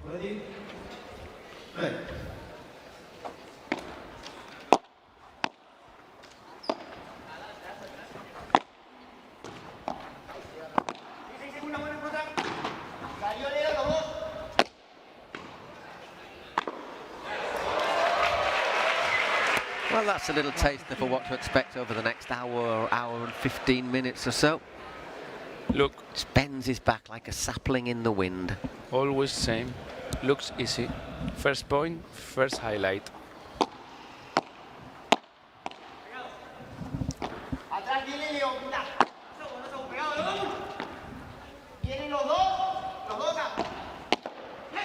Great bajada. This is the maybe one of the reasons that why Agustin Tapia today is serving the first player is because maybe he knows that, or if he feels this activation as soon as possible, this high activation, or maybe they have problems with the first serve. And look, because a good bajada, now a good first serve. I think that he wants to feel this high activation as soon as possible. Look, wow. And that's not a bad one, is it? Wound up 40-15. Even Leo Ausberger can't reach that one.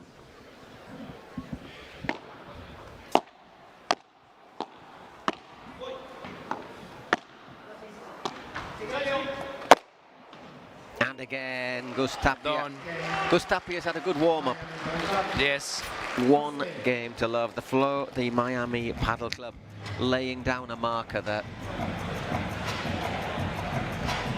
there you get a lovely view as well of the stalls behind where we're sat in. Perfect Agustin Tapia technique to hit the smash. Amazing.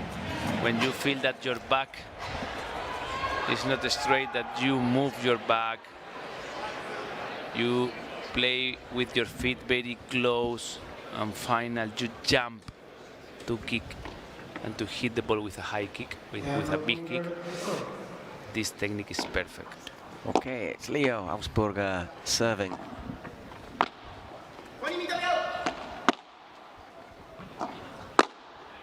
And Rubini, boom. Out it goes, 15 love. And these steps, look, tack. Yesterday we saw this. And Juan Rubini always is very, very focused and very ready to do these steps when his partner or him play very good volleys. We know that, yeah, he plays a good policeman. We saw that yesterday, that Ausberger sweeps up behind him, follows behind him, gives him the support, and this time it's Chingoto. And now Chingoto say, hey, I can do it. Two can play at that game. 15 all.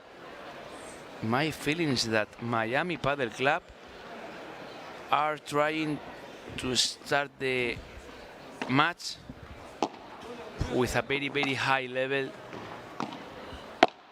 because they know that if they can do this, look, they can put pressure.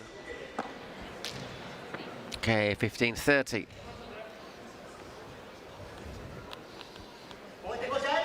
Look, Chingoto from the first minute.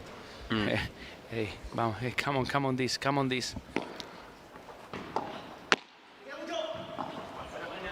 Good ball into the corner though, really impossible virtually to return. 30 all.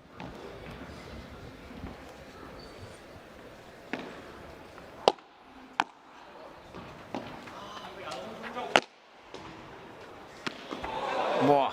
We were saying about that, if Leo Ausberger doesn't get his smash right, Gus has got that ability to get there, and look at the leap here. Yes, look.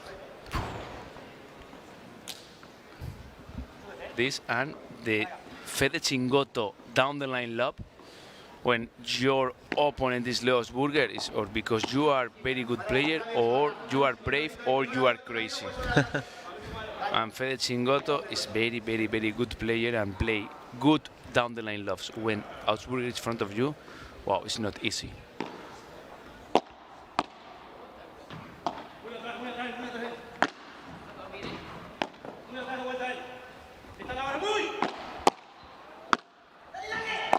No, no way. What a point. No. Oh, golden point already. Spectacular. Do you think that Tapia is ready? Yes. Look, look, look.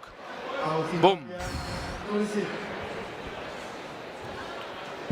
Golden point, game number 2. Who choose?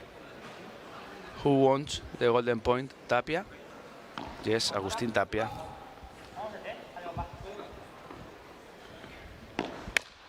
Second serve.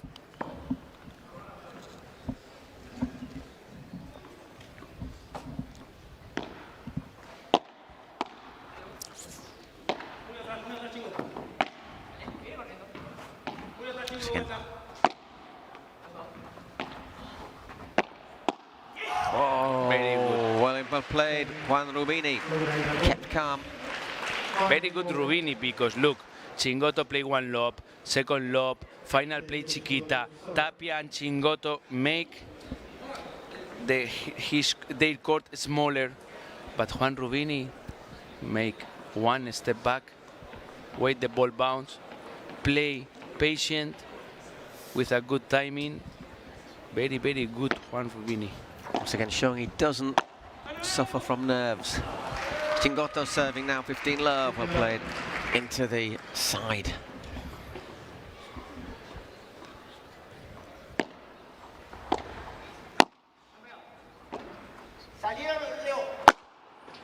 Wow.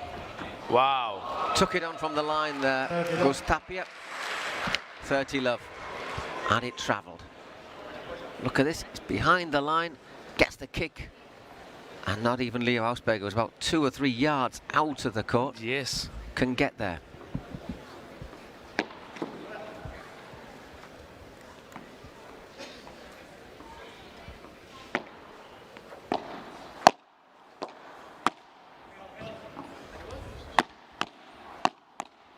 Once again, Rubini playing really well.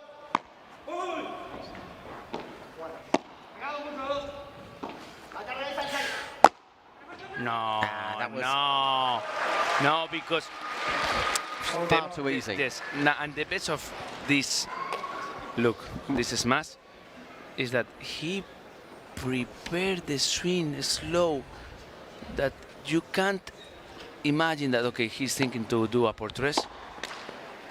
And finally, fast kick, perfect portress. Saw the way he moved his hand over it. Yes. 2-1, so 2 serves held very comfortably for the Miami Padel Club there.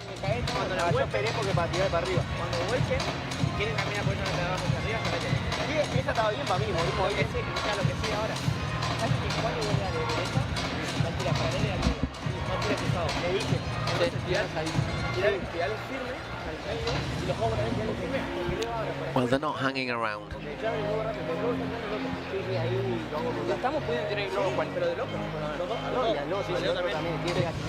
This is a sort of set, though, you think one break of serve might be enough for you. Don't you reckon? If Miami will be thinking, if we get one break of serve, we'll be confident in holding our serve. And only they are talking about that they are agree with the plan that they have. Last game with Leo Ausberger serve was with golden point. 3, the 2 players and the coach are agreed that A was unlucky because the Chiquita that we played and both players decide go to make pressure was good, but with not a good result. But if we continue It was with the this right line, thing, didn't work out, but Yes. it could have done. yes, we need to continue doing the same. Now Juan Robini serving for the 2-all, or no? We shall see. We shall see. Juan Rubini serving. 2-1 out, down, everything going with serve. However, 9 minutes gone here in our first men's semi-final. Miami Padel Club against the Flow Rider Goats.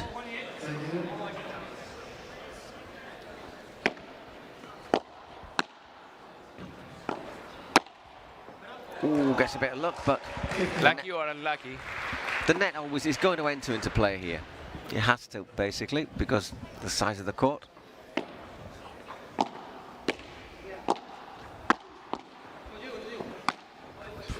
Great recovery there from Chingoto, and just a bit too much on it there from Gus. But great Chingoto recovery, eh?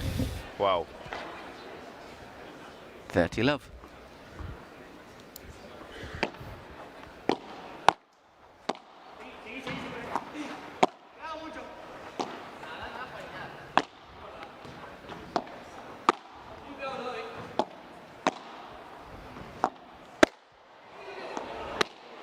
Wow. Oh, it's not gone out. Wow. Oh, Wow.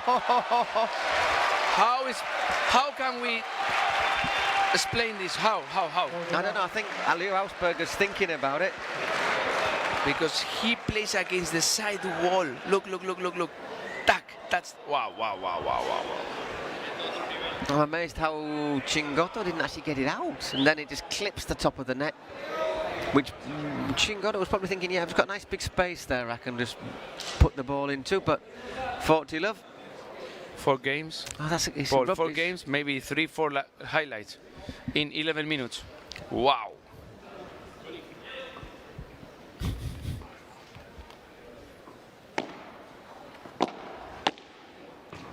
Well, holds his serve, no problem there, Juan Rubini. That game would have been over in a minute if Leo Hausberger hadn't hit his head against the side of the court.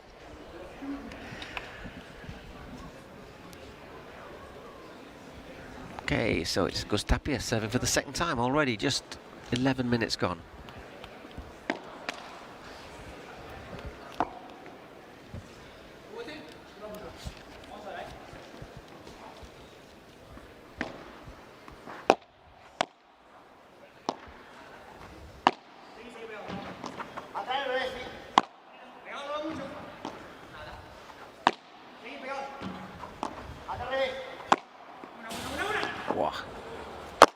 Looks for the Rulo, Wow. forces a forced recovery from Leo, did well to get to it, and then obviously with the space, took no prisoners. 15 love for the Miami Padel Club.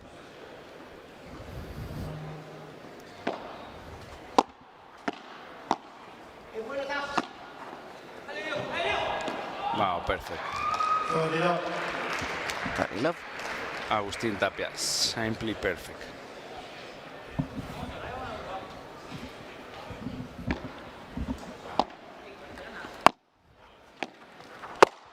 Oof. Wow. A little bit less perfect on that moment, but you're allowed one. You're allowed one. Juan Rubini is oof, says oof. One more life.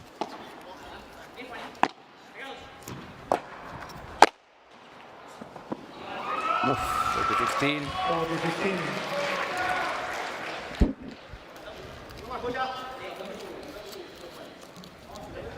Chingoto want to be part of the party with the smashes.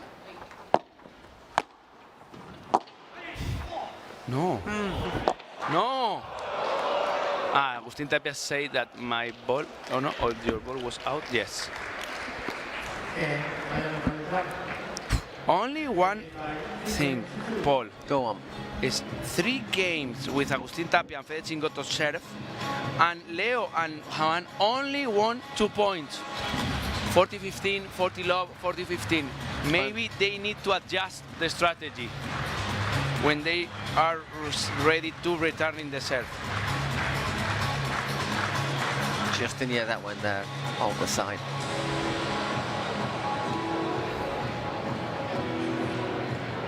But then once again, Juan Rubini's serve was to love as well. The only one that struggled was Leo Hausberger's serve at the Last time that Leo Hausberger served was golden point. Golden point.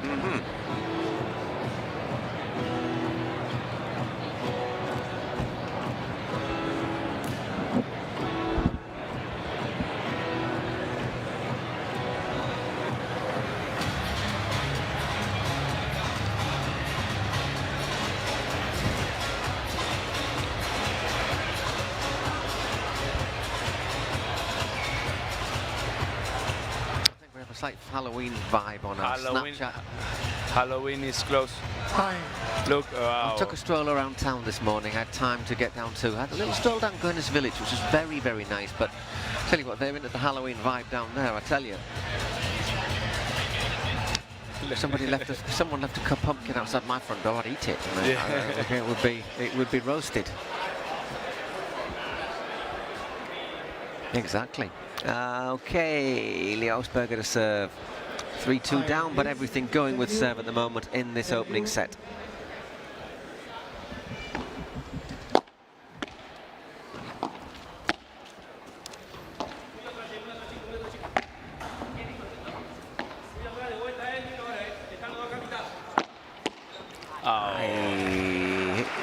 No, but Juan Rubini playing well is again. Playing with high personality, because when Chingoto is behind the line, taking the control and move Juan Rubini with lobs and more lobs, he's playing so good.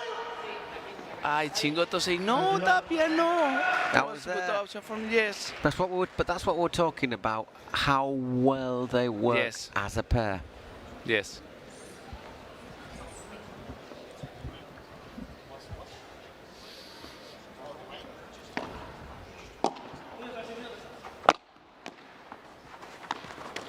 He tries to just play a fake smash. Just puts it into the net. 30-15. I think that Leo Hausberger thought, okay, smash, no, fake smash. Finally, the ball too far.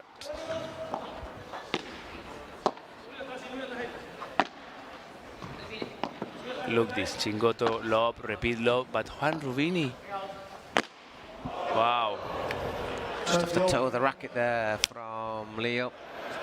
30 all. I think that 5 games or 6 games, Juan Rubini continue playing with the same personality. Absolutely. Than yesterday. Very, very good. Big and good surprise, Juan Rubini.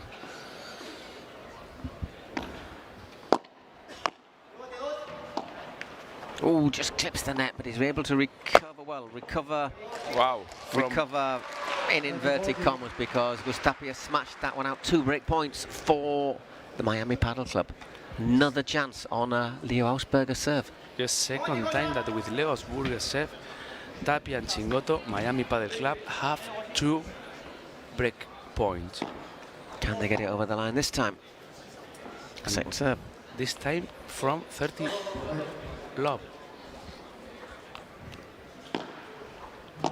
That was low. Sorry, the first one was let.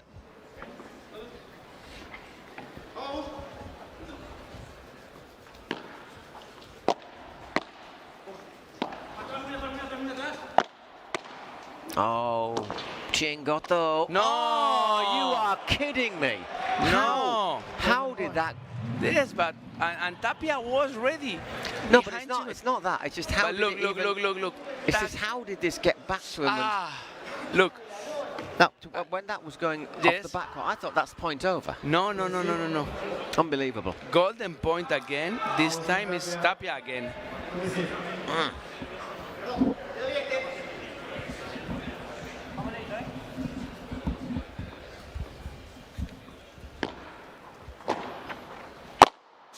Look. Oh. No. Oh. No. You. Well, I mean. Leo, look, Leo is smiling, say, no, I try, Juan try, Tapia try. That probably should have gone out.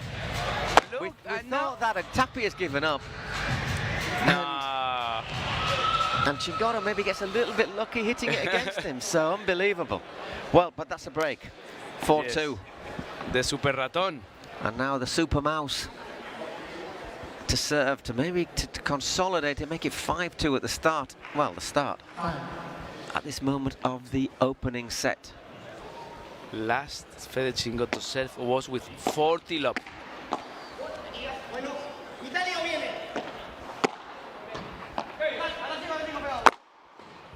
No. Not this time. Not this Love time. 15.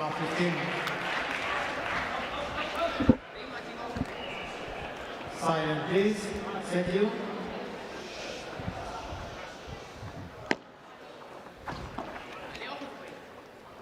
Too much on that one, 15 all. Bit of a gift.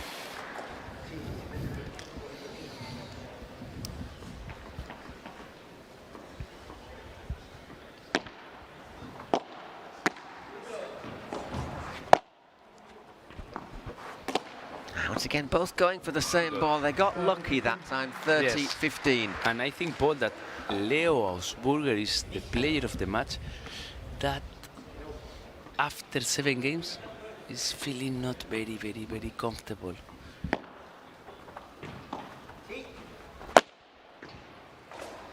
Look, short lob, few mistakes with the smash. I think he's not feeling so good. What happened? Okay. 40-15.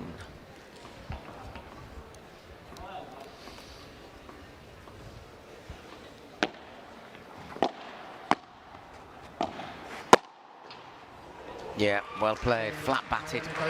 No trouble holding serve once again for Miami. And it'll be Juan Rubini to serve when we are back on court to stay in the first set. Warning. Warning, warning. Warning? ¿Sabes qué quise hacer? Iba a tirar al fondo, pero la de que llegué... No, iba a tirarla al fondo porque no soy de tirar esto. Y lo escucho que se van para atrás y digo, va, tiro puerta. Y me dicen, ni una ni otra. No, el agua. Basically, I'm not really good at that sort of No. That's not my strength. Sí, ahora se está chambeando. Yo le tiro de vez en cuando alguno. Pero tiene que ir con sentido, si no.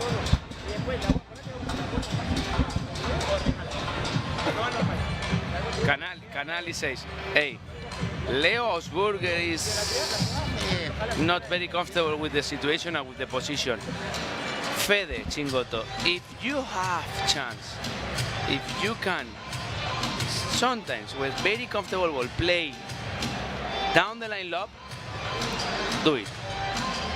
And look, 4 games, 2 times serve with the Agustin Tapia serve, and 2 times more with Fede Chingoto serve. 4 games. In 4 games, Leo Ausburger and Juan Rubini only won 3 points. They need to change the strategy, or they need to try to play with more risky. They've not allowed, I mean, just think how many chances has Leo had in the last few games to smash? And always very, very few. Yes. We saw the Stingrays play like this against him in San Sebastian in the end. But it was Leo and Pablo Cardona who also has a very, very complete game. And look, Paul, 22 minutes, 5-2, eh? I think it's fast points.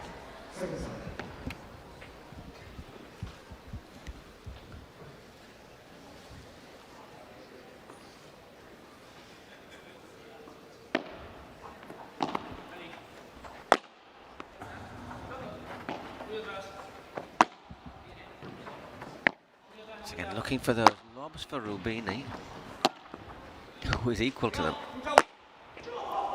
The ball touch, Chingoto body, full body, Chingoto legs. That's probably why. That's why you should shave your legs, because you probably just hit the hairs on his legs. Yes, and look, I feel that Leo Ausburger today, when he's trying to hit the smash, just overhitting. Yes. And not in a very good, comfortable position. But I think that is because that's something that Miami have worked on. No, yes, totally agree, totally agree.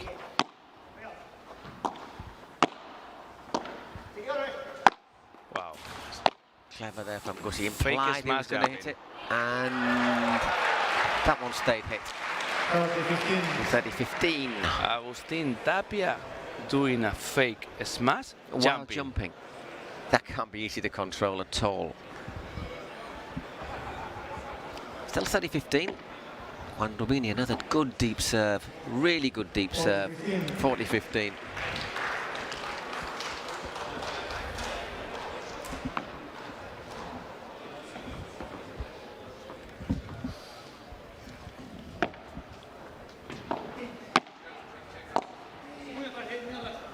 Very good Juan Rubini. Well played, Juan Rubini again. Very good Juan Rubini. With Juan Rubini's serve, Chingoto and Tapia only won 1 point. Okay, it's Gus Tapia serving for the first set.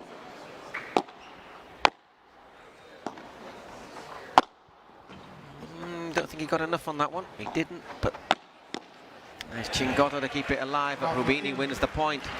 Love 15.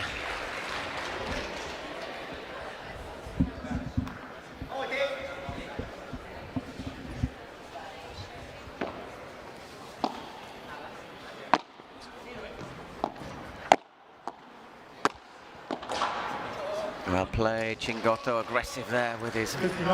But the problems starts when they, Chingoto or Tapia, can play against Leo Osburger's feet, because Leo Osburger's position, I think that he needs to wait one step back, more, not before the line. Oh, good catch from Chingoto, they're one-handed. 30-15 hits Rubini on the back. I'm not sure it was intentional. They were both pretty close to each other. 30-15.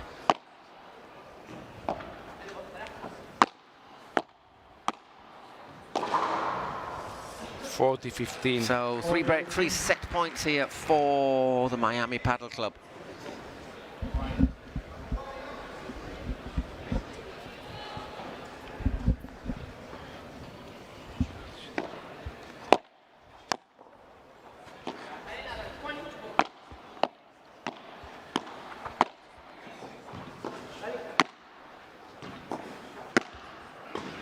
Whoa.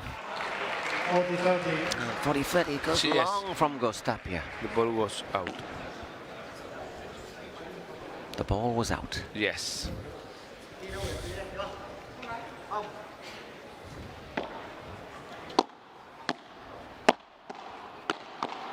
Wow, brilliant block at volley, and in the end it's a winner as well. Hello, I am Agustín Tapia, #1 of the world. And I've just won the first set with Freddy Chingoto. 27 minutes. 9 games, 9 games in 27 minutes. 9 games. 31 points won Chingoto and Tapia. 17 points. But listen, 1, 2, 3, 4, 5 games. Returning the serve, Rubini and Osburger. I'm sorry to repeat again this, but only 2, 3, 4, 5 points. 1 point per game is the average. Yeah. 5 points, and 2 of them were in that last game. It's great superiority, Miami Padel Club, but big difference with what is happening when each team is ready to return the serve. Yep. And at the end of the day, if you're struggling to hold your serve and you're not getting near your rival's serve, it's only going to end one way. And I repeat, that last game, another game went by. Leo Osburger did not have a chance to smash. Yes. This talk very good about Tapia and Chingoto. Quality, mental game, behind the line, cooking the point behind the line at defense. This is... Well, the plan's working so far. Don't think they're going to be changing it. The onus is very much on the Flow Rider Goats.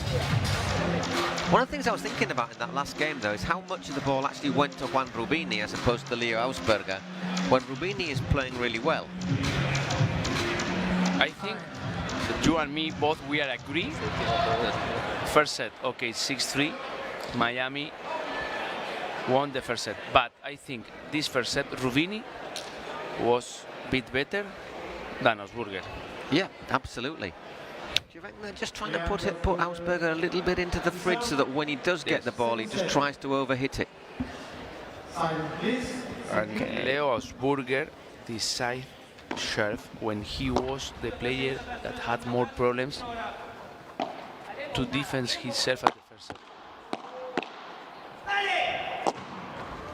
Wow, wow. Very smart, Agustin Tapia. Very, very smart. Why? Because if he decide this, look, this, with a lob, he knows that Rubini or Augsburger finish. No. He decided to play no lob after glass. Still a heck of a shot, Very though. good. Still a brilliant shot. Love 30. Just needs a little bit more pause, perhaps, does he, Leo Augsburger? That was really long, that serve. I think he just needs to use his 20 seconds. Didn't have much luck that time, but love 40.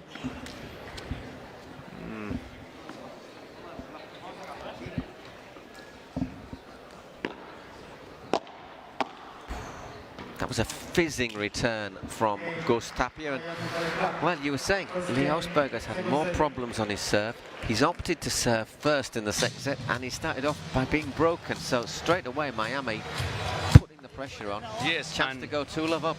And Paul, sorry, with all my respect, I don't understand why this first game of the second set, Leo Augsburger decided to serve for who? Because the two games that Leo Augsburger serve at the first set, with both twice with golden point. There's our vertical coverage. Shows they played quite a long way forward. They weren't sitting deep to play lobs, I think it's fair to say. Okay, it's Gus Tapia serving again. And they consolidate that break. They take a not a stranglehold on the match, a good grip on it. Wow.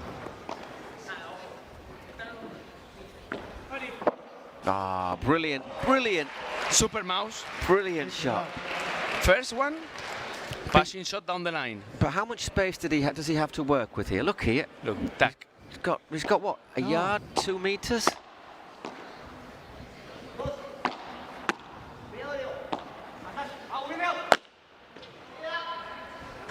Oof. Nice. I need talk with Chingoto after this. What, for few because tips? The coaches every day we are working with the students. Please, no risky. Please, be careful with these diagonals, please.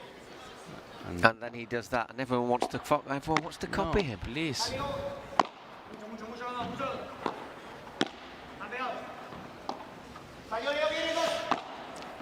Wow, amazing fake smash.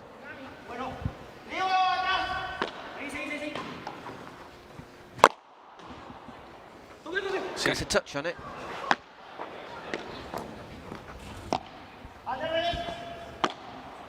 It's on the wrong side here, but that's a nice angled shot from Rubini.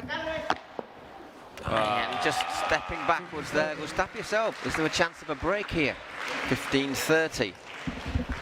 Look, just gets the very top of his racket on it and somehow avoids touching the net. I think that the most difficult is that Leo touch the ball, but after touch the ball, don't touch the net, nothing. Wow.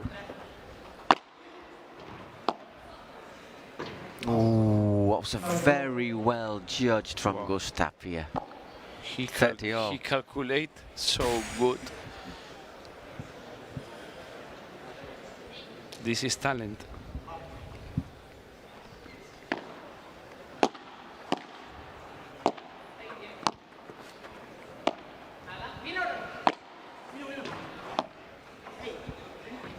Just a bit too much on that. There's just that little moment of hesitation down the middle there between Rubini and Augsburger.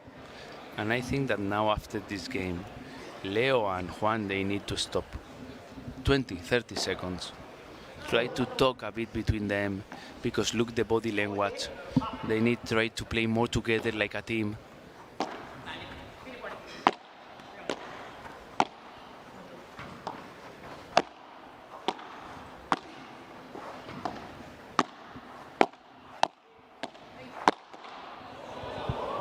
No, just in. No. I think this might go though. Oh, no, yeah. gold. This is it's not a golden point, but this is a gold point. It's a golden point and now a platinum point. Look, tack. What? Please, Agustín Tapia. But the thing is, he was never going to be able to get quite enough power on it, was he? Juan Rubini, to return the golden point with Agustín Tapia serve. Just clips the net, still the first serve. Important moment, recovery the break or no.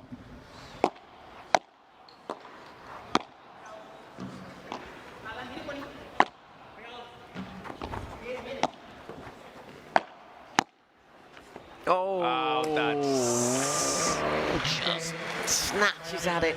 2 games to love.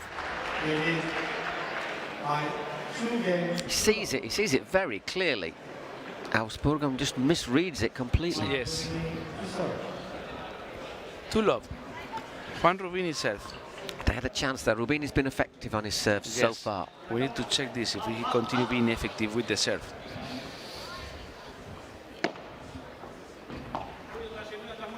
Agustín. Sorry, Fede Chingoto. Quality loves. Wow. Well played, Juan Rubini again.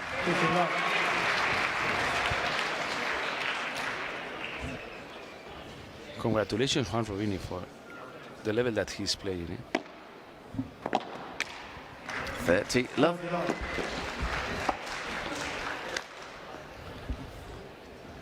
And I think these 11 games is the best Chingoto and Tapia 11 games together in Pro Padel League match. Absolutely.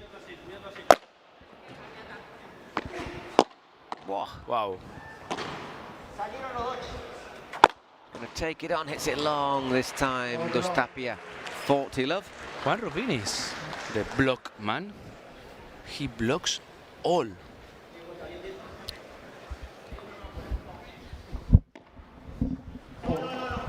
Went wide.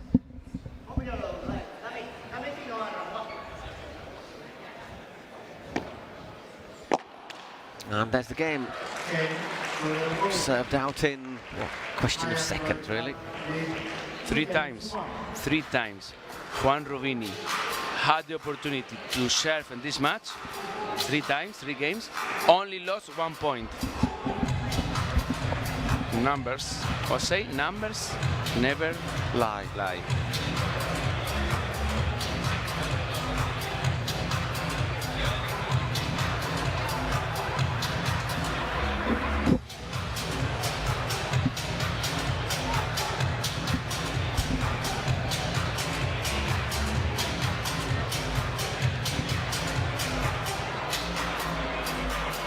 Well, 6-3 in the first set to the Miami Padel Club. They lead 2-1 in the second set. A break to the good. Remember, after this, we will have the second men's semi-final.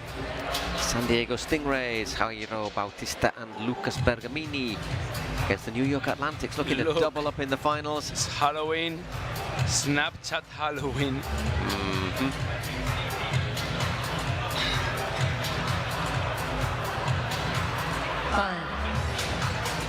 That's a bit scary.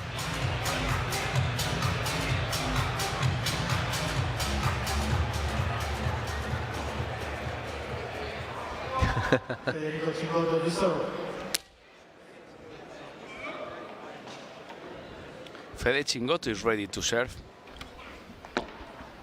A little bit long there from Fede. Yes. Fede Chingoto is third time that he serves. And only lost 1 point.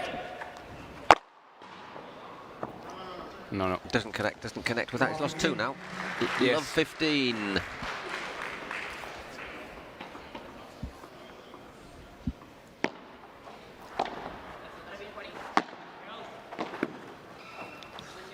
I think he might have fancied his chances on that one, Gus, but little misunderstanding means he has to send it long.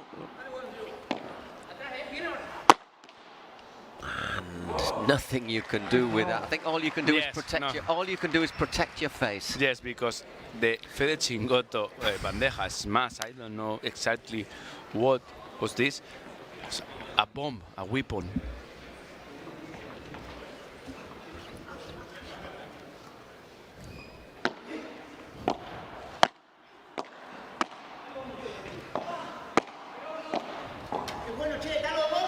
Well in, lovely. Oh, he wants it a little bit optimistic there, Gus. Trying on the bajada with hardly any angle. Yes, and now Agustin Tapia needs to stop 1 second, try to recover the same intensity that he had at the first set, because my feeling is that his footwork, his intensity is a bit less than the first set.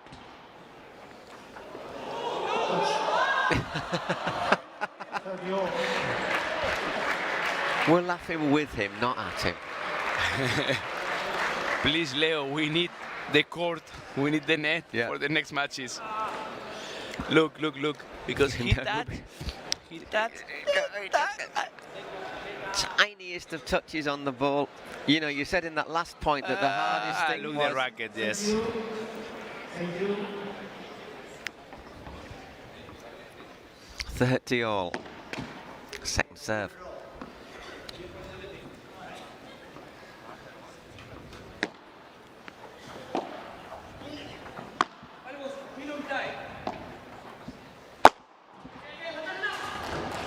Wow. I think that Leo Asburger, he need to be careful when he runs and jump close to the door.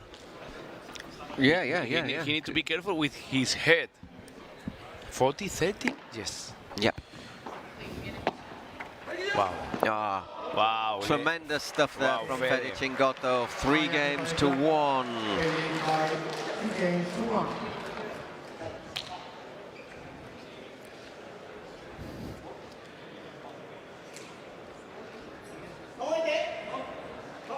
And look Fede, that he is very smart. He, before to start, scream, "Come on this, vamos este," because he knows that always with Leo Asburger serve, the opponents have struggled. Yes. And he also knows that Leo Asburger probably won't like to hear that. No, exactly. Please, Fede, be quiet. This is the Leo Asburger mentality now. Wow. Well, 15. He's leaning back a long way when he hits that one, Leo.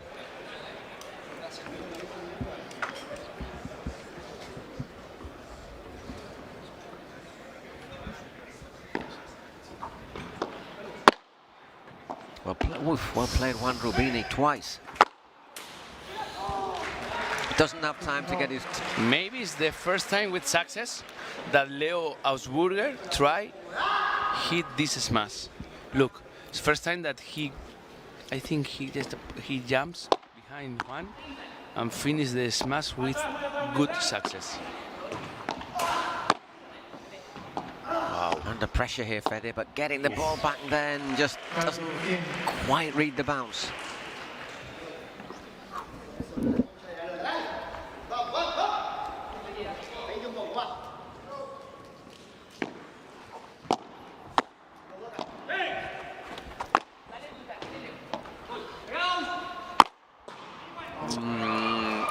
It's not Leo Asburger day. Just a bit long, 30 all. Because Chingotto is playing a very, very good fast lobs with Juan Rubini. And with this, he's doing that Leo Asburger feel that he can't help his partner. They've not given him much of the ball, have they? They've not shown him a chance. And always that he's trying. What happened? That he's a bit late to hit the ball. He's being a bit late.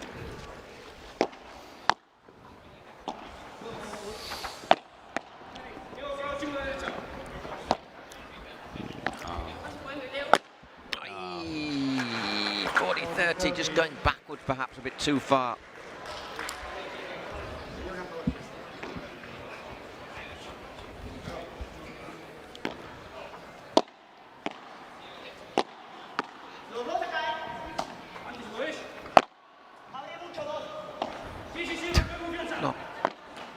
Oh, very clever. Even though he got a bit of luck off the net, that was still clever from Juan Rubini. Saving the day 3-2. Gustapia to serve in our next little block of games. ¿Viste que pasó? Le dije que iba a pasar. Está yendo todas. Sí, recién viste el resto también lo agarré. Fíjate, si la logramos pescar. Pasa que... ¿Le dijiste que tirabas al revés? No, miró, le estaba haciendo así con el... Pero no, tengo que evitar eso. Da para adelante, si le tira al revés. No nos hablamos. Se va a meter. Pero el globo también hace lo mismo. Te hace lo rápido y lo paralelo, ¿verdad? Está desesperado porque siempre ahora quiere cazar todo lo que toca. Y esa es una cosa.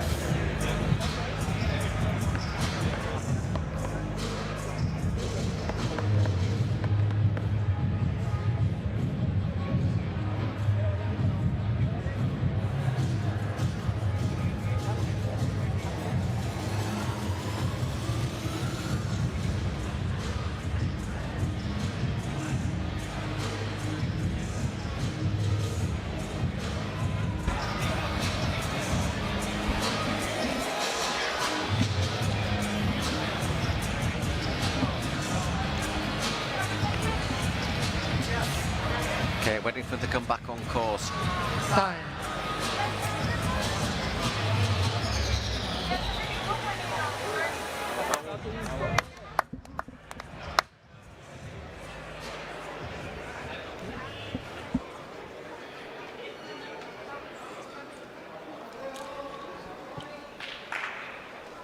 So we're getting near that moment where the Flow Rider goats are going to have to break if they want to stay in the with a chance of playing in the final.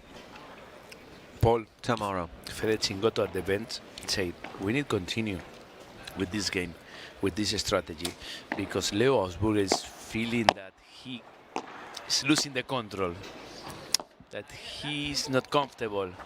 And finally, he's losing. As you say, he's desperate. He's desperate. He really wants to. I want to get involved. I want to do it. You need to look for the exact reward, please. Frustration there from Juan Rubini after a loose shot. He shouldn't be frustrated. He's made one bad shot. He's been playing really well.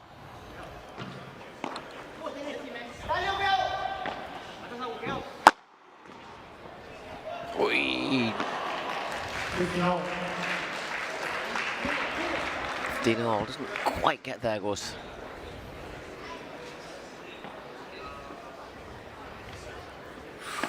Not far away. 30-15.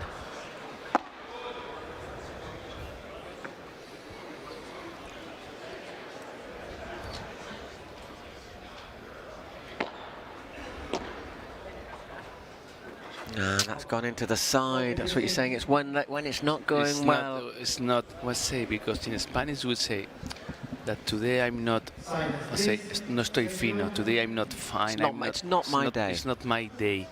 I try smash, no, but I try down the line lob, out. I jump, I touch the net.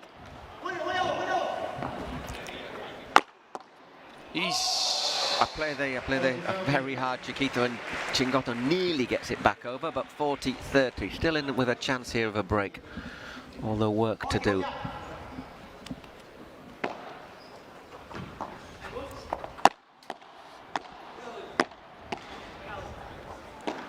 Well, he's asked the question. Wow. And there is the answer. Wow. Blasted back and over everybody by Gustapia. Bends his legs, yes, leans back, and look the kick, and it's the kick, and that the ball, look where bounce very close to the glass, and bounce and touch the glass, too soon, too close, and the ball when touch the glass, boom. He went into the net anyhow, Leo, to be honest, but okay, it's Juan Rubini again, whose serve has been so far excellent.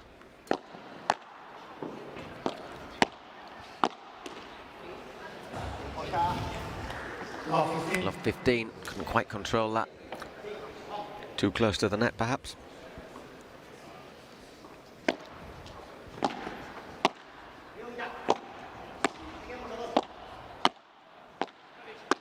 Oh, love 30. Not now, Juan. Love 30. Miami won't have the next serve to finish the match, and if it's possible, as soon as possible. Yeah, he's played so well, Juan Rubini. Yes. He's served so well. Still time to turn this one around.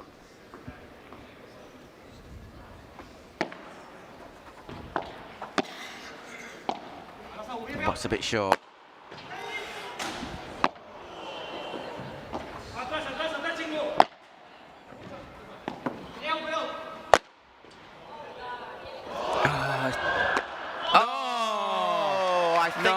I think that is the match.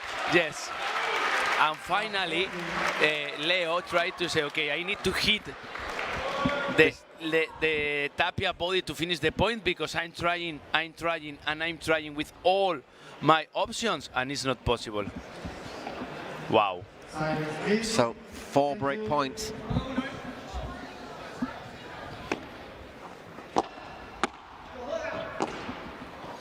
Oh my word, that was so close. If this ball were in, that would have been well. I close the computer, the laptop, and I go.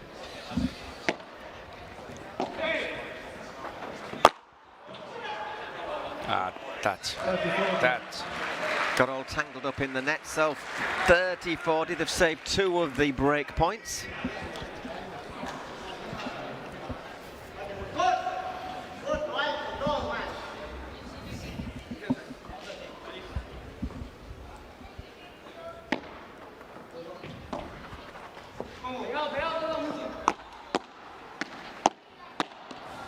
Golden point. The golden point, well played.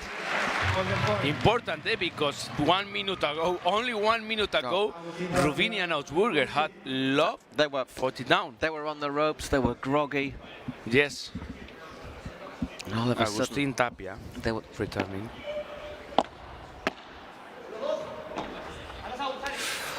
Oh my goodness! What was that line? Swimming the river to die on the riverbank. That And look, 5-2 with golden point.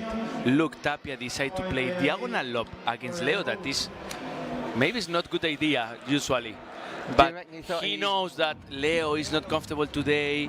If I put this lob, maybe he wants to try a smash, and look.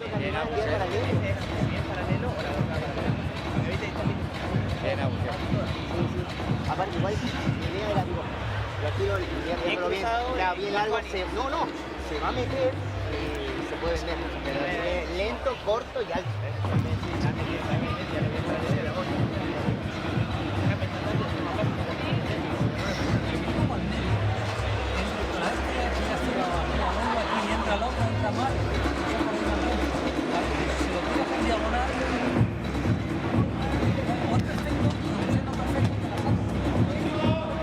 so frustrating coming back from love 40 to 40 all, then end up losing the game.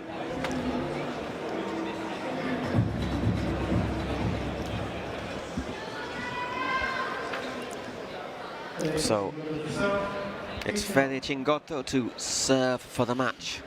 Can the Miami Padel Club?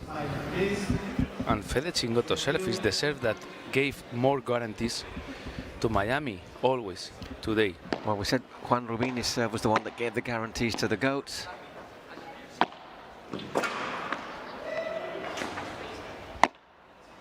So, is this the moment? Wow. That the Goats turn it around, just the wrong side of the net from Gus Tapia.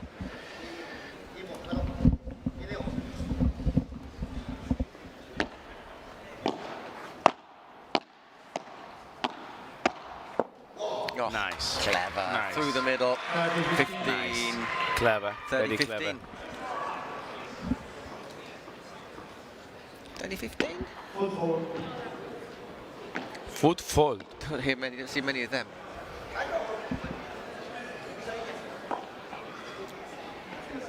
in such a hurry.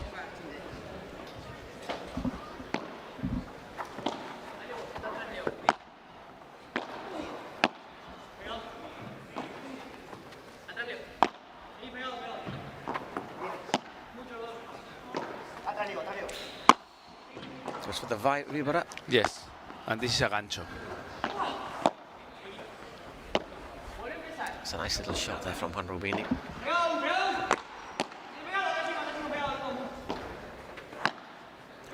Wow. Brilliantly angled shot. That's I think that Leo touched the net with the foot. Look. What a drop shot, eh? Yeah, he hits it with his racket, I think. Match ball. Match point. 3 match points. 2 match points. 40-30.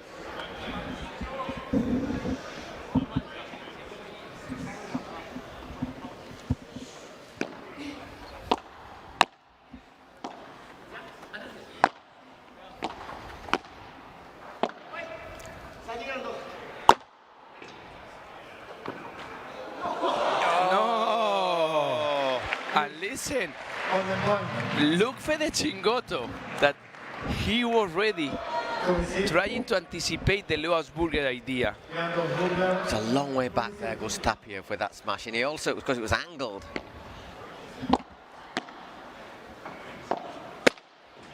There's no, oh there is, but not from that. There it is. Well, they made hard work of it in that final game in the end, but there it is, the Miami Padel Club bring it home. 6-3, 6-2. Fede Chingotto and Tapia will be in tomorrow's final. Favorites won, but great performance, eh? Amazing Miami today. I told you, it's the best Tapia and Chingotto match. Definitely. At the PPL.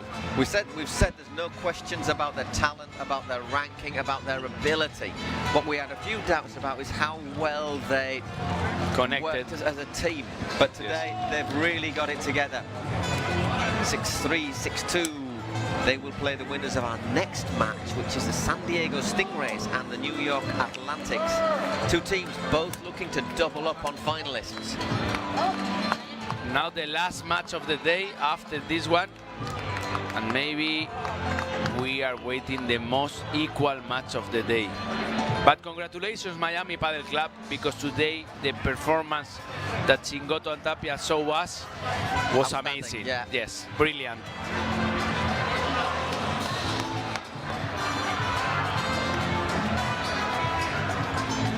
But as well as the power, as well as the hitting, it was the intelligence of the play, because they... See, I thought Juan Rubini played really well, but what they did very well was they neutralised Leo Ausberger. They didn't give him the chance to hit smashes. Yes. They didn't allow him to use his power. They didn't really allow him in the game enough. And making that Leo be disconnected. Yeah.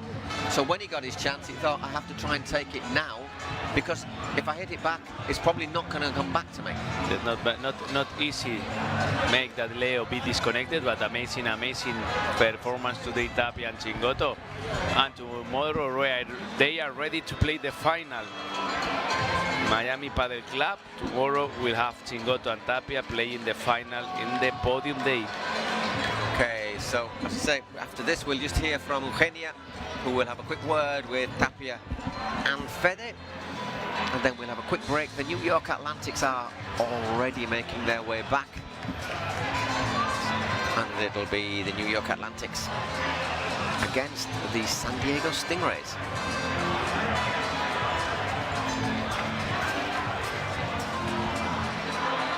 It's good to see Norma saying, come on, get on court. Hey, come on, Tapia, please. Come on, answer some questions, then hit the ball into the crowd. Exactly.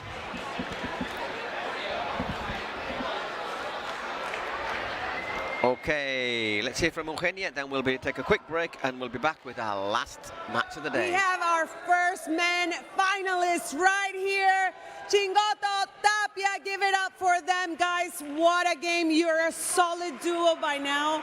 How is this becoming a routine now? ¿Cómo se les está convirtiendo en una rutina este dúo ya cada día más y mejor? Bueno, sí, primero hola a todos. La verdad que mejor, hoy jugamos muy bien. Yo creo que el primer partido nos costó un poco ahí adaptarnos, pero en este ya como si jugáramos mucho. Así que nada, muy contentos. Agradecer a la gente que estuvo todo el tiempo ahí animando.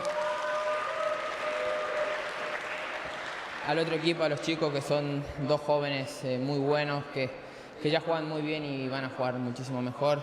Por suerte son argentinos, así que muy feliz. Y nada, estamos en una final, vamos a disfrutar mañana el último día acá. Well, he's very excited to be playing the final, and of course they're getting used to playing with each other and not against each other. In the first match it was a little bit more adapting, and today we all saw it, how a solid duo they're becoming now. Chingo, I wanted to ask you, we have the live predictor on the Fan Hub online. So if you were gonna go place your bet on the live predictor and trust your intuition, who would you go for as your rival for tomorrow's final? ¿A quién le irías? Vamos. Le apostaría a John Sanz y a Lucas Campagnolo. Bueno, vamos a ver. He would go with John Sanz and Lucas Campagnolo for the rivals tomorrow. Let's see, that's the next match coming up. ¿Cómo te sientes? How are you feeling for that game tomorrow, for the final? Voy a hablar español, estoy un poquito cansado, así que nada, la verdad que súper contento. Creo que hicimos un partidazo, que Agus estaba que se salía por toda la cancha, solamente lo acompañé y traté de tirar bien los globos. Nada, felicitar al equipo rival, que tenía a mi coach Jorge Martínez y a dos grandes amigos que son Leo y Juani, dos argentinos, como dijo Agus, súper peligrosos. Yo creo que hoy jugamos súper prendidos porque sabíamos que eran una pareja muy peligrosa, los dos son muy agresivos y nada, creo que salió un gran nivel del equipo, así que felices por los Miami. Ya repetí la hazaña de la final, así que vamos a tratar de darle el título a Agus.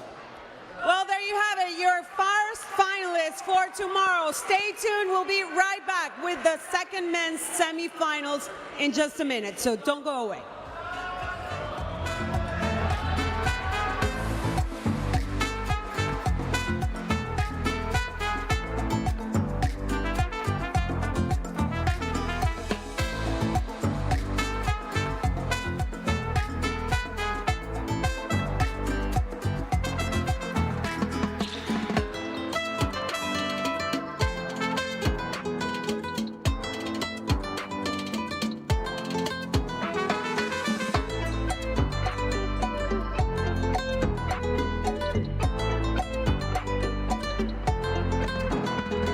If history has taught us anything, it's not to root against the underdog, against impossible odds. You don't stand down. You swing first. Kalshi. Trade on anything. Through ideas, imagination, effort, and enthusiasm, dreams are built. We are making Padel the sportive choice for thousands of people around the world. Each court built is a match won. And so, court by court, match by match, we are creating a limitless playing territory so that the unbeatable passion that Padel creates can be spread throughout the 5 continents.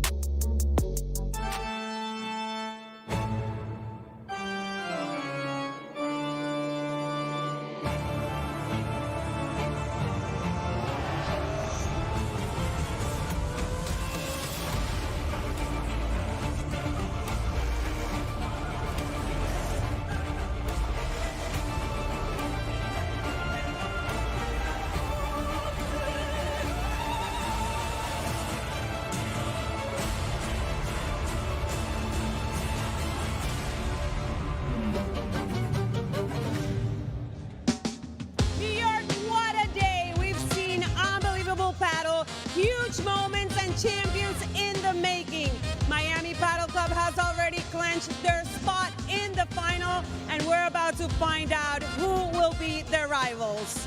The last and second men's semifinal is coming up. So let's bring it home and welcome our teams for the last match of the evening. Let's welcome the New York Atlantics. Lucas Campagnolo and John Sanz.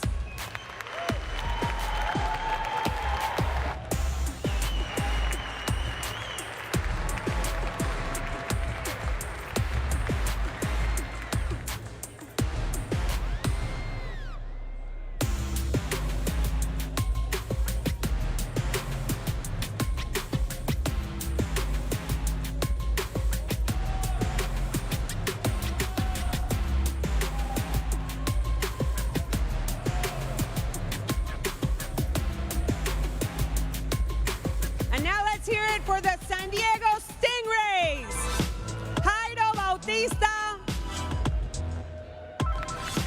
and Lucas Bergamini.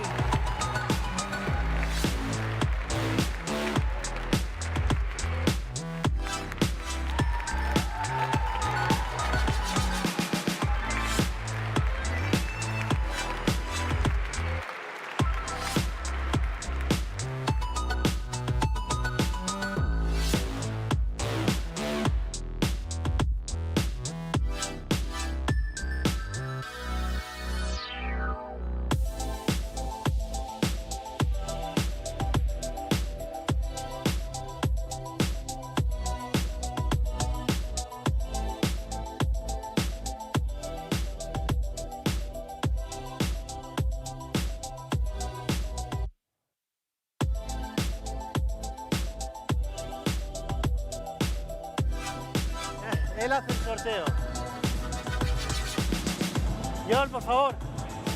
El sorteo. Ah, vale. Él lanza la moneda, ¿vale? Sí. Make the coin toss. What do you prefer? And for the coin toss, let's welcome onto the court James Lovejoy. Okay. You logo. Ellos PPL y vosotros, no, ellos Pro Padel League, ¿no? Vosotros el logo. Vale. Sí, amigo. Logo, elegís. Sacamos. You chose. Serve, ¿quién empieza de los dos? Yo. Vale. Peloteamos 5 minutos y luego cambiamos las bolas. Thank you so much.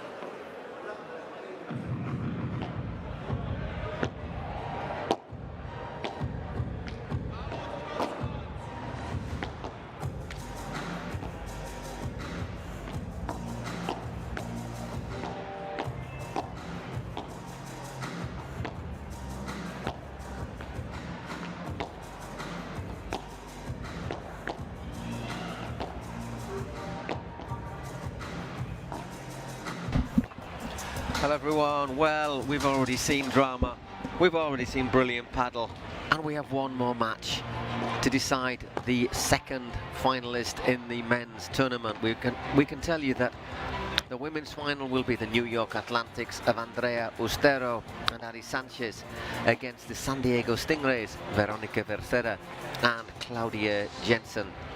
The first men's finalists is the Miami Paddle Club, Fede Chingotto and Agustin Tapia.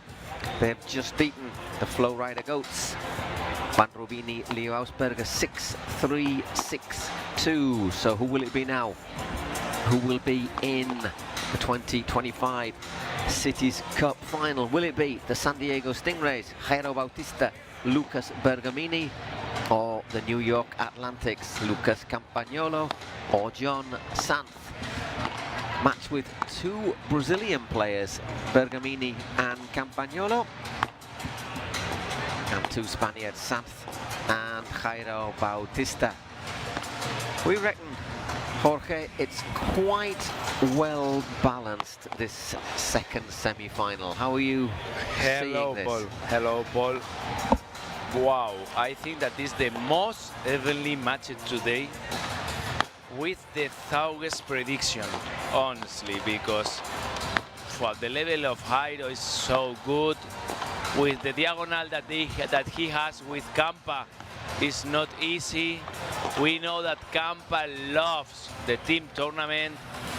His level is higher when he plays with the crazy John Sant close to him. And what happened with John and Lucas Bergamini? This is a very, very, very different style. And they play cross. Today they play in diagonal, face to face. This is one of the questions that I have for this match, but I'm sure that we are ready to have the harder match of the day. The Brazilian and Spanish, not teams, and the last match of the big semifinal day, Paul. Yeah, just to remind you that in the last round, the New York Atlantics yesterday on Friday in the quarterfinals, very strange match against the Las Vegas smash of Xisco Gil and Gonzalo Alfonso. First set went to a tiebreak. 7-6, it was about 55 minutes. Yes. And we thought, whoa, we're going to be here in the Hammerstein Ballroom at the Manhattan Center. We're going to be here till midnight. We're going to be burning the midnight oil. But then Campa hit top gear. He found his best form. They raced through the second set 6-1, 7-6, 6-1. The New York Atlantics beat the Las Vegas Smash. And on Thursday, it was the other way around. San Diego Stingrays, they played the Houston Volts of Alberto Trabanco and Pepe Aliaga. They had to really work for it. 6-4, 7-6. A game of some pretty big hitting, it had to be said, from the Houston Volts. But they just came through. When, for a moment, it looked as if we were going to be heading for a super tiebreak. So Stingrays had to work really hard. But once again, that they sort of performed when Jairo hit his best form as well. So yes. I think it might depend how Lucas. We know what John's going to do, and we know that Bergamini is always consistent. Yes. I think it depends on how Campagnolo and Jairo Bautista display today. This is the key. This is the key of the match. And Paul, one more fact about the warm-ups, because every day, every match we are talking about the warm-ups. Now that the players are doing the first warm-up, the balls they use for the first warm-up are not the match balls. The second part of the warm-up, the official 5 minutes, is the moment that the referee gives them the new balls, the balls of the match, because the warm-up, the official warm-up, is like 2 games. Yep, because of the first, that's why you change the balls after 9 games and then every 11. Exactly. But now, if we check what happened when the referee stopped the first warm-up, we will see that they changed the balls. I think he actually said, I heard him say, we'll change the balls. Look now. There he is. Yes. Just coming on the court with this. Look at Alejo, the referee. Okay, look, he's ready to stop the first warm-up. Now Alejo is inside the court. Take the balls, and now look, he put the new balls. Well, now the new balls. He put them on there, but look, the idea was good idea. I've seen them not brilliant move. Idea, Alejo. And then they rolled onto the floor. Anyhow, those are the new balls. By the way, if you are playing paddle, never ever play with a ball loose on the court. It's a very, very good way to twist your ankle. Don't have them outside the exit door either, because if you are one of those people willing to risk life and limb to chase the balls out, you do not want to go out at full speed, slip on a ball and end up in hospital. We need to talk with Alejo, and he needs practice more this performance.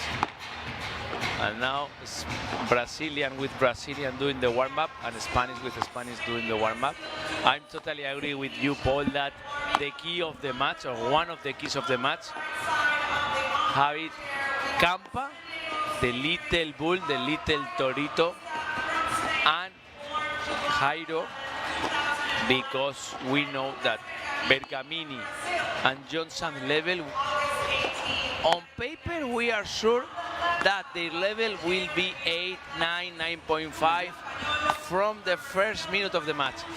What happened with Campa and Jairo, we will see in 4 or 5 minutes. Interesting thing yesterday in the match, the Atlantics match. In the first match of the second set, Jairo made 2 mistakes. Sorry, Luke made 2 mistakes. Then it was if he was like that helped him reset mentally, and he was able to correct himself. He sat down, said to the bench, said to John, made 2 mistakes there. Okay, don't worry. Don't worry. And then he was outstanding. And look, remember the Lucas Bergamini tiebreak against Trabanco and Aliaga was brilliant. I'm sure that because Bergamini last Thursday quarterfinal, his match first and second set not brilliant, good but not very brilliant.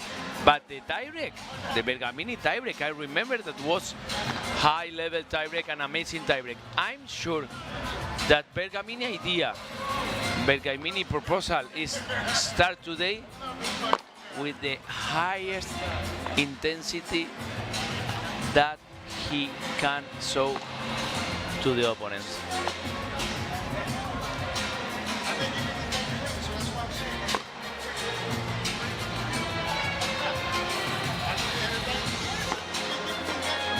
Just having the last moments of our warm-up. We'll be all ready to go in our last semi-final of the day this Saturday here in the Cities Cup for the Pro Padel League 2025 season drawing to a close. We started in Miami in June. I can't believe it was June. We were in San Sebastian in July and Guadalajara, Mexico in August.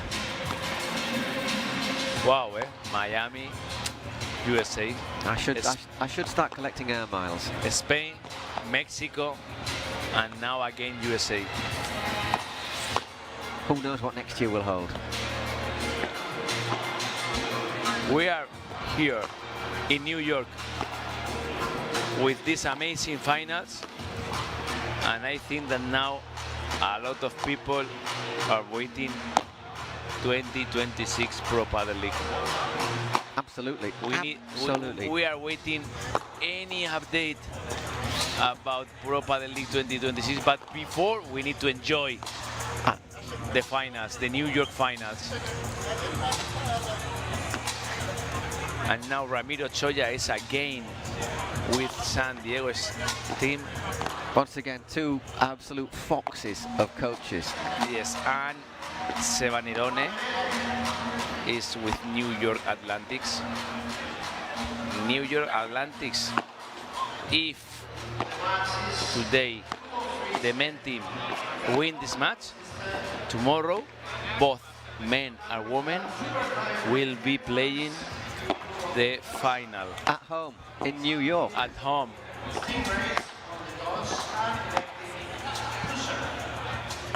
And if not, Stingrays have already got a finalist as well.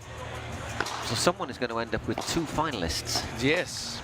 I think we should highlight the Stingrays again. They didn't make last year's Cities Cup, so this is an incredible turnaround. And this is one more fact to enjoy this match. The team try to know which team is ready to make that both teams, men and women, play tomorrow the final. Only New York or only Stingrays? Okay, we're all ready to go east-west coast. Who is it going to be? The umpire's just called time, I think. And they're not taking much notice of him.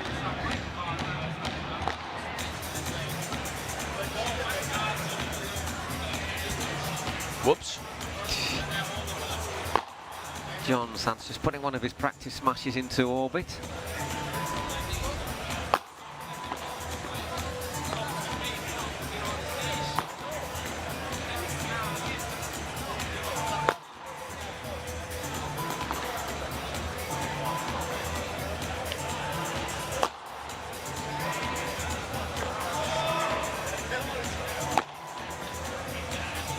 We need the match, eh? This Please. is it. Let's get going. Let's get going. I want to know who's going to win. We need the action, please, as soon as possible. That's it. The last smash. John Sands needs one more smash. So, you know, one more time, cross. One more. Maybe this diagonal to practice the portraits. Yes. There you go. Well, if that's an indicator. Now I'm ready. He's thinking, John Sands. Jairo works on his smash, on his serve. And look at that. Oh, Brooklyn. Oh, Brooklyn Bridge. Yes, no? I'm not sure if that's the Brooklyn Bridge or not. It is the most iconic bridge. Oh, no. Grand Central Terminal, wow. Beautiful, eh? Beautiful city. Grand Central is, I say, that wonderful scene in The Untouchables with Andy Garcia holding the pram and taking out the bad guy.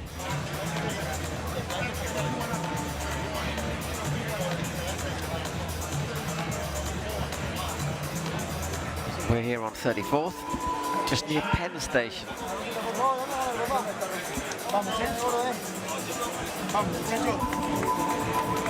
Okay, let's go. Andrea and Ari Sanchez taking relaxed. They're already in the final. They booked their ticket. Their position is amazing. Thank you very much. We are ready to enjoy your finals, boys. And Seba Nerones say, come on, boys.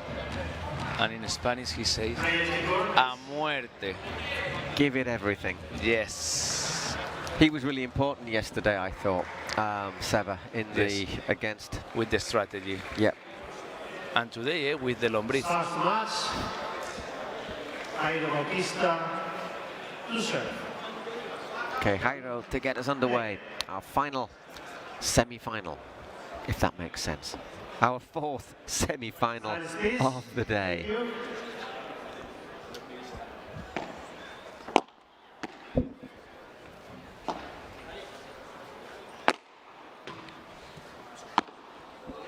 Well, a little bit tentative there, Jairo, wasn't he? He smashed it, but he certainly didn't give it everything. And remember that the quarterfinal day, Jairo Bautista with the smash had problems. Not with that one. That was more now like it. He's so close to the net. Now. 15 all. Yeah, it was just there. Thank you very much. Like swatting a fly.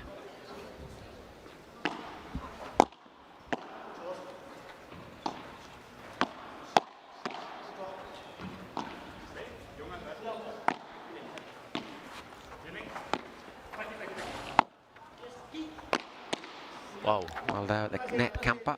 Beautiful block. That was a very brave lob against Jairo.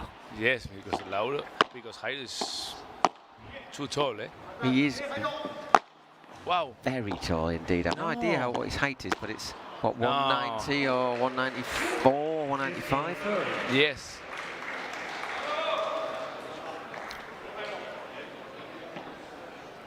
That's 6 foot and the rest in non-metric.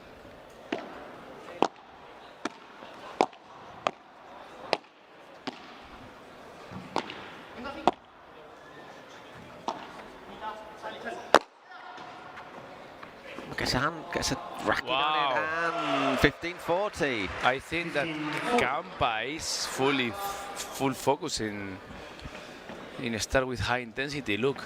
Started like a house on fire. Yes. Like a bull.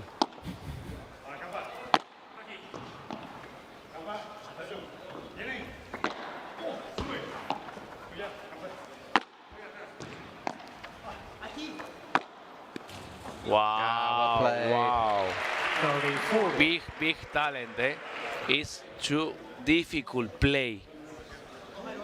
This bandeja rulo when you have your opponent Campa too close to the net. Great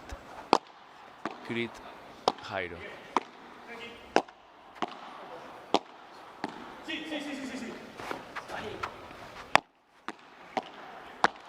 Oh, he had the chance there, Campa. Into the net, golden point first.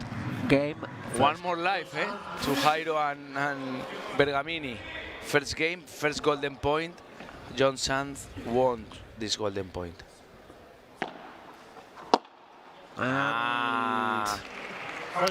Well, they survive. The Stingrays holding on to their serve. That means everyone who served first in the match actually held their serve. Yes. Marul has gone up in flames. Yes, and your rule was very close to... It was very good normally. Yes, and this game was close to have success, But 15-40, and look. And with 30-40, Campagnolo had this easy volley. Sometimes not. Use always the unforced errors. Is with easy balls. Because you think already thinking about the point that you've won. Yes. Okay. John Sanz to serve.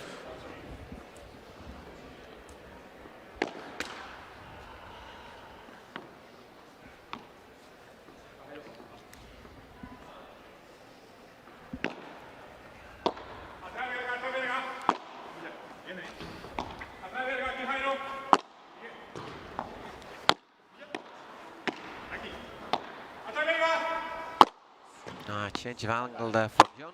And Campa drills that one, 15-love. His point was a bomber's point. High intensity, high electricity from the first second.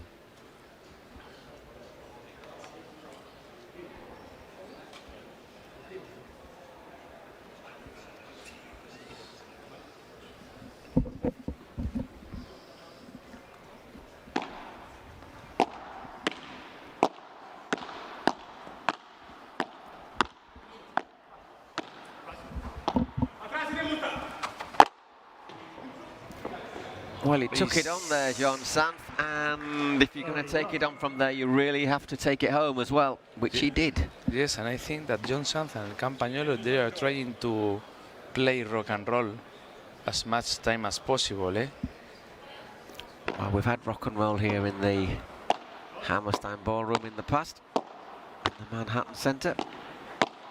Look at that, Jairo, always that he can go close. Go before the line, trying to put pressure and pressure. But 40 lob. Flat smash here from Campa.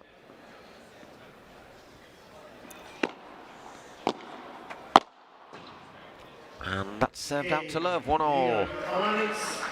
The start of this opening set. That's what you want for a bit of confidence.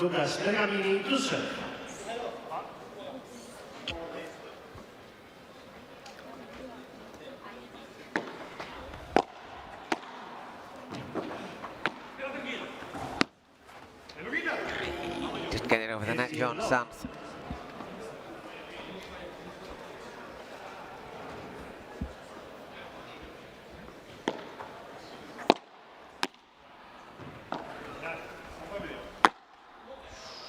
Oops.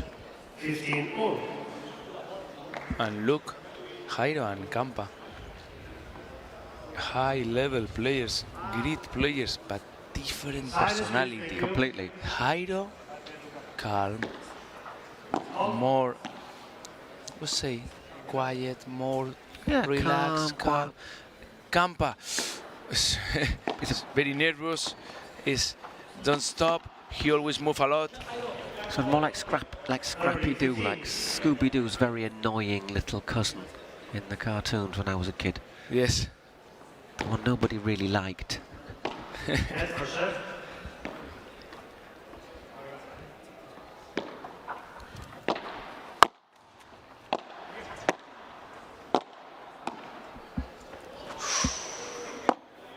careful because there's this drop shot and one bandeja.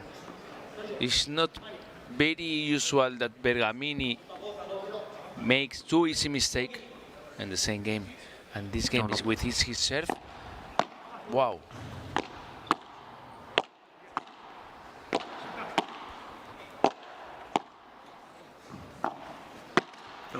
there, Jairo misses the volley. 30-40, 2 break points. A chance again for the Atlantics. And look at New York Atlantic's strategy now was no lobs, down, down, down, down, down, trying to do this mistake that Jairo had. Make that the opponent touch a lot of volleys. Very good now, Bergamini. Yeah, much better. Second golden point. Second time that this team, that San Diego serve. Second time they have to defend a gold point. Golden point.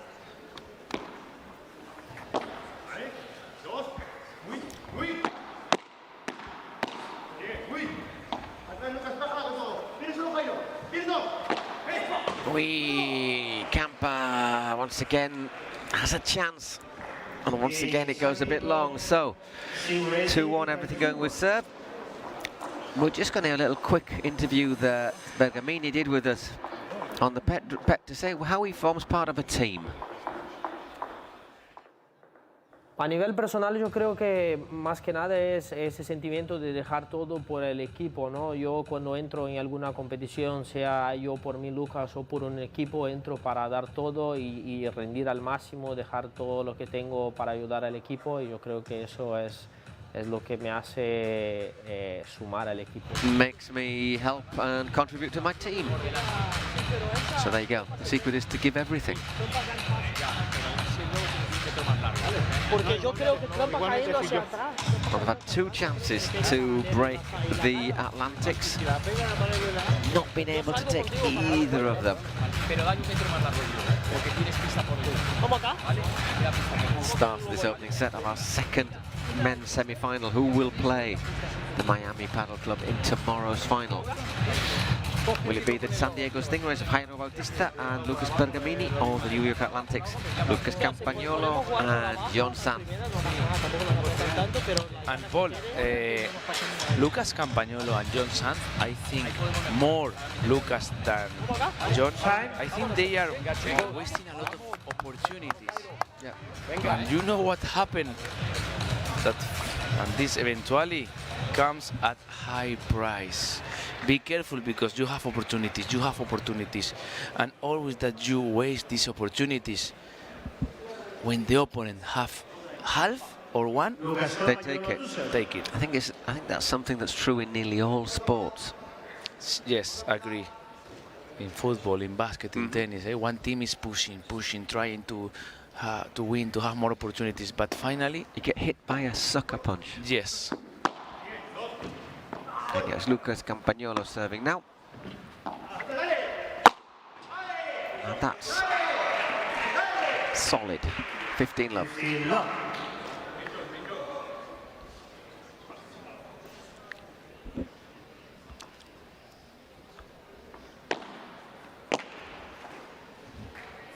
30 love.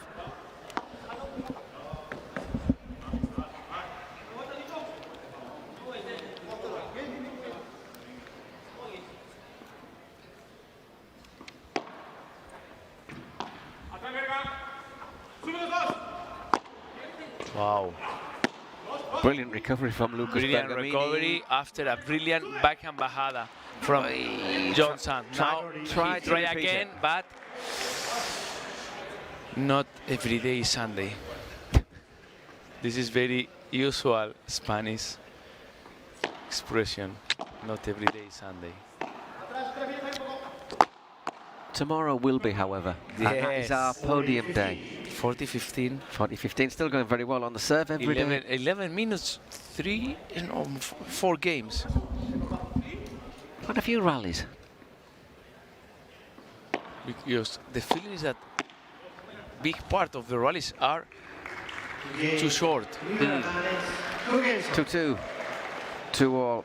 Once again, the Atlantics holding the serve pretty comfortably.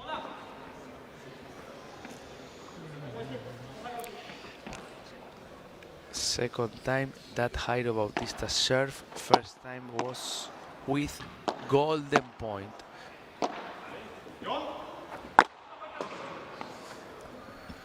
Out love 15. Out love 15. Just a fraction long there from Lucas Bergamini.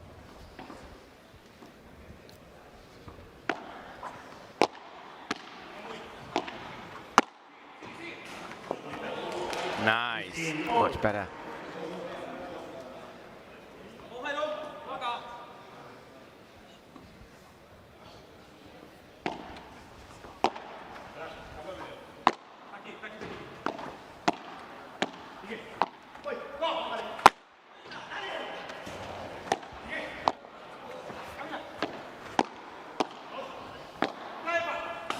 Too much on it, but once again, intensity in the rally. Yes, high intensity, and I think that all is happening very fast, too fast. I know that Bergamini prefer more cook, more boil, not very fast. Yeah, maybe it benefits Jon Sanz, however, to keep the rhythm high. Yes. 30 all.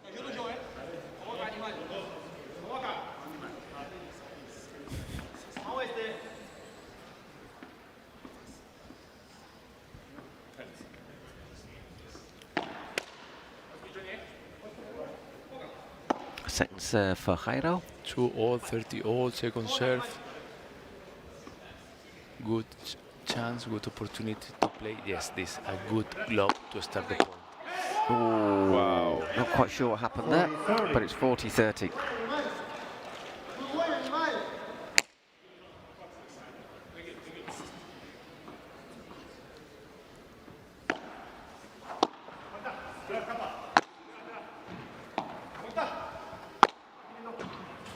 Whoa. Very good now, Bergamini. Yeah. He plays 2 very good, 2 mistakes. This is the balance that he needs to take care a bit more. Once again, just bounce off the backlash, then into the side. Unplayable, really, there for Luca Campagnolo. So far, everything going with serve. 3-2 to the Stingrays against the Atlantics.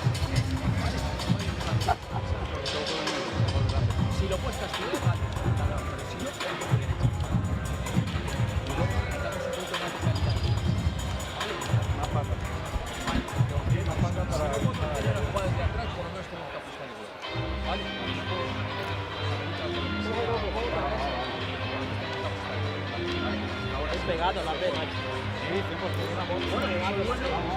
En cuanto a los que luego vamos a casar. Luego ya nos ponemos ya.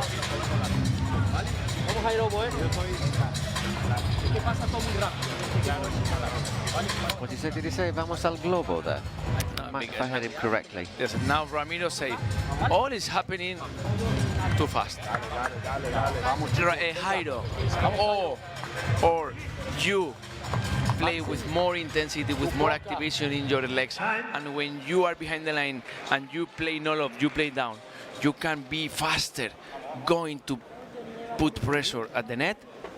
If not is possible this, please be more patient behind the line, because at the moment that our love have more quality, we've got more chance. Yes, because the opponents are very close to the net. Jon Sanz serving again, served out to Love in the opening game. Thank you so much. Thank you so much. Say Alejo, because he needs more silence.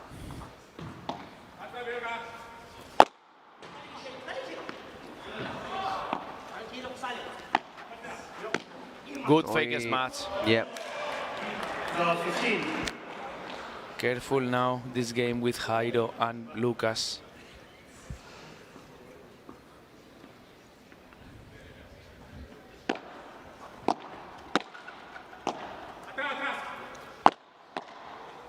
Exactly. Whoa, you what? Brilliant shot.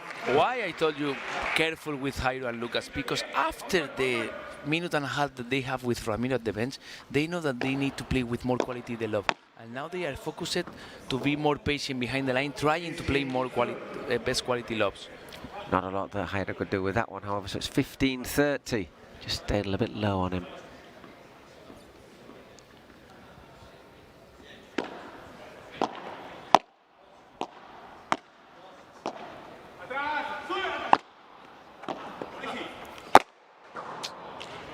That wasn't quite the quality of lob that he was looking for. Yes, and Jon Sanz punishes it. The first lob was with quality. The second love, look where is John. In a very, very, very comfortable position to finish the point with a good smash.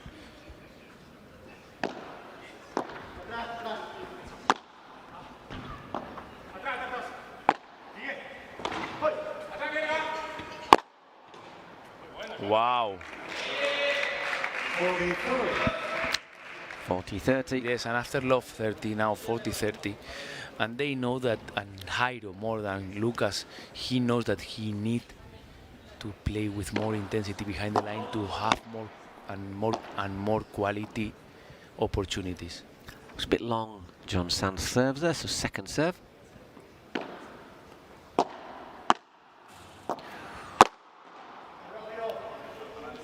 And finish that one off decisively. They lost a good opportunity because was love 30. But after the love 30, all happened again too fast. When you are winning love 30 and in 3 seconds your opponent win 2 points, it's moment maybe to go to the bench, take 20 seconds. Just make your opponents think about the work they have ahead of them. Yes. 15 love.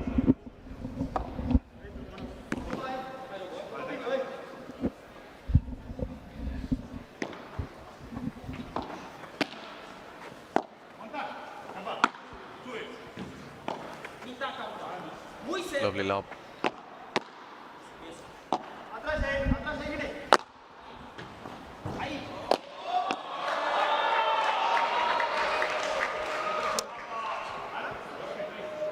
It's very difficult that Alejo can see where the ball yes. bounced. Let's have a look.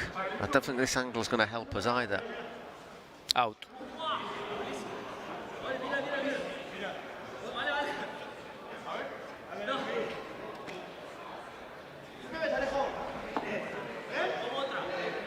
Poor old Alejo, you know, what was the decision? I'm sure he has no chance.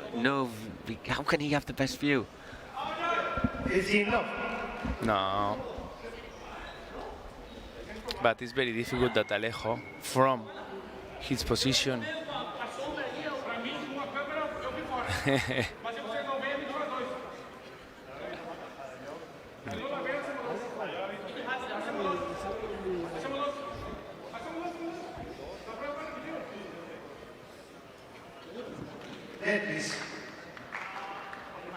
Should he play a let?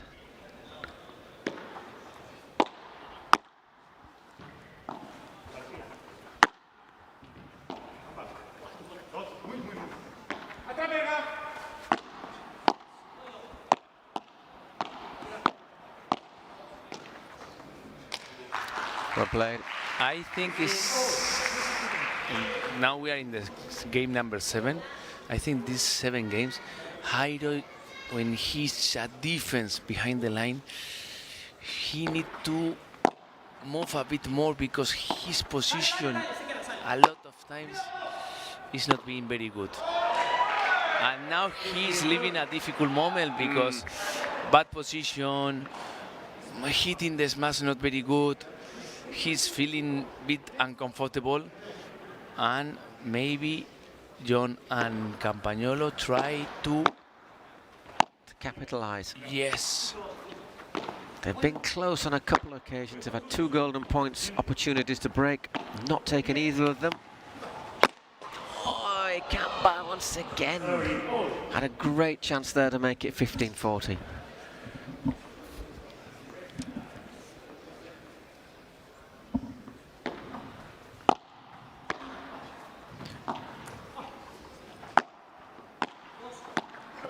That's a very good lob, however.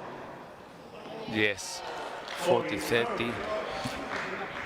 And this is one of the situations that has happening a lot, Paul, that great chance, great opportunities. And they're not taking Campagnolo, I think this is the opportunity number 4. Yeah, he's just had an error and couldn't get to that one. So once again, yes, the Stingrays living dangerously but surviving. In the first game, in the third game, and now in total Campagnolo had 4 opportunities. Great opportunities.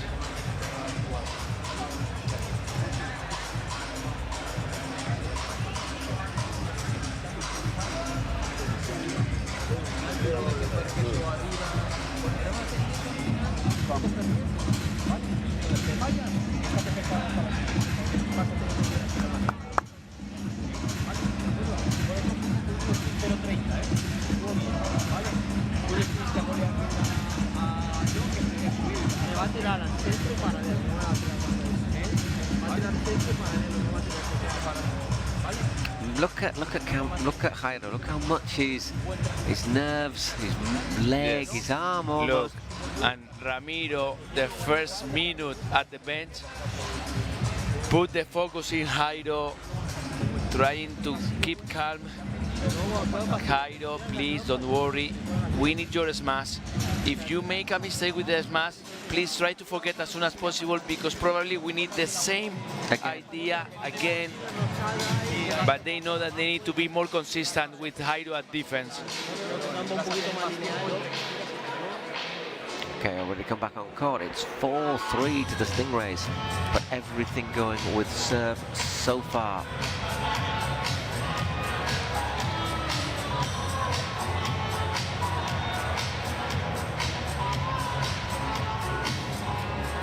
Time.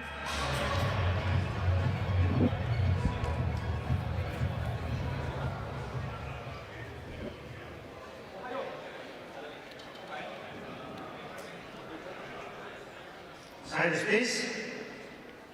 Okay, Campa to serve.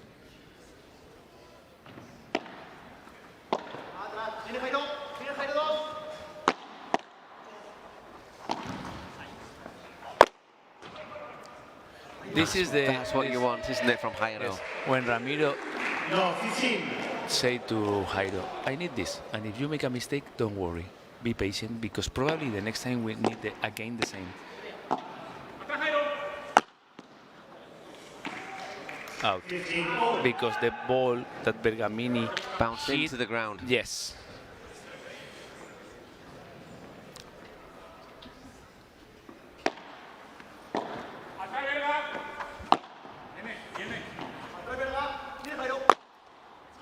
Oof. 30, 15.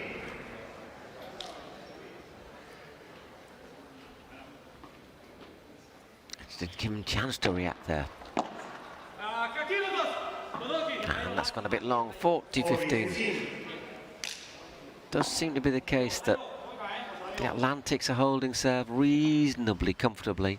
It's the Stingrays who are having a harder job holding on. Oh, wow. I felt that. He probably felt it more, but and I'm not sure if John's a little bit lucky here. I mean, he's hit.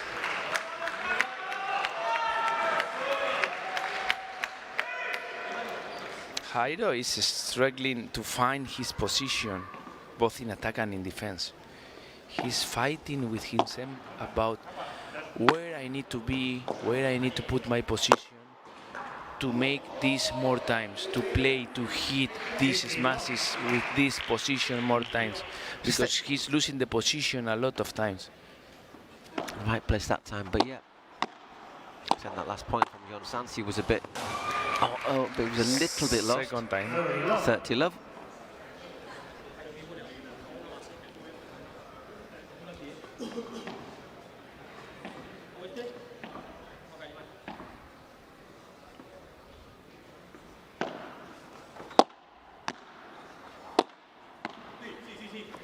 Oh, is that in? Wow. Yep, 40 love, it did bounce in. Berga magic. Well, this is the best service game they've had so far, the Stingrays. Yes. And it's exactly when they needed it. There it is, 40 love. to love. So they have a chance now to really try and attack John Sanz. Just because now New York maybe have a problem, because this is the most dangerous moment for this team. Yeah. Because we know that Jairo and Bergamini maybe are not playing so good at defense. Only one game with love 30. But now they know that if they give a bit more, if they give their best, now win the set.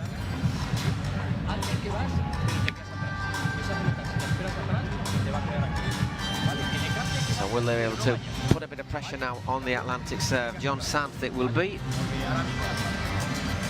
Stingo's already got Claudia Jensen and Vero Vercera in the women's final. Plenty of Stingo's fans here as well.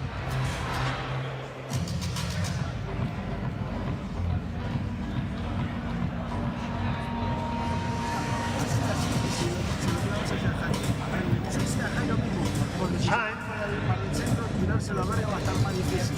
Centro que lo tenga muy cómodo. Perfecto. Pero abriste la pista. Vale. Hacemos esto y quedamos. Aprovechemos las bolas nuevas. Vamos, Johncito. Vamos, John. Paul, break or no break? I don't know. John Sanz is normally pretty reliable. Normally. And he's got new balls to serve with as well.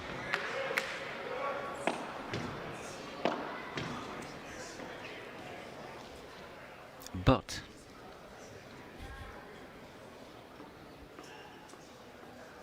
if you were taking a risk, you'd say, well, maybe there is a break. And that risk could be a little bit less now, love 15.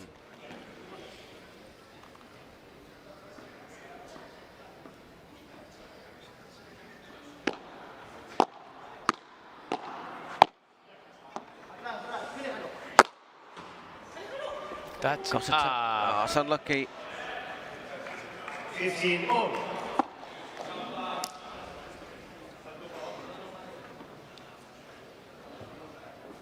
Uy.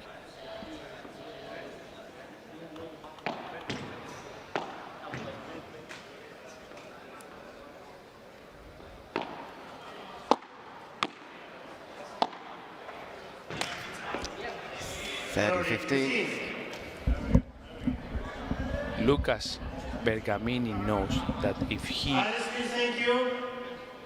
wants have more opportunities to win the first set from the defense, he needs to be more and more and more consistent.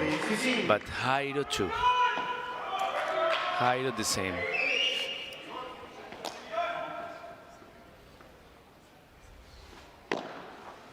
Good serve there from John Sanz. Deep and fast.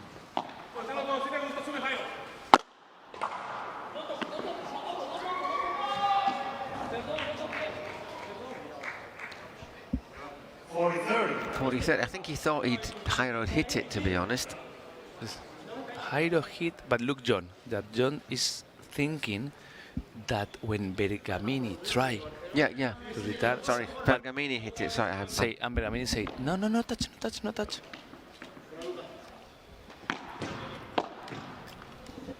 My brain stopped working there, so.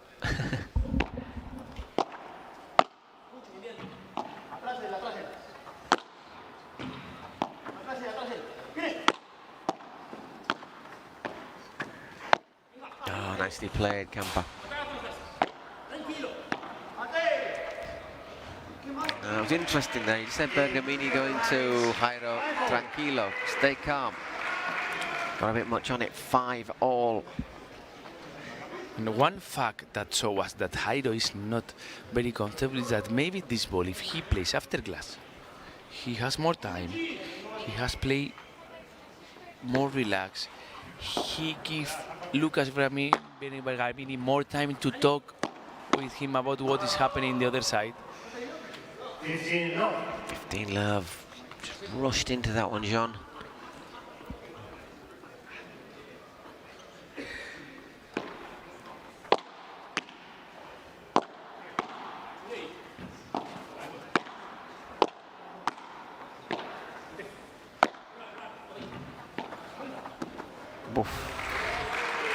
Really good shot. Really good, eh? Bajada, dipping. And this rotation, and he hit the ball very soft. The gesture, like a soft kiss.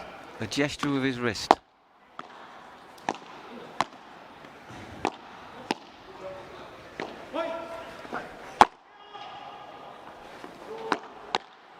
Wow, very clever, Lucas. Lucas Campagnolo. Well, because after that he recovered this smash look, he wait with a good position, tack, like a wall. Very good. This time, no mistake. Just clips the net, and I think it went long as well. 15-30, yeah. So once again, another sniff of a chance. Jairo is losing the focus. 15-40. Again, 3 more break New points. York have a great chance. We need to wait if they use it or no.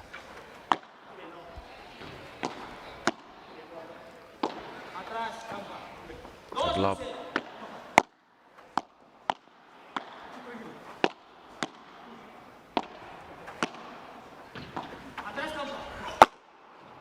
Yeah, well played, Jairo there, 30-40, still 2 break points though.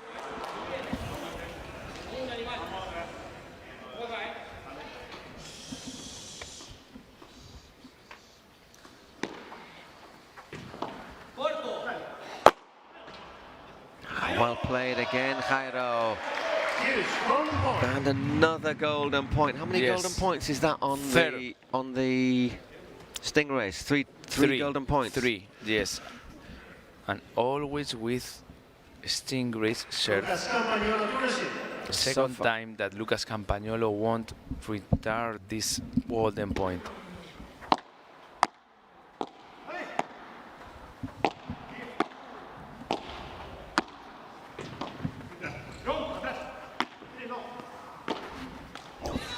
And another time they've had the chance to break, and it's been an unforced error. 3 golden points, 3. I mean, how many break points have they missed? If you give me 1 point, I let you know. It's 3 in that game. Now 3. I think it's 6 break points they've missed.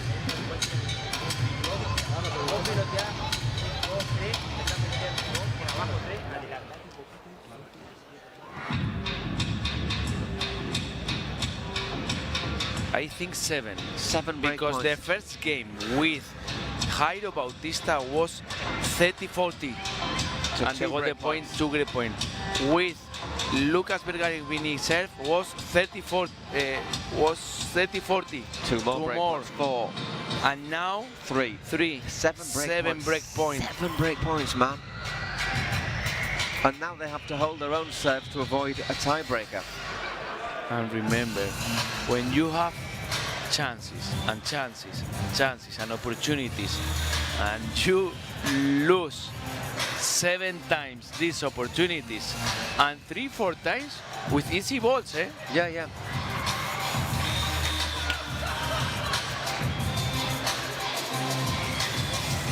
Time.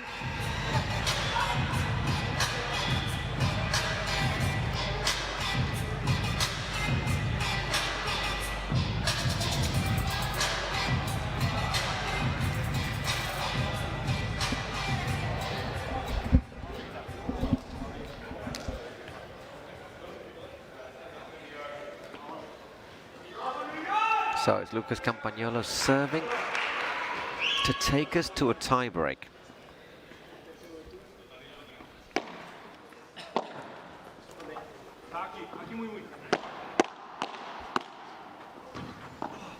Should be our first tiebreak of the day, actually. No, 15.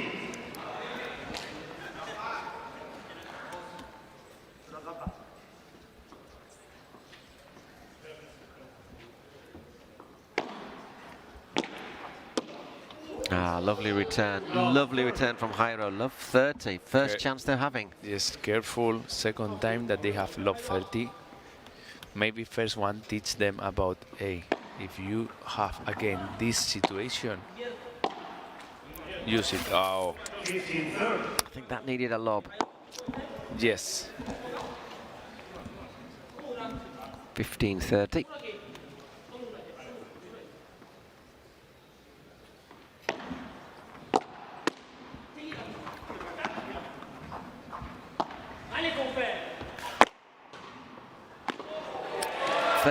Well played, John. Yes.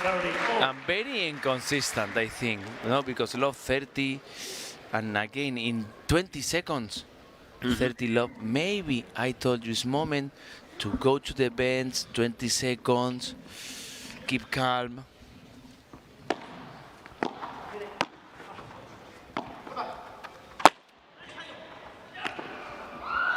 Whoa, well played, Jairo. 30-40, so 2 set points now for the Stingrays.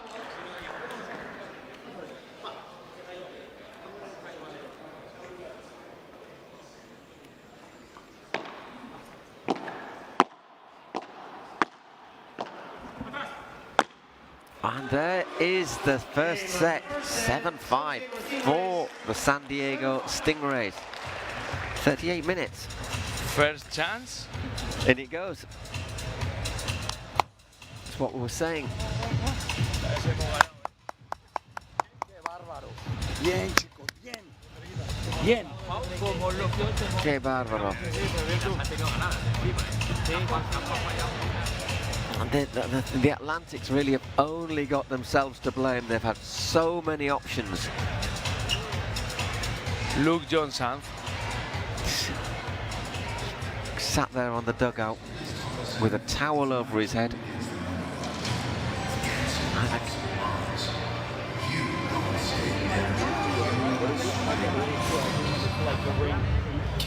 Look that Ramiro Choya said to their partners, unbelievable.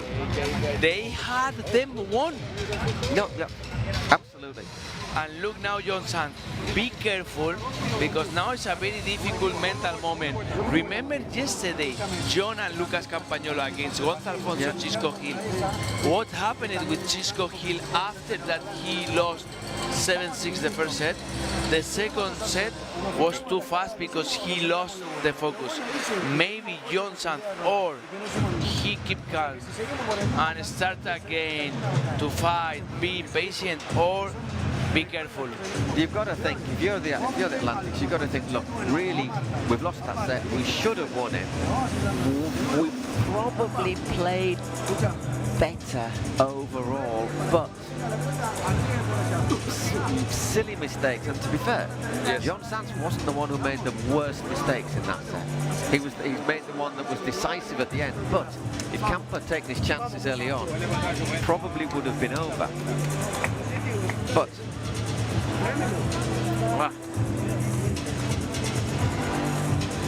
he is really angry with himself, John Sands, really frustrated.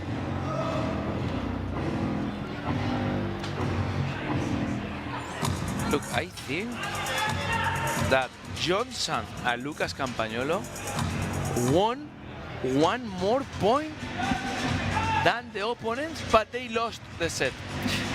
I think 34 to 35 points, but the team that won more points lost the set. What happened? Because if you lose 7 opportunities. Yep, you're always getting there to 40, 40, 40. And the Stingrays just making them wait a little bit.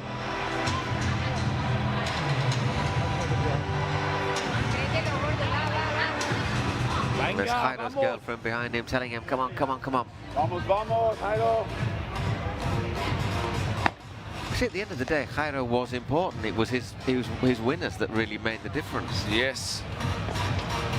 And now who serves? Jairo. On a high. Start the second set. Silence please.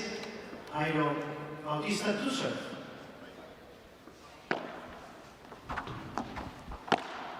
Wow. Maybe a wee bit close to the net there. Love 15.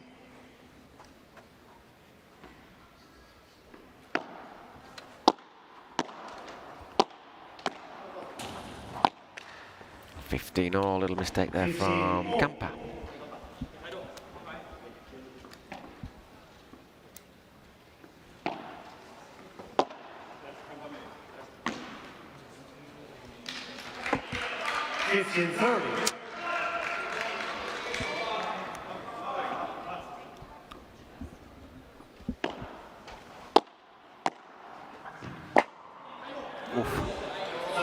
Very good backhand volley, eh?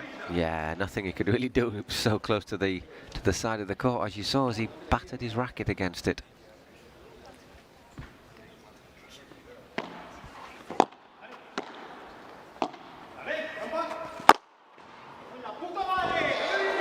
Or John and Campagnolo, my feeling, get something special as soon as possible.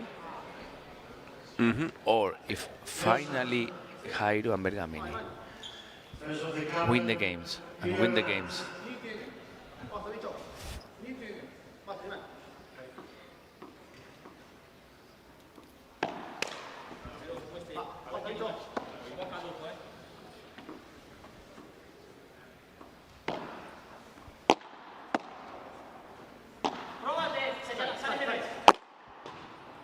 Well played, Jairo. First game goes to the Stingrays. First game, San Diego.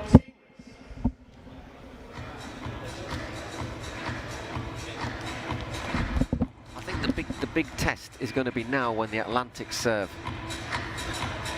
Not quite sure what that heat map says to you. It looks a bit like an attack of measles to me.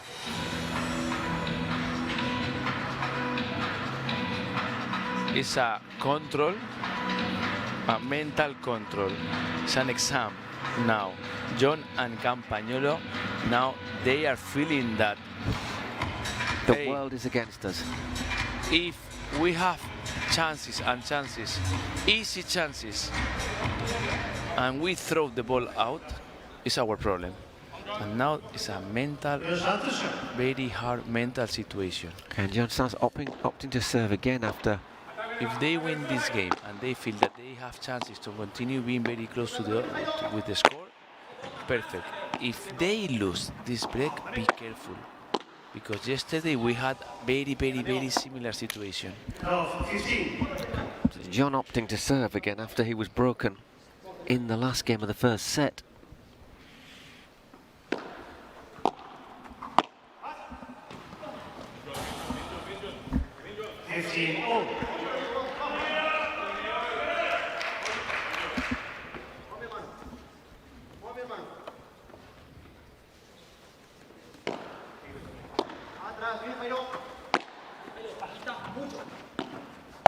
Nice angle there from Jairo, and again he's going to have a go at this one.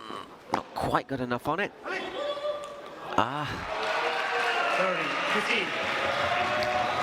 Understanding now between Bergamini and Jairo, because now this one, you know me. Oof. I think Jairo possibly could have stayed a bit deeper there.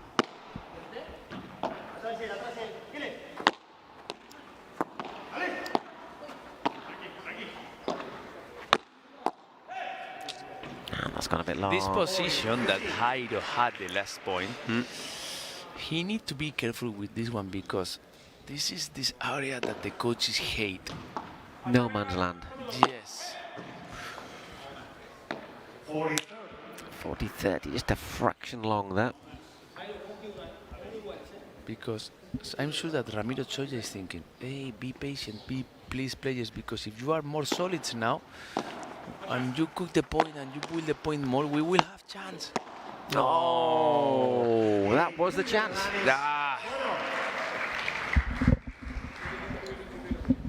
One game all.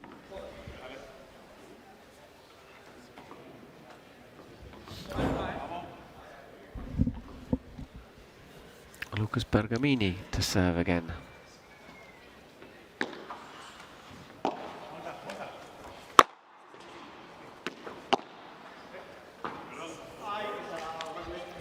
Frustration there from Campa.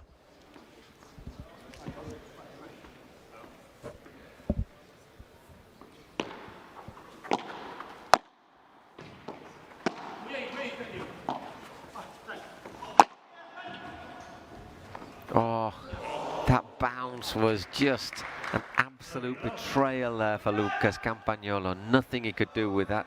He read it, he was out in time, he was thinking this is looking good. But the ball stopped, and now I can continue. No.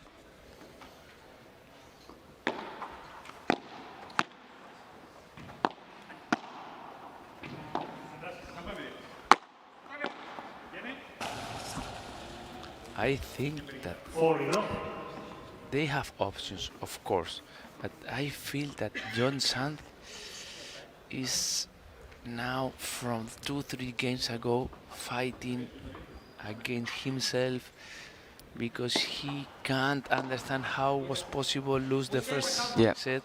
Especially on his error as well. That was a little bit on the wild side.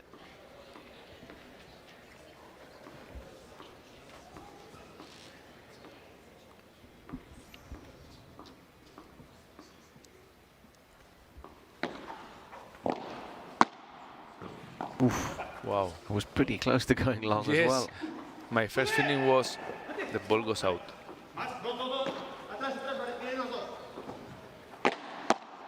Oh, a wonderful block volley to claim the points and the set and the game. So 2 games to 1. Stingrays holding their 2 serves at the start of this second set, which I think is what you always ask after you've claimed a set. It's the Atlantics who have it all to do. There's Maxi Sanchez once again.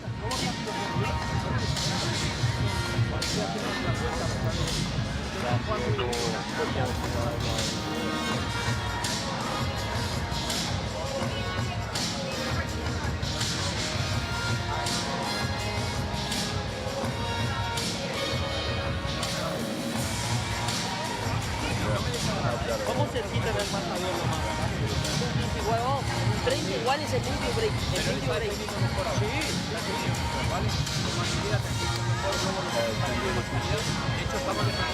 Ramiro say to Bergamini, no, Jairo now is defending better, but they know that yes, Jairo is playing 2-3 points good, couple of 1, 2 bad, and they know that with the partner that Jairo have at his side, Lucas Bergamini, at the moment that Jairo be only a bit more solid, they've got the match just about where they need it. But that's what happened yesterday, that Jairo in the second set, showing on Thursday in the second set, found his best level.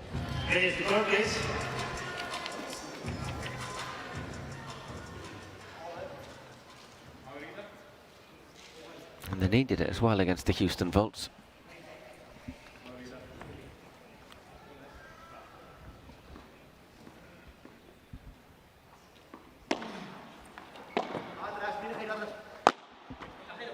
So it's Campa serving.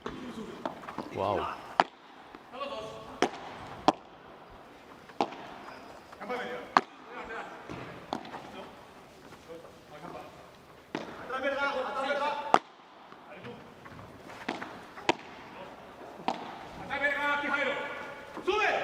For the bajada, that's a great bajada from John Sant. A great bajada, a bomb bajada. John Sant is playing now with yesterday I told you, don't take prisoners. Wow, careful. Well, hang on, that's bounced so high though off the back. Off the cage at the back. It's unlucky there, John. Yes, because didn't really do anything wrong. Yes. This is the moments that the coaches say, less is more. Yeah, maybe if that hit the glass, it would have gone. Yes, no, maybe this ball don't need that you put full power. And all of a sudden, it's 15-30 as Jairo steps across. Careful, careful, careful. New York, careful.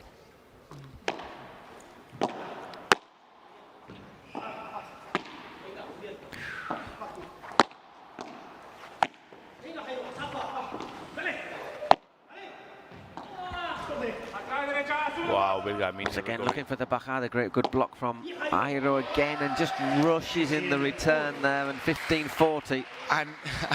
And Bergamini was giving, let's say, support to Jairo. Come on, come on, come on, because Bergamini knows that, hey, one more point is 15-40, eh? 3 break points. And the chance to serve for 4-1, if they can break.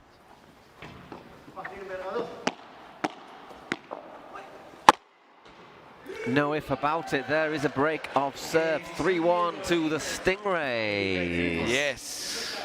First 4 games of the second set.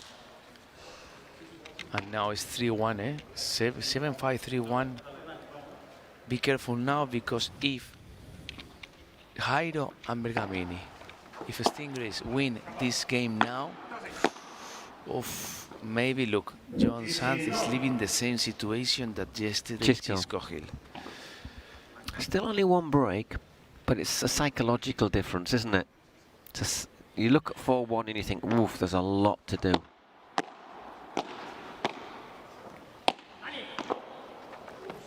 Ah, lovely drop shot there from Jairo. Good touch for a big man. Stingrays now needs finish as soon as possible this game. While they're in this moment of form, looking comfy. Yes, but New York needs the opposite. But now look, Campa and Johnson, that when usually they are very happy, crazy, scream, helping, and now the body language now is 2 players fighting, not with the partner.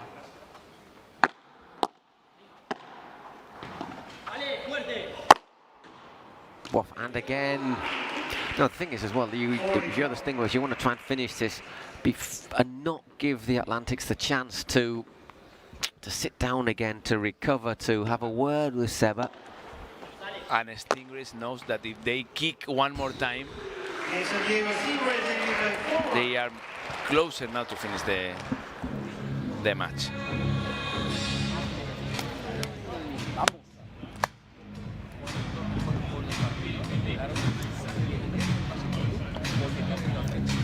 But you know, we talk about sometimes how 1 game can change a match. I actually think that last point of the first set, where John missed the chance, yes, and the point, that was it, and lost the serve. I think that's just done so much damage.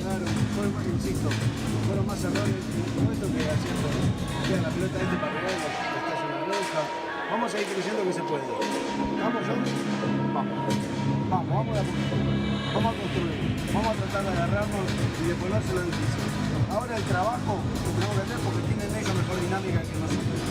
El trabajo que tenemos que hacer es el doble de esfuerzo, porque ellos vienen jugando firme, sólidos, con confianza. Hay que agarrar. Hay que aguantar. We need to fight. Now it's more difficult. We need to continue. Their dynamic is better than our dynamic. But look, Ramiro Choya, very good, say to Jairo, Jairo, listen, you are the MVP because you play 3 chiquitas perfect, and these 3 chiquitas give us the match. Look, this is the mental and work that not just the chiquitas, his smashes have been going in as well. He's been, and sometimes the coaches are not only coaches at the bench. We are doctors and psychologists. Love 15.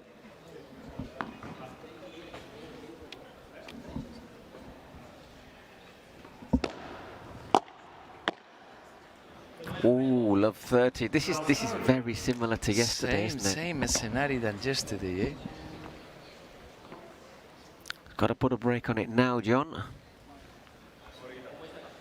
I think if he obviously doesn't win this point, I think it's game, set and match virtually. And Jairo drives it home, love 40. 4 break points to go 5-1 up in the second set. No. 15-40.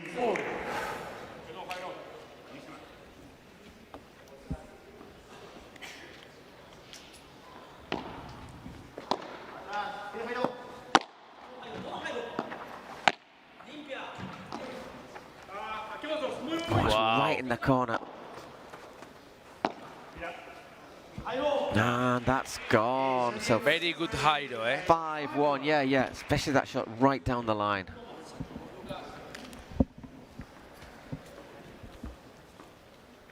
So Lucas Bergamini serving for the match, serving for a place in the final.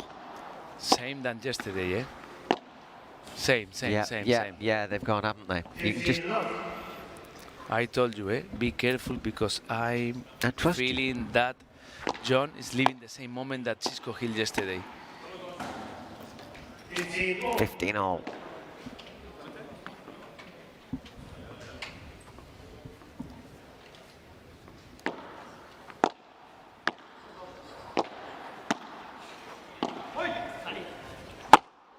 Wow. Yeah.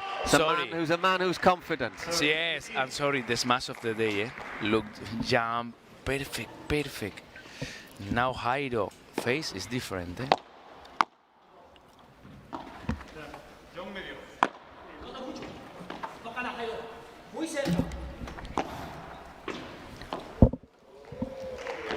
40-15. 40-15. Three match points. Yes. We could finish this in less than an hour. I am amazed.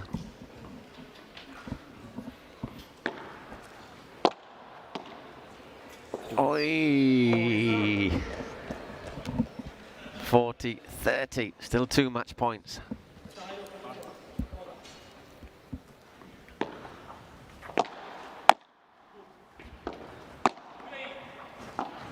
And it doesn't go.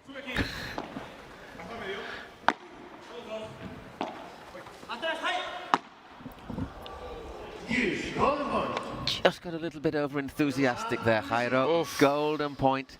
Still match point, but also break point.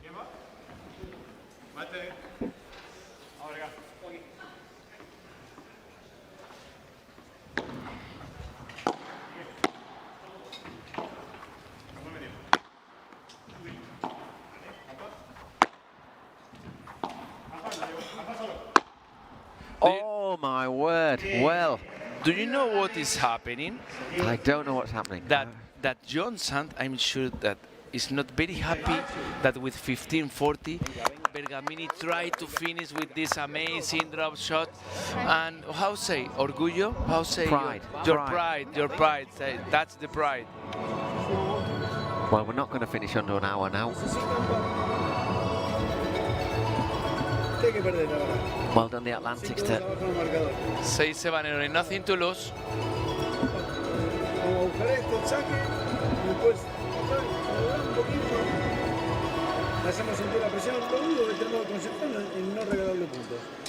Just don't give them any points.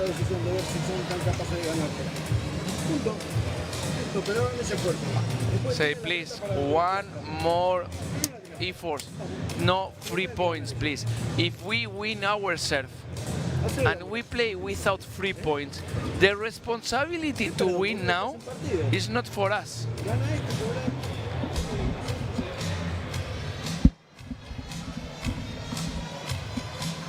I wonder if they were just a little bit guilty of trying to finish too quickly. The Stingrays. Sorry, but this Bergamini drop shot with 15-40. You didn't like it, did you? Yes, but you don't need to play this drop shot very close to the door. Anyhow, it's Campat serving.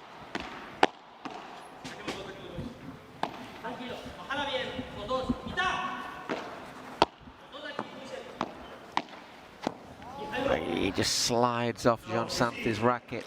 Love 15.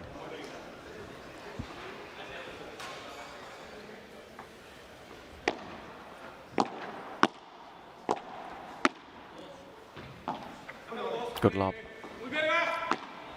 Aye, John. Love 30. Yes. Once again, just rushing into it, though, perhaps. I think that Campa is more motivated, is trying more, or is more focused than John.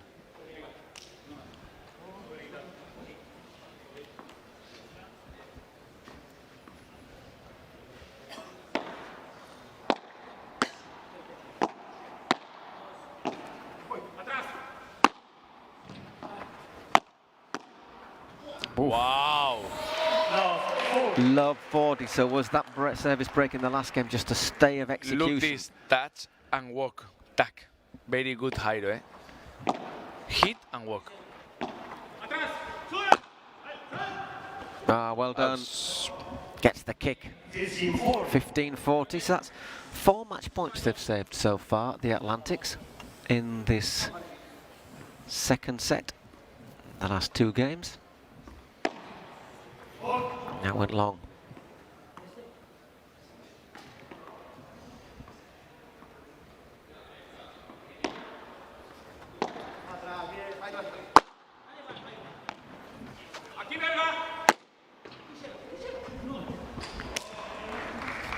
And there's another match point saved. That's 5 match points saved. Yes.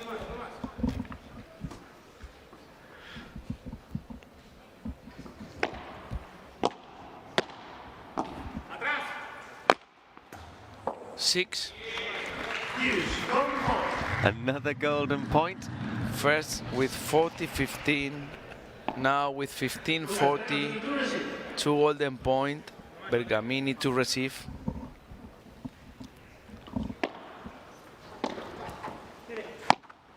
Wow. Brilliant shot.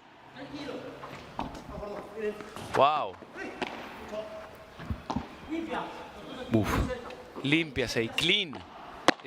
Start again, recovery again.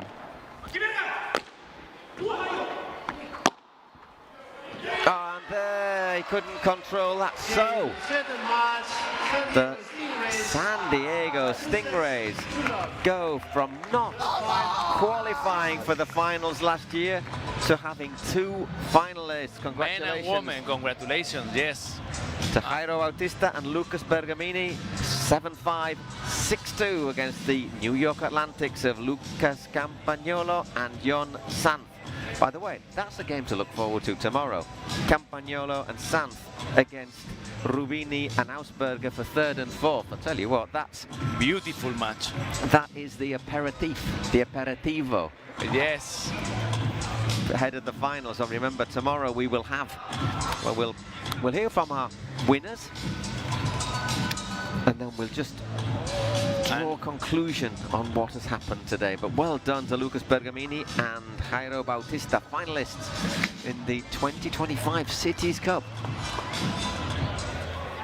And San Diego Stingrays today believe and believe and trust and trust and trust, and finally they won the match after 2 had a very difficult first set. Congratulations, San Diego Stingrays. I'll tell you what, the San Diego Stingray owner was in the hotel bar after Thursday's wins, and he bought me a beer. So I'm going to go back there and he might buy me another. And now probably today he's. If you come along, yeah, we're in a good place. Yes. Okay, we're going to hear from our winners in a moment, and then we'll just bring you the resuming of what has happened over the day and look ahead till tomorrow. Take it away, Eugenia, in a couple of seconds.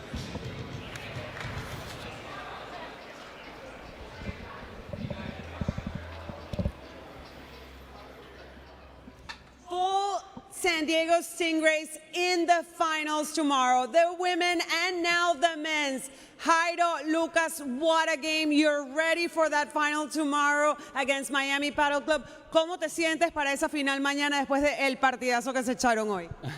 Bueno, esperemos dar lo mejor del equipo y a ver qué tal mañana. Esperemos ganar. ¿Cómo se siente? Estás un poquito cansado, te escucho, te escucho. Bueno, estoy un poquito cansado, ya es tarde. Y lo que te digo, mañana por todas. Well, he's ready. He's a little bit tired, but ready for tomorrow. Lucas, it's your opportunity to respond for Chingoto. He was betting on the live predictor that your rivals were going to make it to the final. So the mic's all yours now. Yeah, so I asked for Chingo and Tapia in the final in my first interview. So see you tomorrow, guys.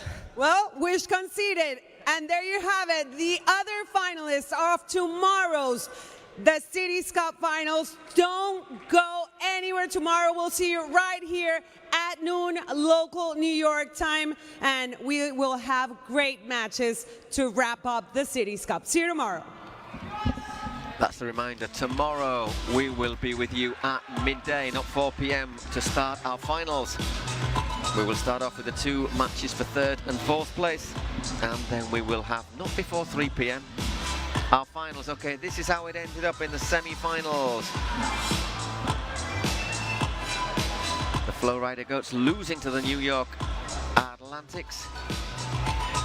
4-6, 6-3, 10-6, well played to Estero and Ari Sanchez. It was then the San Diego Stingrays, 6-1, 6-2 against the Smash.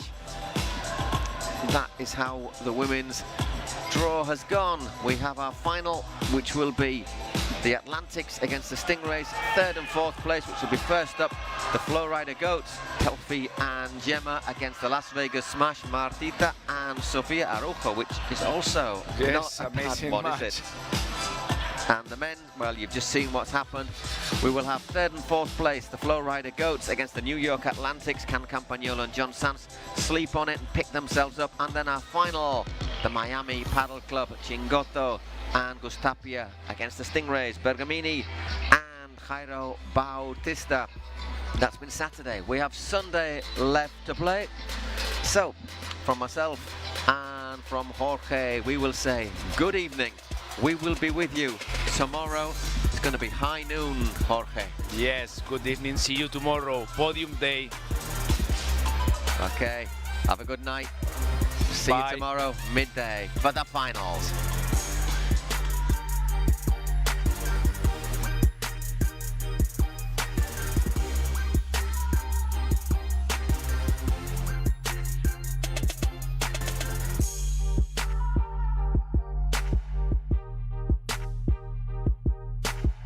If history has taught us anything, it's not to root against the underdog. Against impossible odds, you don't stand down. You swing first. Kalshi. Trade on anything. Through ideas, imagination, effort, and enthusiasm, dreams are built. We are making Padel the sportive choice for thousands of people around the world. Each court built is a match won.